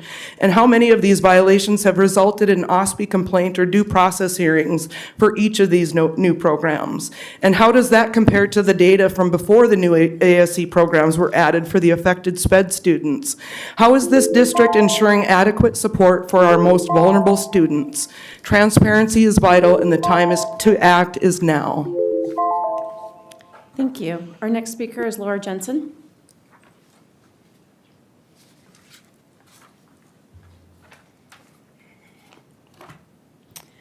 Good evening, everyone. My name is Laura Jensen. I'm a graduate of KSD, a former paraeducator in the district, and a lifelong member of this community. I'm here tonight as a candidate for school board and as someone deeply invested in the success of our students and the integrity of our schools. I want to see a school board that is transparent, honest, and respectful with each other and stakeholders. I have serious concerns about the direction this board has taken in recent years. More and more decisions seem to be made behind closed doors with little transparency and at times in clear disregard for public input and expert advice. That's not just frustrating, it's harmful. Last week, I attended a WASDA school board candidate training, and something they said really stuck with me. A board and superintendent team that is in conflict and isn't working towards a shared vision negatively impacts the entire system, including student success. Sadly, I believe that's exactly where we are right now. We've seen far too many 2 to 3 votes on critical issues. If board members and the superintendent were truly aligned and working collaboratively, openly discussing, listening, and compromising, we'd see more unified decisions on the most important matters. A healthy board dynamic should show up in the way votes are cast and the way conversations happen in public. Instead, we're seeing confusion, mixed messaging, and growing distrust from families and staff. When community voices are dismissed, it's our students who ultimately pay the price. WASDA also emphasized that an effective team seeks and respects diverse input and perspectives. But in practice, that seems to only happen rarely in the Kent School District. So I have to ask, where is the transparency around the superintendent's evaluation? Where is the public accounting of legal fees tied to lawsuits? And what's actually being done to support the special education students whose needs continue to go unmet? This isn't about personal politics or ideological wins. It's about building schools where every student feels safe, supported, and equipped to succeed. I'm asking this board to recommit to transparency, honest collaboration, and to showing respect, not just in public meetings, but in the work that happens behind closed doors as well. Our students, our teachers, and our community deserve that. Thank you. Thank you. Our next topic is the superintendent report, and I call again on Superintendent Vella. Thank you, President Margell, members of the board.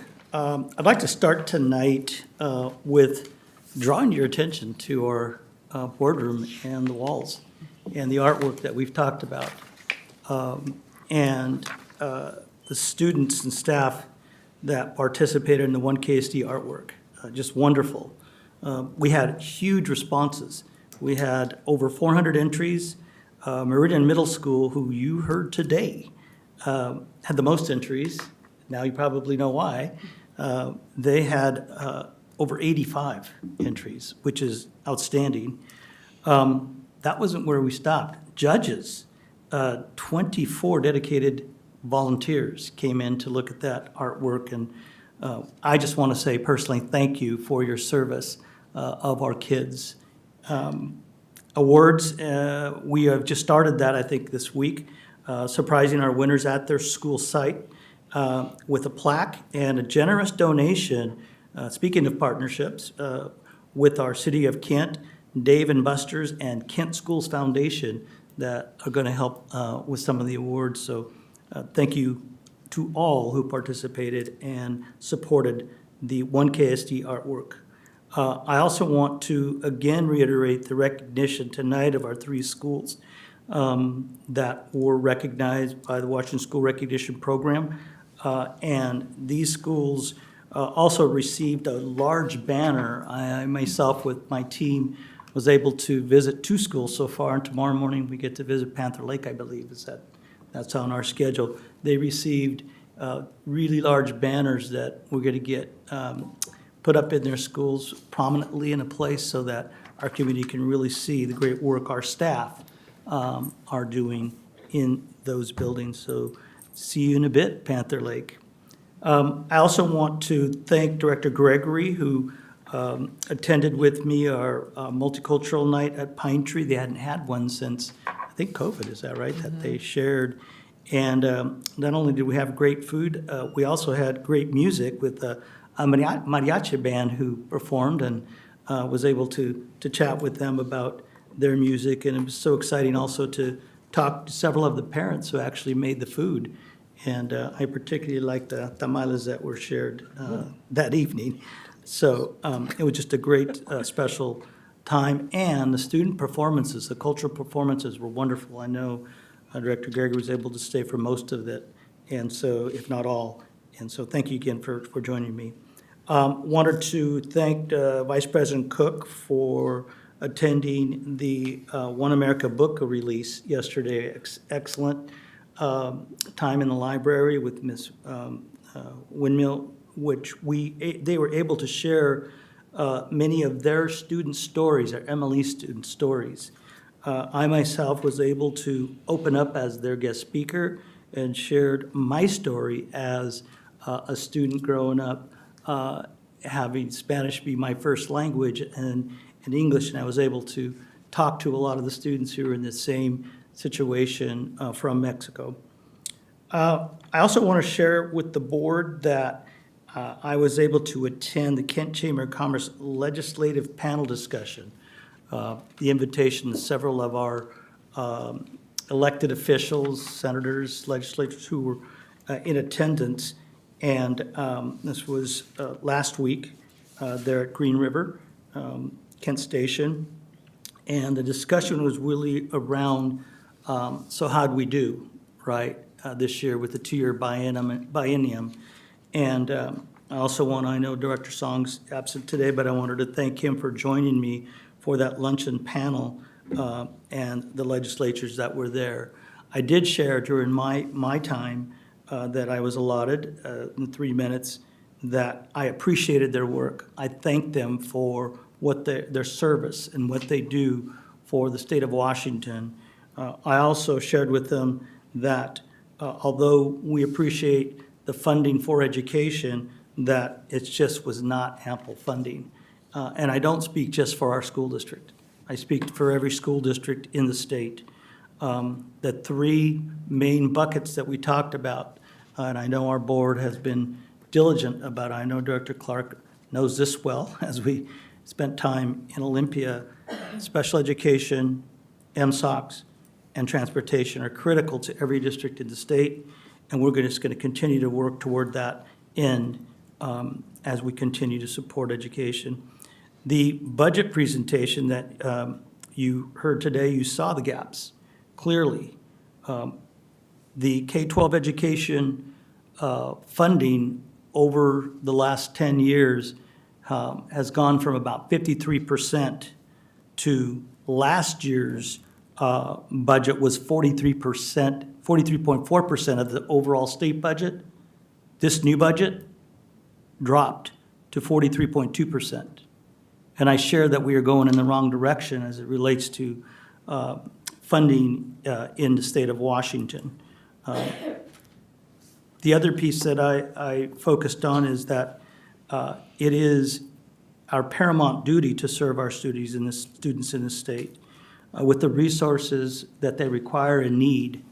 As an example, we will continue our focus, as you heard tonight, on the whole child approach by providing core supplies for each and every student that they need to be able to participate and have access to an education in the Kent School District.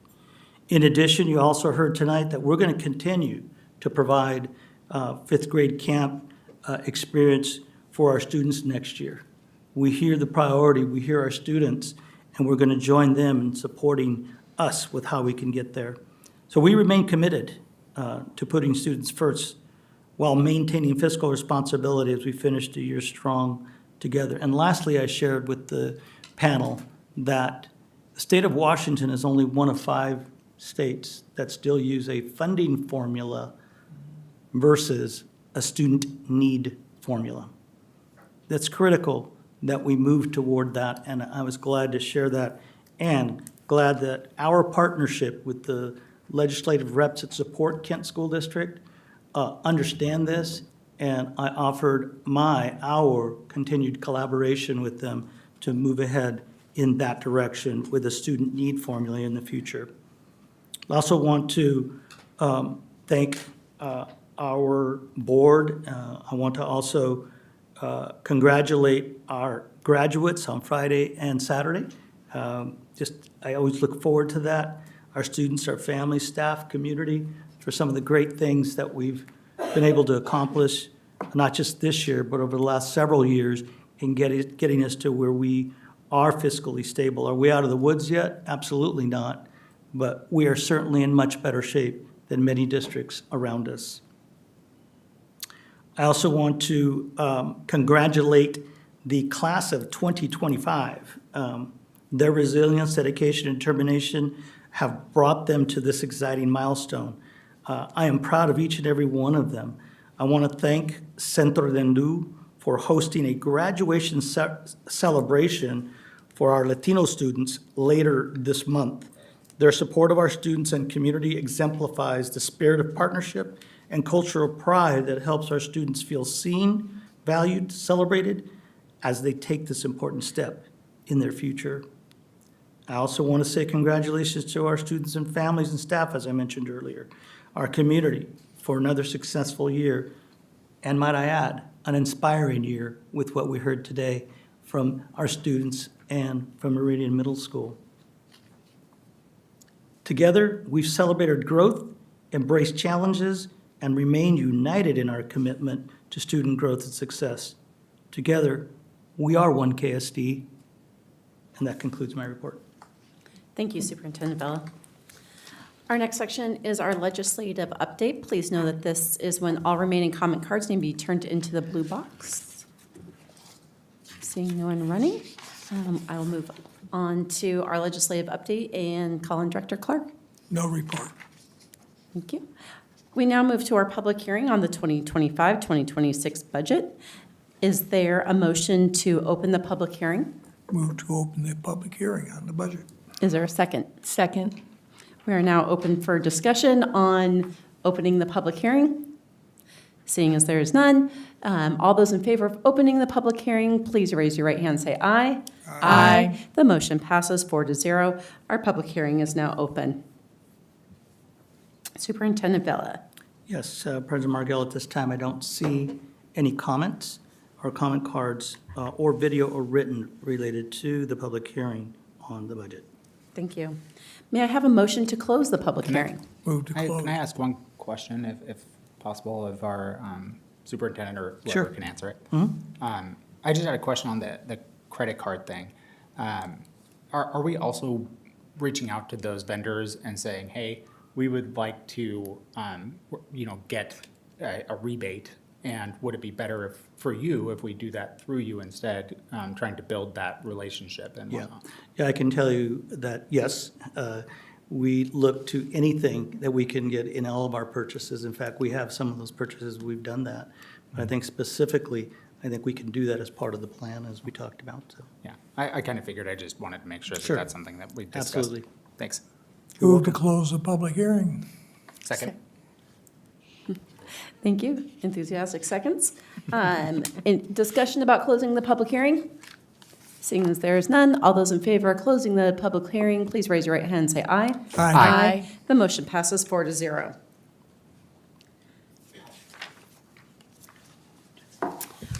Our next section is discussion, and it is on the board email communication. I will begin the discussion and call on Superintendent Vela. Thank you, President Margell. As I think it was the last meeting, an email was brought up and I believe addressed. I want to have Mr. Leonard to come to the podium and just kind of set the stage for that. Yeah, would you please? Good evening to the board. Great to see you this evening. As a result of our conversation at the last board meeting, I did a little bit of research in regards to this email that Vice President Cook had referred to. I didn't have the email in front of me at the time, but I've had an opportunity to research and find the information that was contained in this email that Vice President Cook was referring to. There are two emails that were referred to in October 25th of 2024. They were emails that were sent from the PDC, the Public Disclosure Commission, initially to the school staff related to a complaint that had been filed after the PDC had responded to all board members. And in an email of October 24th, 2024, Vice President Cook, then Director Cook, had responded in that email to the PDC. And so there was communication kind of going back and forth with the PDC. And after that time, a day later, Ms. Zantello, on behalf of the district, responded, clarifying the communication protocols. And really, as part of our kind of communication protocols, based on advice that I previously given to the board about the necessity to make sure that we're not conducting serial meetings, which would be meetings that are potentially conducted via email. We, as a protocol, are very cautious about continuing to CC or even BCC individuals of the board altogether. And as part of that guidance, Ms. Zantello sent an email back to the PDC indicating that the appropriate protocol would be to include the board president, President Margell, in the email. And that was the communication, I believe, that Vice President Cook was referring to.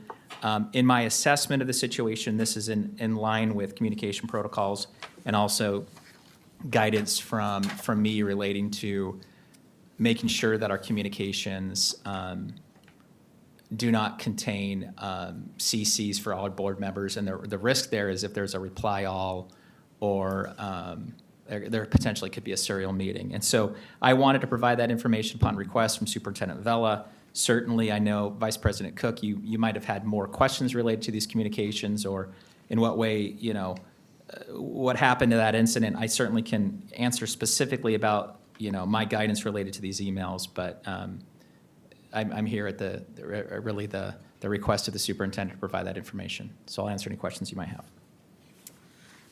I just wanted to say that I had added this onto the agenda because of the inappropriate way that this was brought up in the last meeting. We have a protocol in our district that we have the time to be able to research information before we speak about it and not blindside those that we work so closely with. Unfortunately, that also led to incorrect and inflammatory information being shared. And so we wanted to take the time to be able to look at this. Not only was the protocol not followed, but then when the information actually came out, as opposed to information being withheld from the board, it was actually the board following our policies and procedures, specifically 1220. The president will be the official recipient of correspondence directed to the board. In dealing with the media and the public in general, the president or their designee will serve as the spokesperson of the board. And this was so well understood actually by Vice President Cook that he was the one who responded to the information that was received by the entire board to say, this is the person who the information should go to. And he was the one that first said, please direct all information to the board president. That, of course, was followed up by Ms. Zantello to make sure that that board policy was followed. Even more embarrassingly about how this was brought up and the inflammatory information made is when asked specifically by a board member, was this something that had to interrupt the entire proceedings of the board meeting? Several minutes went by as an explanation about how important that the timeliness of this was done. I do point out that this email was in October. This could have easily been avoided just by following normal board protocol of having the opportunity for all board members to be able to look at the information and have the ability to ingest the information and be able to respond to it in a thoughtful manner. unfortunately, that ended up taking excessive board time and taking away from who we really should be talking about as our students. The last thing I would like to say is, in response to this following normal procedure, why we have the board president as the spokesperson on this, not necessarily having all of the board on these information, is because we do continue and did continue to update the board in the appropriate manner on all information regarding this throughout the entire process. So I just wanted to make sure that since this was brought up, I'm so sorry to take more of the public's time talking about this adult issue that shouldn't have even been an issue had normal protocol been followed. But I hope that now we can realize with following the protocol that we can get back to the business of focusing on our students. Okay. Is it all right if I speak on this? Yes, the board recognizes Director Cook. I was wondering if our president could explain the reasoning why there was approximately a month between when the PDC reached out and my response. I didn't respond until it had been a month, and they had finally decided to contact the entire board as they had not received any response from the district or our president. And where in our policies does it state that that is how long it should take for our president to respond to an organization like the PDC?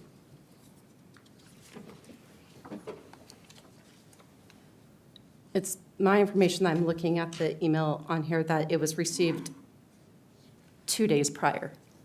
Yes, that was to the board, but your first communication with them was far before that.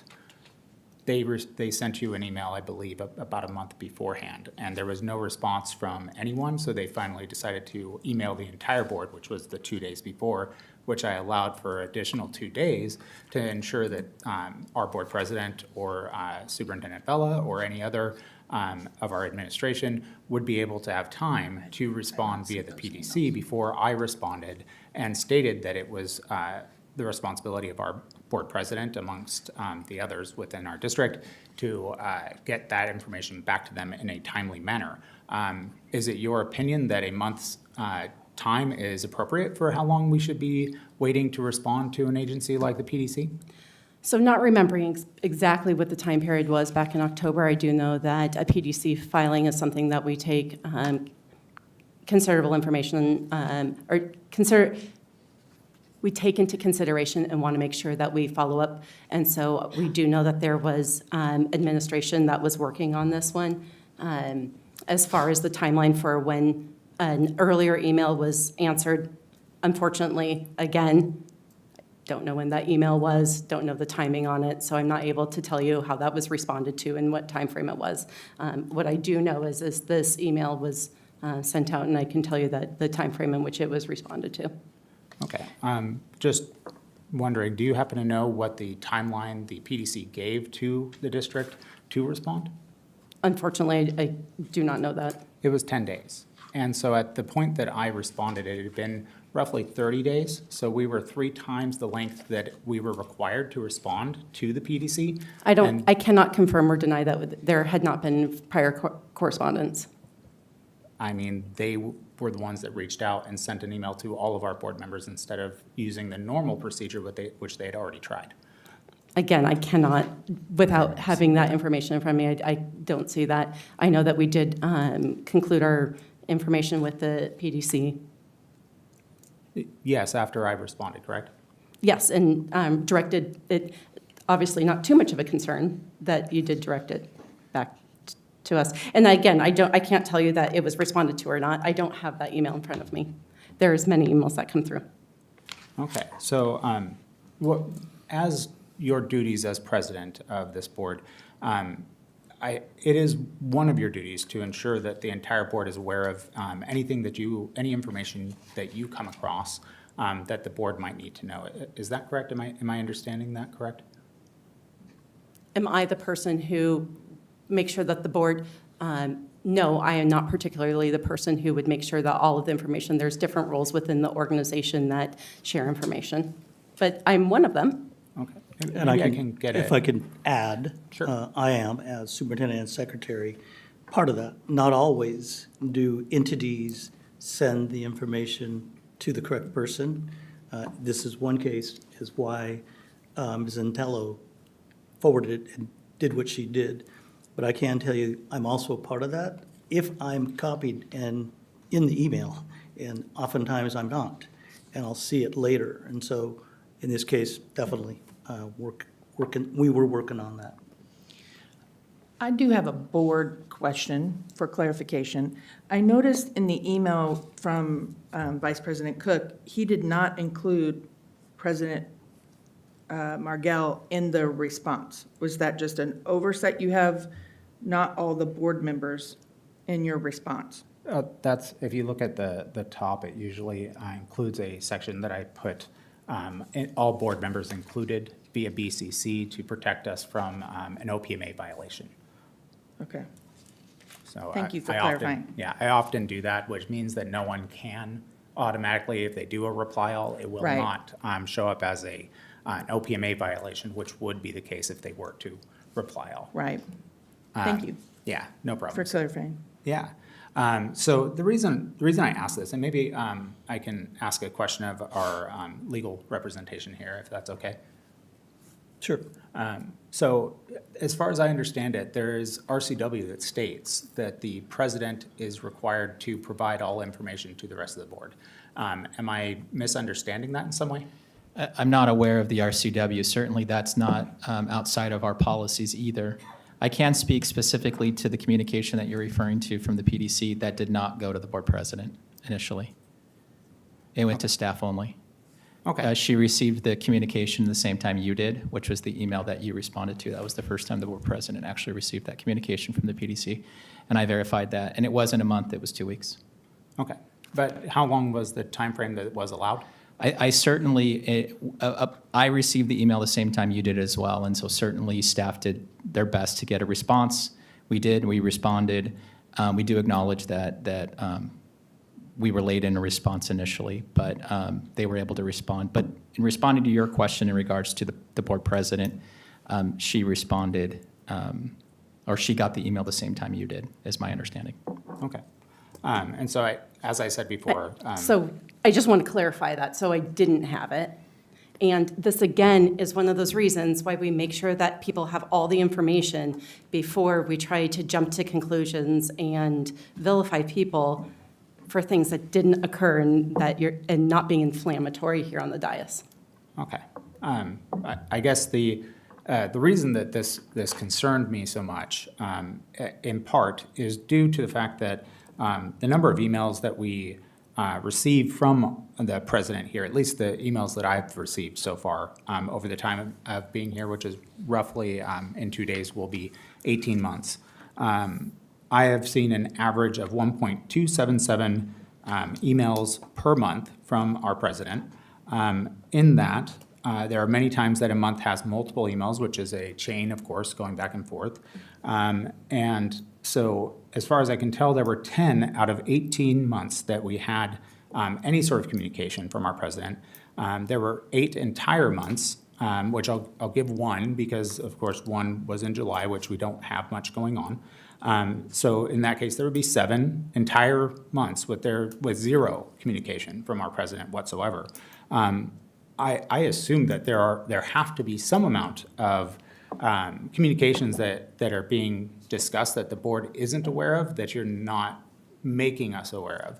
And that's where my concern is that this points to that, in that the email that was sent, obviously I read it and found that it was important that someone respond. No one had. I had assumed that someone would, and especially given that you were included on that email, maybe you didn't find it as important as I did, so I was quicker to respond after 2 days than you were. But that is my concern in a nutshell, is that there is a lack of information being shared from our president as is appropriate for the rest of the board, and that it's not being shared with us, which means, I have been a party to a multitude of times where a decision has been made essentially on your own as our president to do something in somewhere, what have you, that did not include the rest of the board in that decision. There was a meeting recently that a board member was decided wouldn't be a part of. And as far as I understand it, none of us voted to remove him President from Margell. that Well, and communication. I think we're getting away from the topic on hand. Just the here. email. Well, let me take a look. What does it state? Our purpose of this is? Email communication. So it's not that one email communication, it's Yes, email it's the communication. email It that- was that one Okay, communication. well, to me, it's a bigger question than that, because when I talked about it last time we met, it was not about this specific email that I had a problem with. It was a trend, which I believe I stated multiple times. And so adding this to our agenda and stating that we're only going to talk about the one email is rather disingenuous. And obviously, the one email is not my biggest concern. The concern is lack of communication and making decisions on your own without allowing the rest of the board to weigh in on those decisions. Another one is the superintendent's evaluation, which I know So I'm is going done to in stop you private. there. That, this is not the time to be talking about evaluation. You were not present at that work session, or executive session. So I'm going to stop. Well, I'm I gonna- don't know I'm how I gonna could break direct anything if I Mr. wasn't part Leonard. of it. It's your duty as a board member to do superintendent evaluation, which you didn't show up. It's to do policy, which you haven't showed up. It's to do budget, which you didn't show up today. So these are the issues. The reason that you don't feel that you're informed is because you don't show up to the meetings. If you showed up to the meetings that we have, that's where the conversations happen. And so through email, that's where violations happen. And so no, it is not the best means, especially if you're forwarding on information. It is a conscious decision not to do that. And so because too many violations can occur that way. So it is your job to fulfill your elected duty, which you have not been doing because you're not showing up for the things that you're elected to do. And so stop going and invading schools when you're not invited. Stop getting on school buses when kids are on the bus. Stop being around when girls are trying on Margell. dresses, and start showing up to board meetings. President Margell. I'm gonna if I- interject here.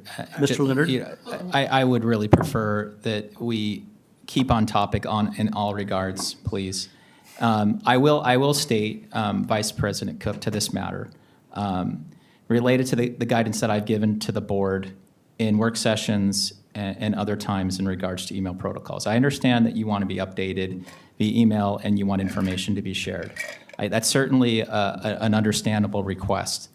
I want to be very clear about my guidance as it relates to serial meetings and to be careful about emails, just because we don't conduct virtual meetings. And while the passive receipt of information isn't considered a meeting, there is a temptation, if information is being shared via email, to discuss back and forth.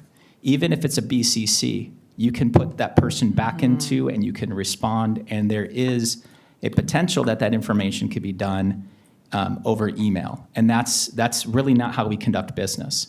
And so you'll find that these discussions are appropriately discussed at an open public meeting or where it's appropriate in an executive session. There have been many updates, especially on that PDC issue. We were timely in our response to have an executive session on that. I came out, we had multiple executive sessions on that. And so, again, the appropriate forum to have those conversations are in duly noted sessions, either an executive session, an open session, or at times an exempt session.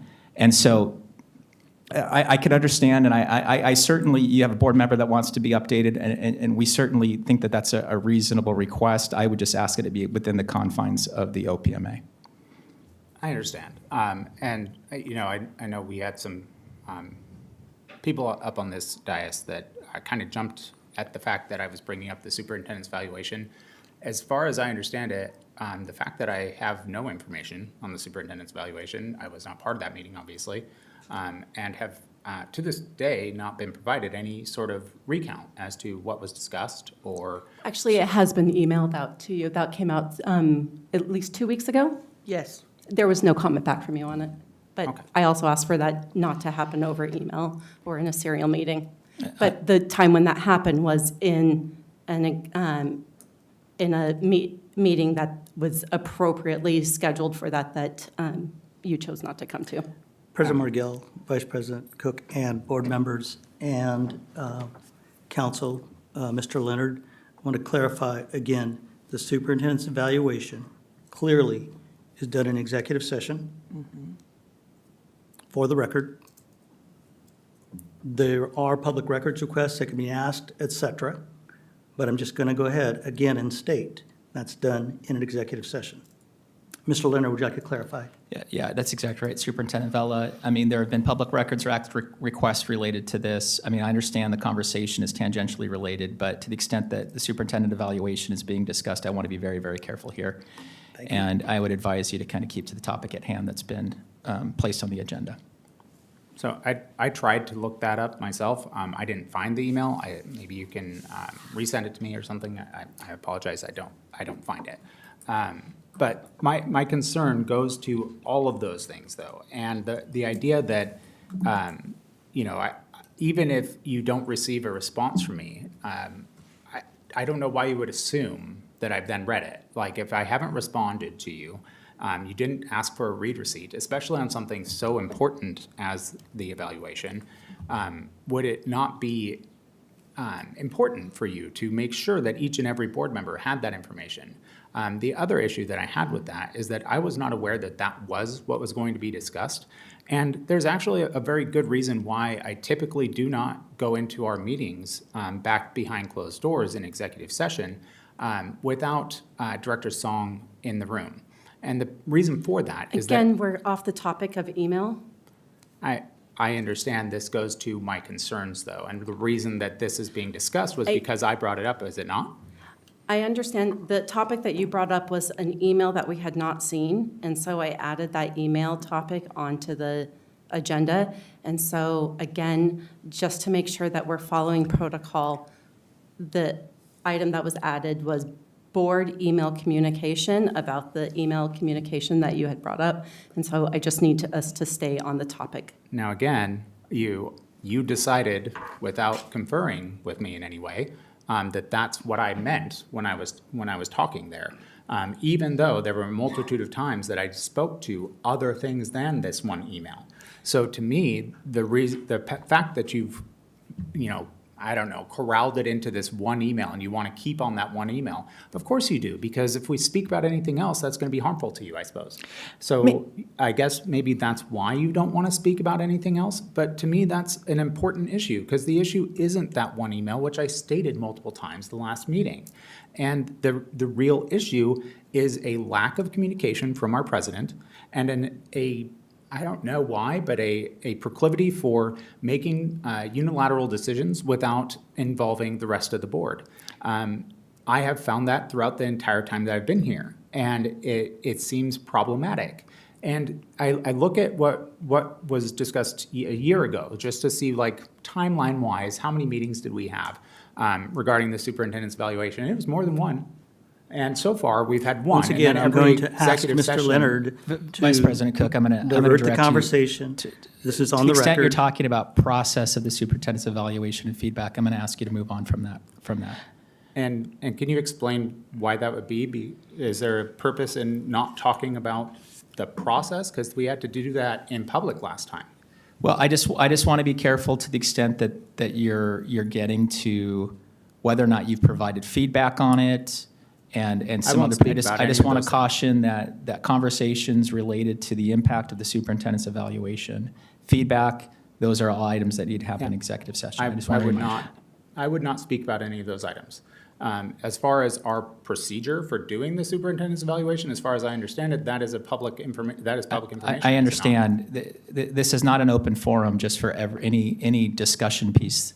This has been appropriately, according to your own rules, been articulated not in regards to the process of the superintendent's evaluation, but email communication is what I understand. And so according to your own rules and your own protocols, that's what the discussion is related to. So kind of two issues. One is related to, we want to be careful about not talking about the superintendent's evaluation. That needs to happen in executive session. And two, the subject matter at hand. I would also like to interject and have a request for Vice President Cook.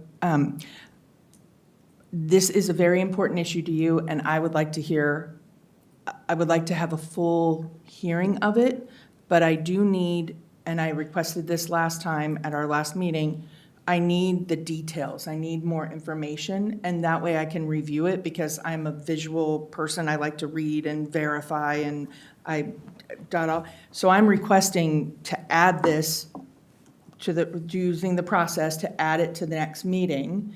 And I would love to dig into this where we can spend time on it, and also have all of the items, because my understanding, it was my impression from the last meeting that it was about this email chain. And I apologize if I misunderstood that, and I thought it was just this one email chain. I did not know that there was a pattern of behavior that you were trying to allude to, and I would like to hear more of that, but I would like to have that where we have space to do that, because I feel like right now, we're all over the place. And I want to make sure that we're talking about each topic and we have all of those topics outlined. Can I make that request of you to do that? I understand your request, and let me just explain why I understood this to be different than what others seem to.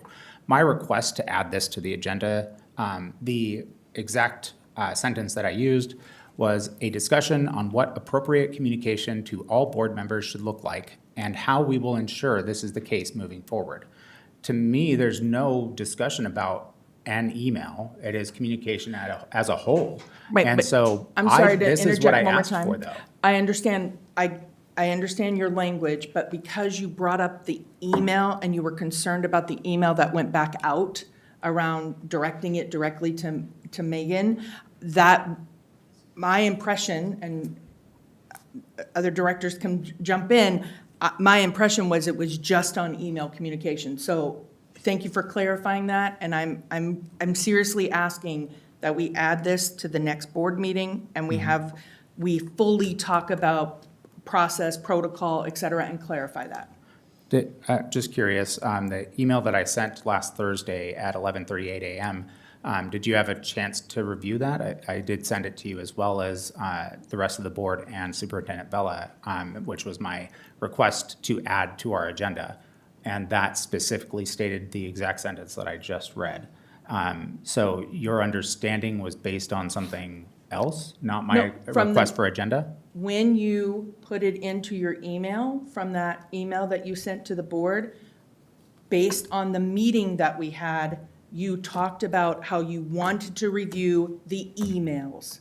So my impression, this is my impression, interpretation, is that it was about email communication.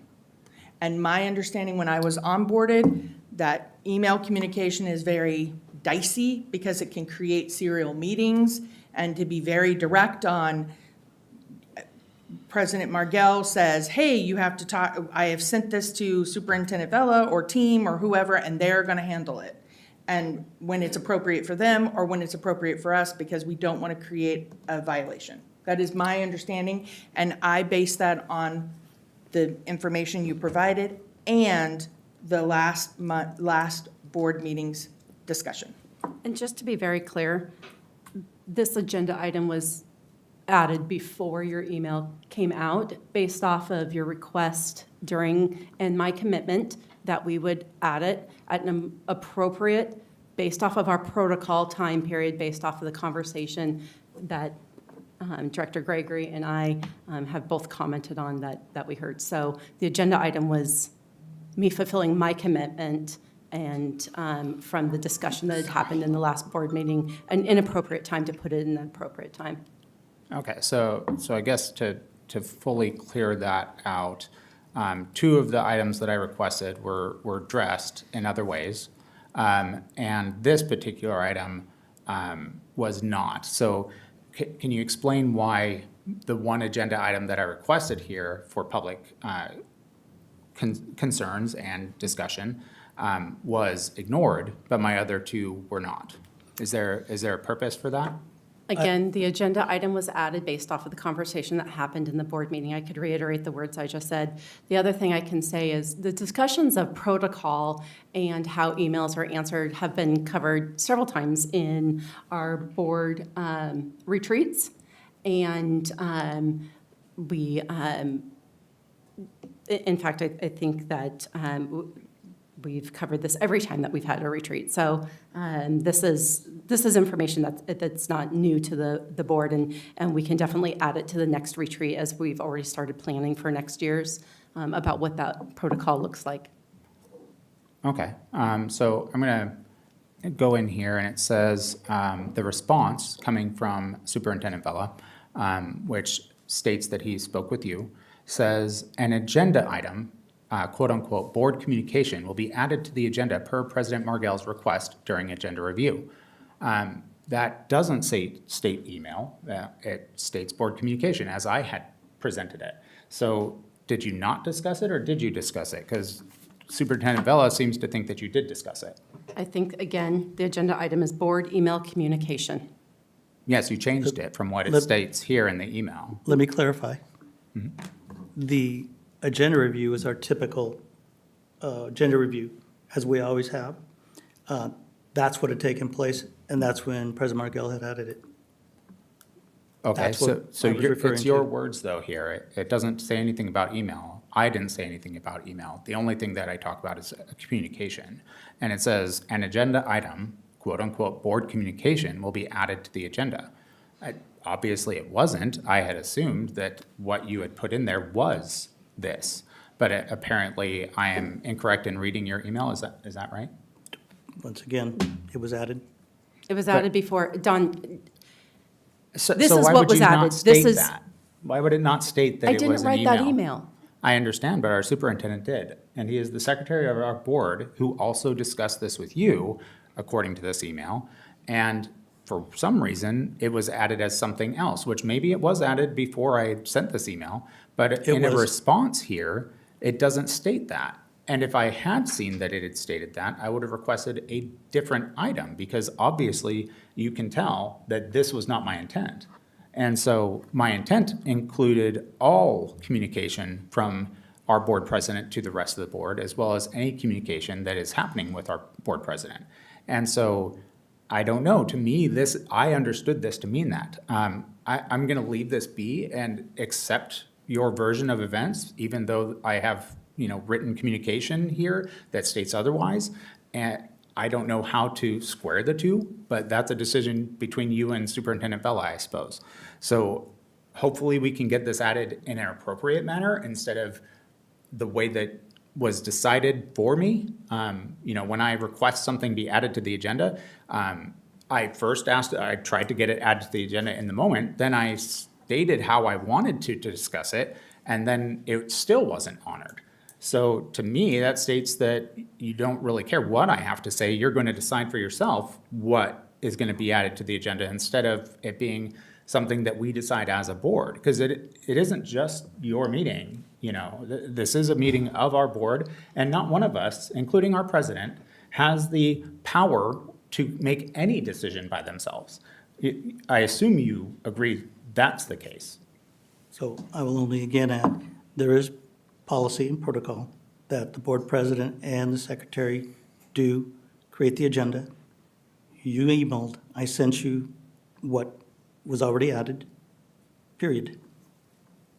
Okay, yeah, obviously, your interpretation of what you wrote here is not match what I would say is the normal understanding of. And that of is your board communication. interpretation, and I'll, Okay, like I said, I hope that this will be on our next agenda, as this is something that I think is important.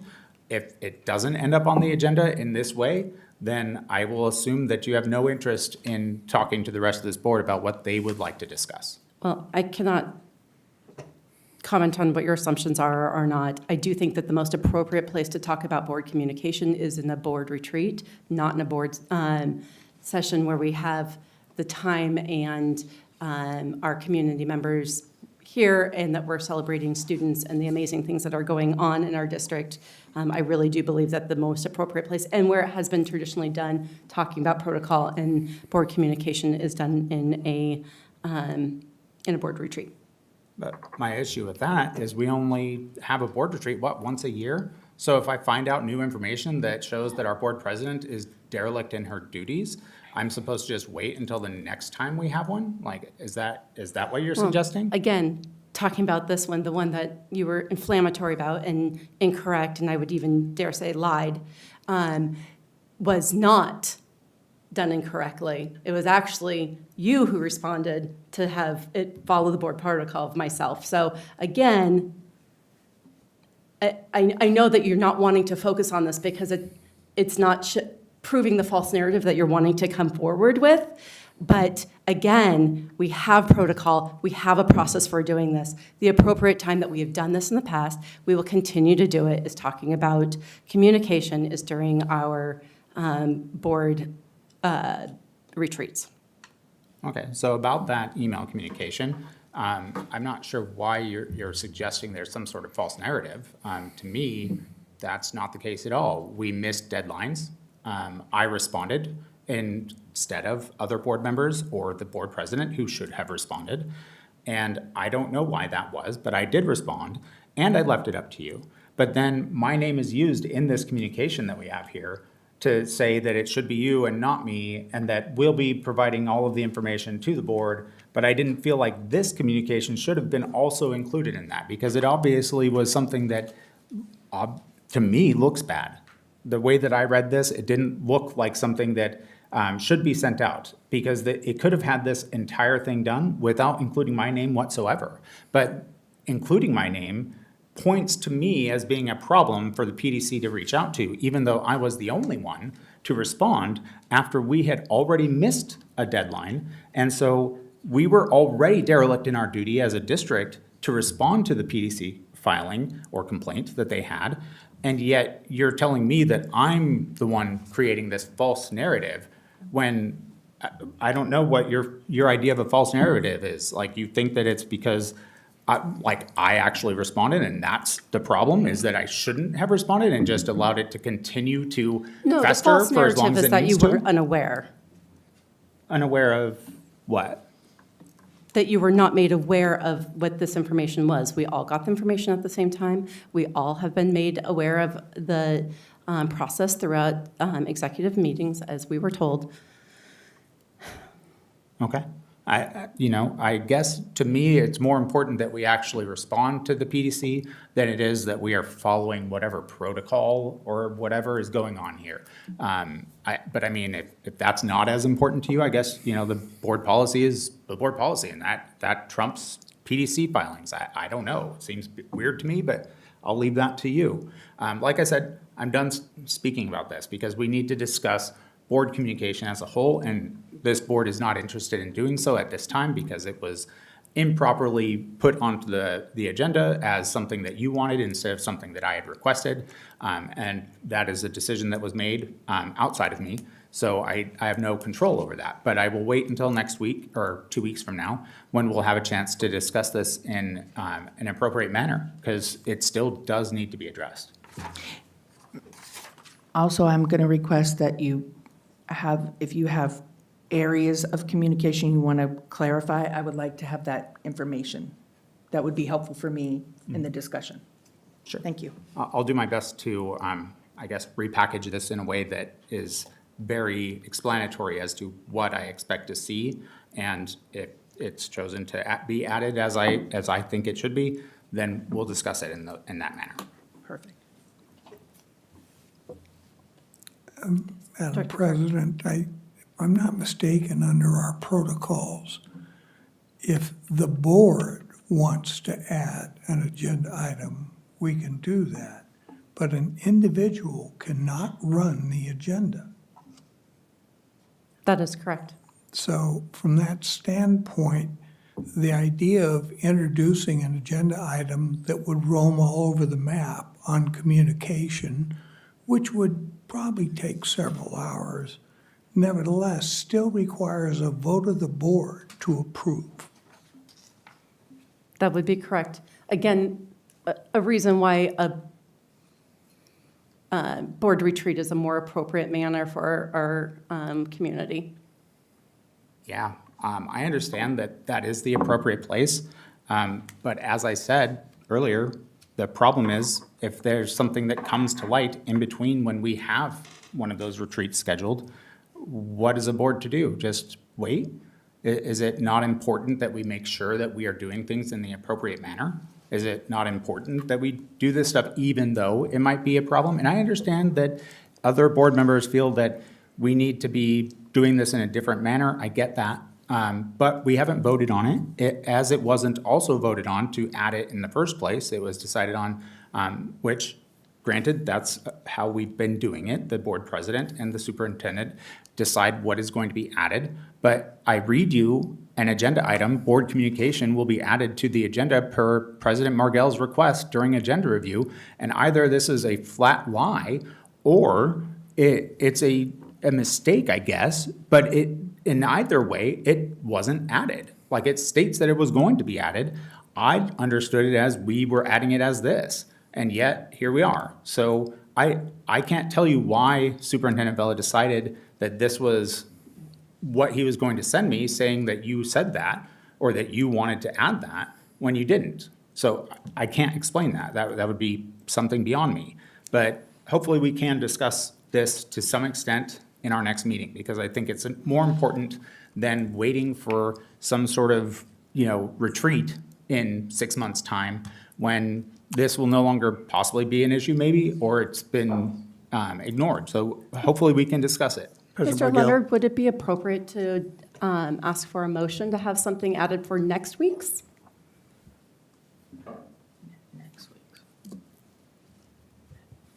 President Margell, certainly the board has the ability to do that. It's not necessarily required. Okay, but to Director Clark's point that it's a motion of the board. I don't know if I have an answer to that question. Okay. It's not been the protocol. I mean, certainly understand Director Clark's position in regards to when issues potentially could be contested. It's not come up in terms of whether or not we've not required a vote to add an agenda item in the past. I'm happy to vote. I have no problem with that. It's certainly allowable under your protocols. Just to recap, correct me if I'm wrong, at the previous board meeting, he requested that this email exchange be brought up. Yep. You concurred to put it on the agenda. Mm-hmm. He then sent a backup email that was received afterwards that was a broad-based, cover everything in board communication. And while we were supposed to say on topic, according to what you put, it became a running dialogue on all forms of communication. So my point is, if we're going to add something to the agenda, it be very specific. Okay, then let's take a vote on this. Like, obviously, some feel that it should be far more narrow in scope, and I feel like it should be more broad in scope. So let's take a vote on that then. I mean, we can close this out first so that we're not messing around with what we're doing in our agenda, but we can take a vote after that, I assume. There's no closing out. This is discussion. There is no action to be taken. We can stop talking and move on at any time. Okay, then go ahead. Okay, we are now on discussion and approval for 10.01, gifts, donations, memorials, acceptance. Is there a motion from the I floor? move to add an agenda item to our next meeting. Is there a second? Second. We don't know what the an agenda sorry. item is. Wait. I think it's pretty. The board communication that we just spent much time talking about in the manner that I'm suggesting, in a more broad manner, that's what I would like to discuss. So I would like to add that as an agenda item. I need you to put that into an agenda item name. Okay. Board communication. I would like to add an agenda item called appropriate board communication to our agenda for next meeting. And I would like to vote on that, please. Second. We're now open for discussion. Yes. If I can, you've just seen a brilliant example of 45 minutes of domination, of discussion that went nowhere, and you're now asking to do it again at the next meeting, so I will be opposing the motion. Okay, it was a suggestion by another board member. It wasn't my suggestion. Thank you. It was also, as discussed earlier, I believe that board communication is a standing agenda item on a board retreat where we have time to discuss it, and also because of the appropriateness of the time of our community and our staff that have been here since 6:30 in the morning, that I think it's a more appropriate place to do that, and so I also will not be supporting it. Okay, sounds good. So can we vote on it then? I call for the question. Okay, so if we call for the question, then we need to have a 2/3 vote, or we could just go, so we need a 2/3. Actually, if there's no more discussion, it'll go to a vote. Okay, is discussion closed? Yes. Okay, so there's a motion on the floor for adding appropriate board communication to the agenda for next week, or next regular board meeting. All those in favor? Can I get a roll call vote? Yes. Thank you. Director Gregory? Aye. Director Clark? No. Director Cook? Aye. I'm a nay. The motion fails 2-2. We are now on to discussion and approval, gifts, donations, memorials, acceptance. Is there a motion on the floor? Move to approve 1001. Second. There's been a motion made for approval of item 10.01, gifts, donations, and/or memorials acceptance. We are now open for discussion. If I can, Madam Chair, I'd like to acknowledge the Kent Meridian Cheer Boosters donated $2,524 to support athletic expenses for KM Cheer. Meridian Elementary got from Front Stream $621 for school needs. Martin Sortoon Elementary PTA sent $6,000 to educational resources and subscriptions for the school and staff. And Kent School District Athletics received from Nothing Bunt Cake, Covington LLC, $1,002.40. And Kona Ice of Maple Valley donated $943. I want to thank those people. Thank you. Seeing no further discussion, there's a motion on the floor for approval of item 10.01, gifts, donations, and/or memorials acceptance. All those in favor, please raise your right hand and say aye. Aye. The motion passes 4-0. Point of privilege. May we take a short 2-3 minute break so that I can use the restroom? I don't want to miss what we're discussing next. We have 2 more items, and it's the consent agenda item. But there are things I want to discuss, and if it goes through without me here, then it'll be voted on, and I won't have had a chance to speak. Okay, we will take a 2-minute break. Thank you.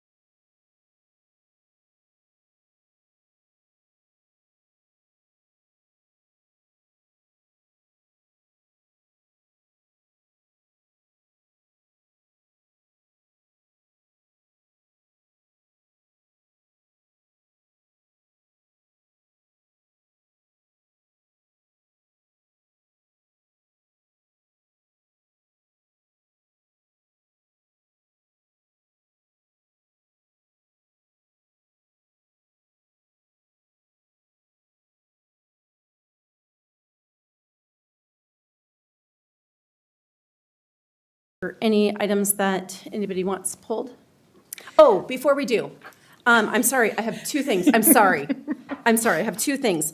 First, I need to correct something that was misprinted here. We did receive 3 written comments, not 1. Those were received by all of board members, so I am amending the earlier statement that there was 1, there was 3. The other thing I would like to talk about is the item 11.16. When you go online, it was noted that this one did not require an attachment, an incorrect attachment. What? 11.06. No, 11.16.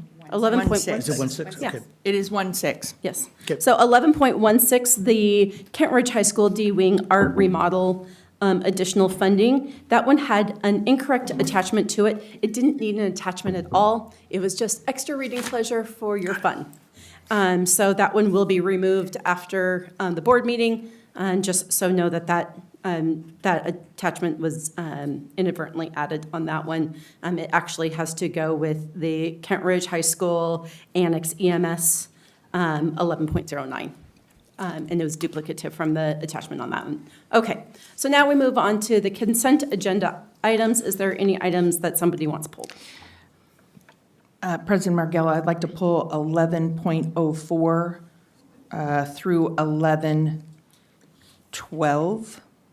Can we discuss it just as the consent agenda? We could discuss all of those as a grouping in the discussion portion of the consent agenda, if that would. Oh, perfect. Okay, thank you. Does that work for you? Okay. That works. Thank you. Whew, thank you. I wanted to pull 11.01. Which one was that, Vice President Cook? Network cabling capacity improvement phase 1, change 1101? order number 7. Okay. Yeah. Thank you. And just know that there is no e-funds rate because this is a change order. Yeah, I know. I just like to point out just how much great work our IT people are doing. Okay. Thank you. 11.01 is pulled. Okay. Is there a motion on the floor?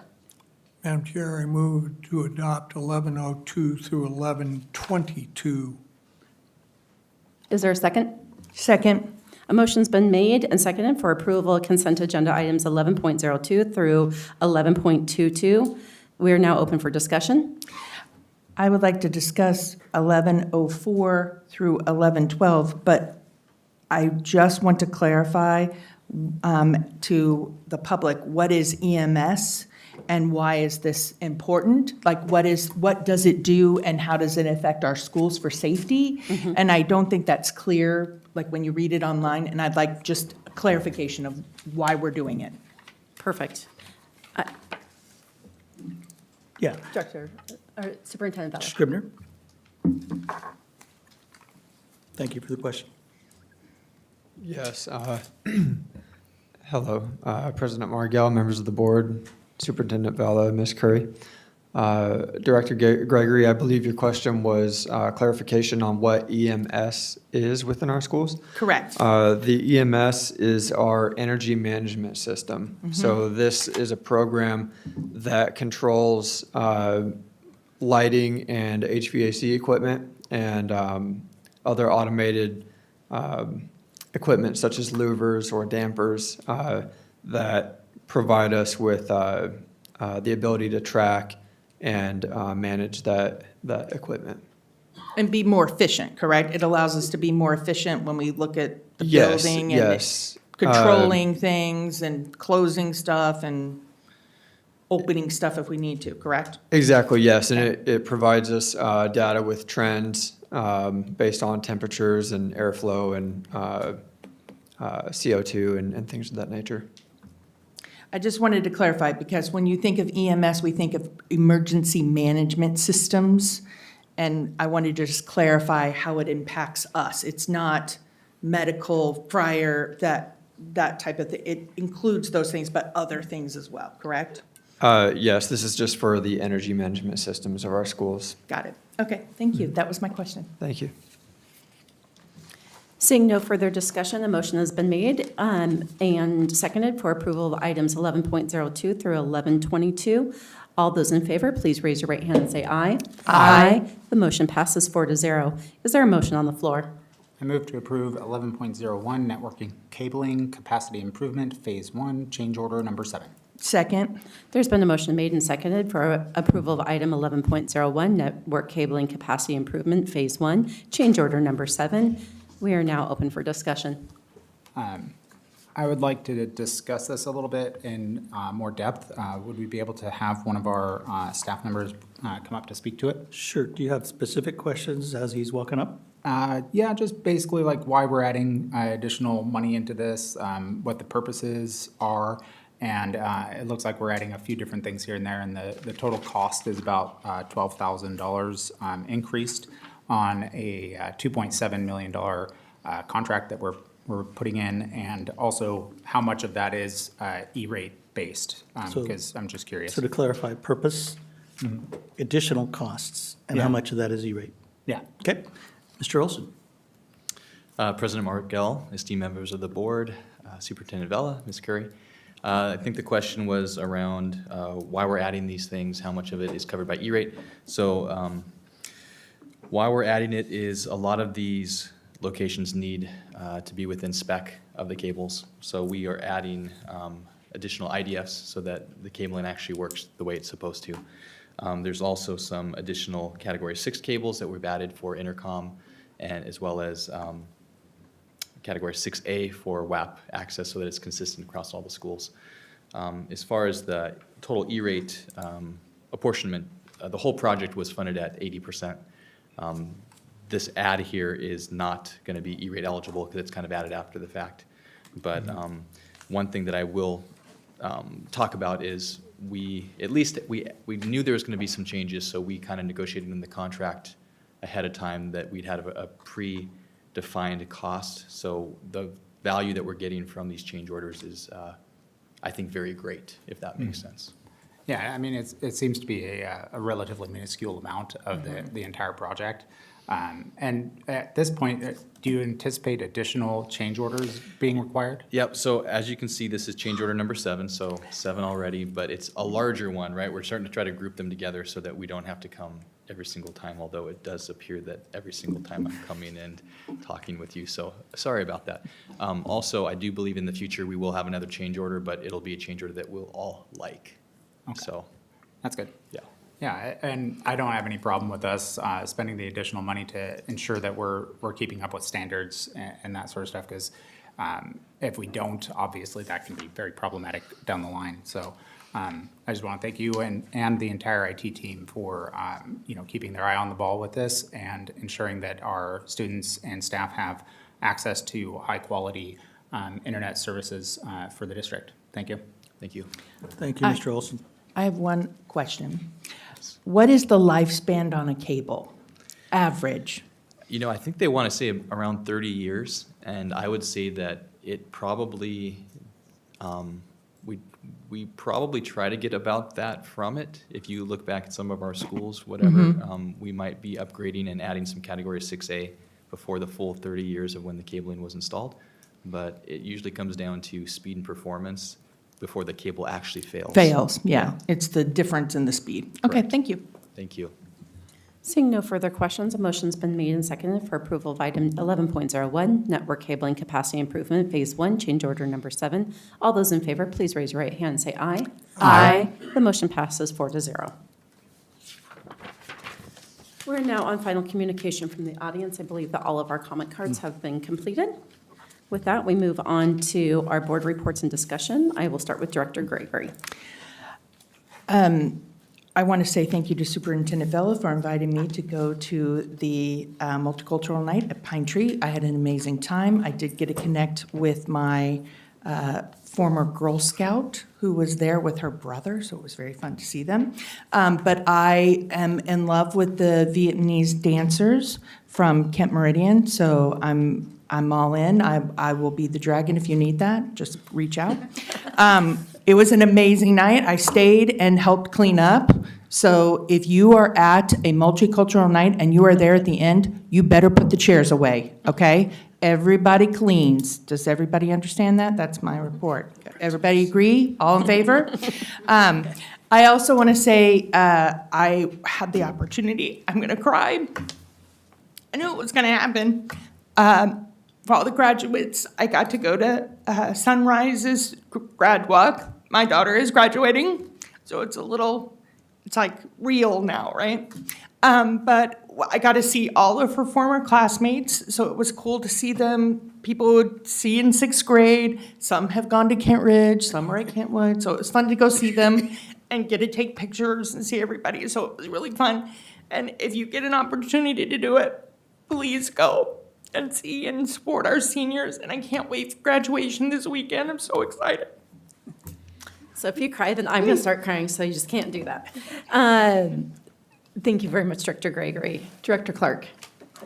The various track and field meets of the classifications are usually at Mount Toma High School, and in this past state championship, Kent Meridian had an amazing finish because they only had 2 girls that actually went in to participate, but one of them scored points in 4 different categories. Wow. Marcella Jones took first in the 100-meter dash, first in the 300-meter low hurdles, second in the 200-meter dash, and second in long jump. And that's in the 3A classification. Kentwood actually, with a unified score, that's male and female, took second place, losing to Spanaway by 1 point. Congratulations to both of those schools. Thank you. Thank you, Director Clark. Director Cook? All right, so there are a few things I wanted to bring up here. The first was already brought up by Superintendent Vella. That was the chance for myself, as well as Superintendent Vella, Deputy Superintendent Behringer, Dr. Rebecca Kim, and others from the district who were able to attend the MLE presentation of We Are America, which is the book that was produced by, I believe, 25 students, led by Dr. Windmill, Marissa Windmill. She's a fantastic teacher. She's doing great things in there. I attended it last year. She invited me again this year. I made sure to set aside time to do so. It was fantastic. It's always impressive to see just what they're capable of and to see, what their stories are. If you get a chance, read their stories. They are absolutely heart-wrenching at times and just emphatic in how they made the trek from wherever they're from here to the United States and are now in the Kent School District. It's such a great program. So take a chance to go and read it. They will be in all of the libraries in our schools, from what I'm told, just like they were last year. So hopefully each of our students across the district, if they would like to, will be able to check it out and take a look at that.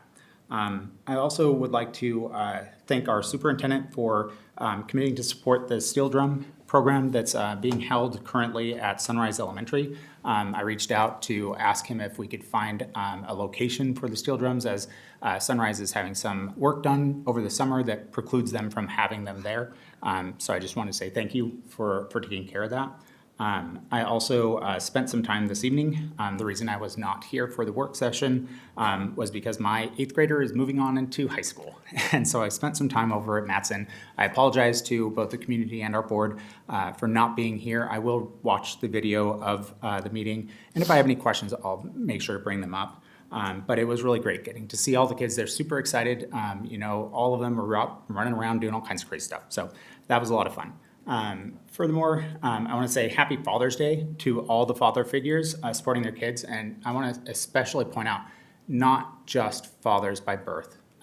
Every person that feels they are a father figure to their kids, thank you for doing so. Whether you are a part of their family, whether you are a father figure in one of our security guards, which I've seen, I can't tell you how many times, going into schools and seeing how much of a father figure they are to our students.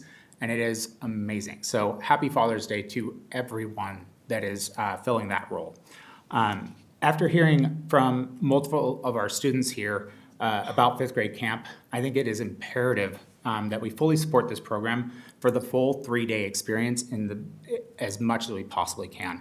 I know that this is expensive. I know that this is, unexpected cost that I wish we didn't have to take on, but I think it's important that we at least give it one more year, because it will hopefully encourage enough outreach to all of our community members to support it, and then maybe we can make it so that it is independent of any sort of other funding coming in. So that's what I would like to see, but I hope the rest of the board can go along with me on that.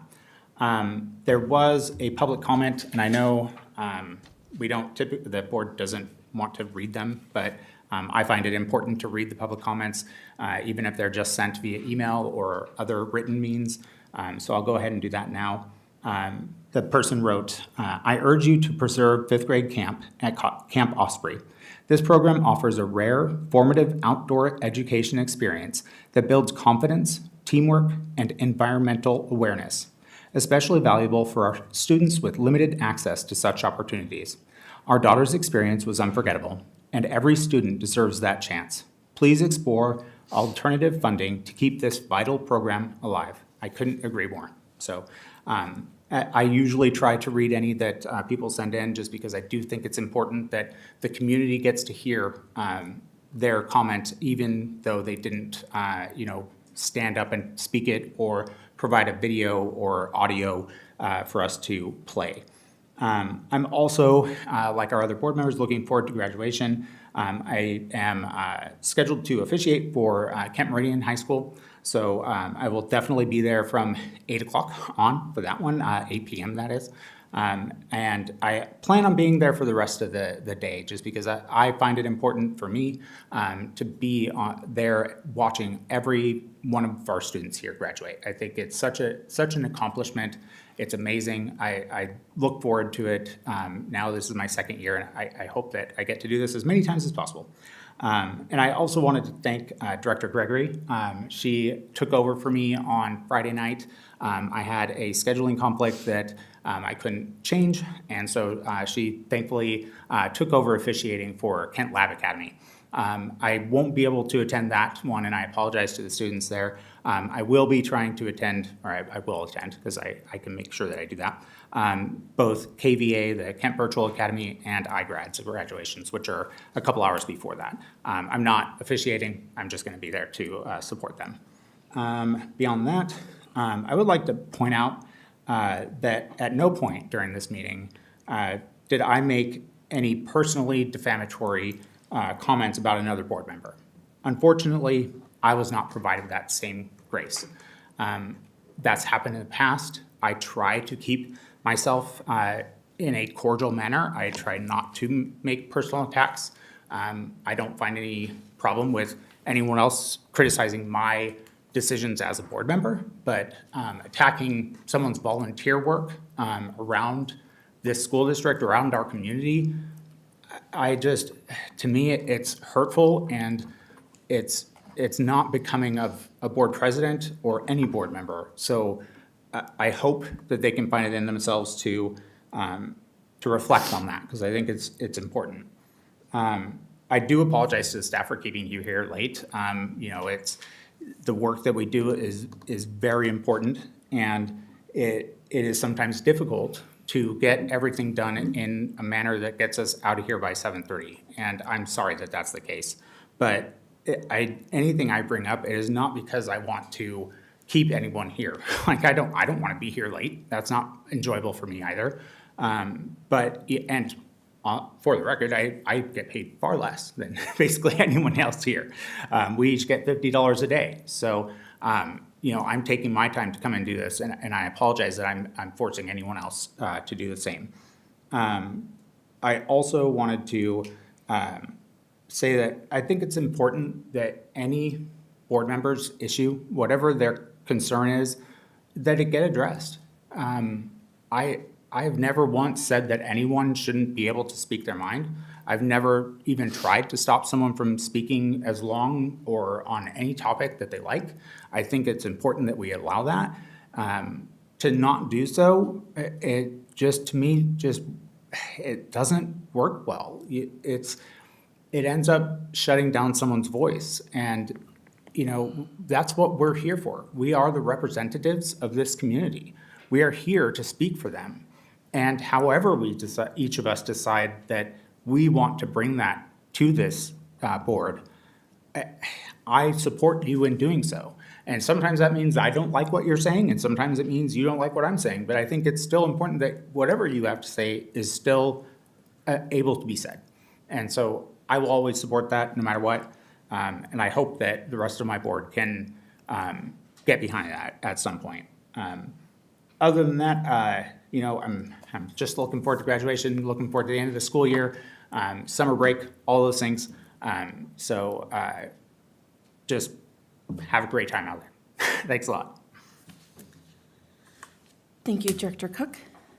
Tonight was fun to hear from our students from the Student Advisory Council. Is something that we had asked for a while, is to make sure that we are getting more student voice and more of a diverse student voice. So I love hearing some of the representatives from that. Thank you, Dr. Behringer, for your leadership in this. And some of the words that I heard today was being part of something, belonging, being known. And that tied right into the presentations that we got to hear about the Washington School Recognition Program for Panther Lake, Meridian, and Daniel Elementary, when what was working so well in those schools that got them recognized was their inclusivity, equity, and really living MTSS, so every child was seen, every child was heard, and so that through line just stood out to me when we were talking about students tonight and the success within our district, and so I just wanted to take a moment of pointing that out. I also want to say thank you for your years of service for our retirees this year. We appreciate all that you have done to support our district. And support the students' lives that you have impacted along the way, your coworkers, and the ripples of goodness that come out from the work that you do. So thank you very much to our retirees, and we appreciate seeing many of you here tonight. I also had the opportunity to participate in a multicultural night at Kent Laboratory. And what I love about Kent Laboratory, and this might be maybe not unique, but still worth mentioning, is that their multicultural night is student-led.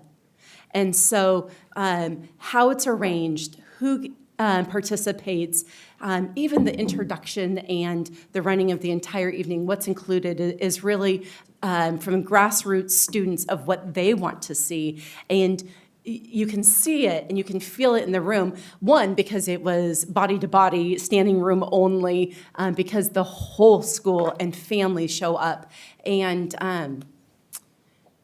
I blame Director Gregory for already getting me close to tears, but it is such a community, and seeing, because it is a school that pulls from all different corners of our district, you really get to see kind of a little bit of all of KSD all in one. So if you haven't had the opportunity to go to any of our multicultural nights, go to one, go to two, go to 15.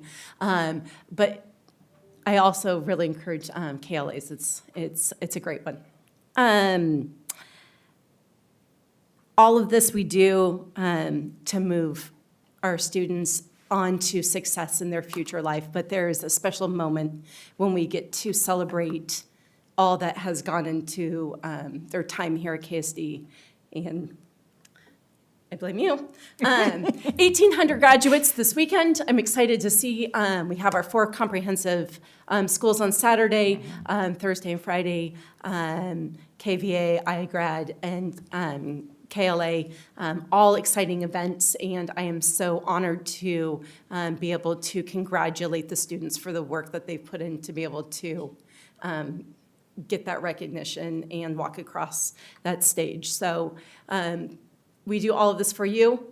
I continue to commit that my focus is on the students, and what we do every day is here for our students. And I just hope that our audience and our community see that focus is not on adult issues, but on the amazing kids that we get to serve every day. So it is 9:46, and I thank all of you for being here, and we are adjourned.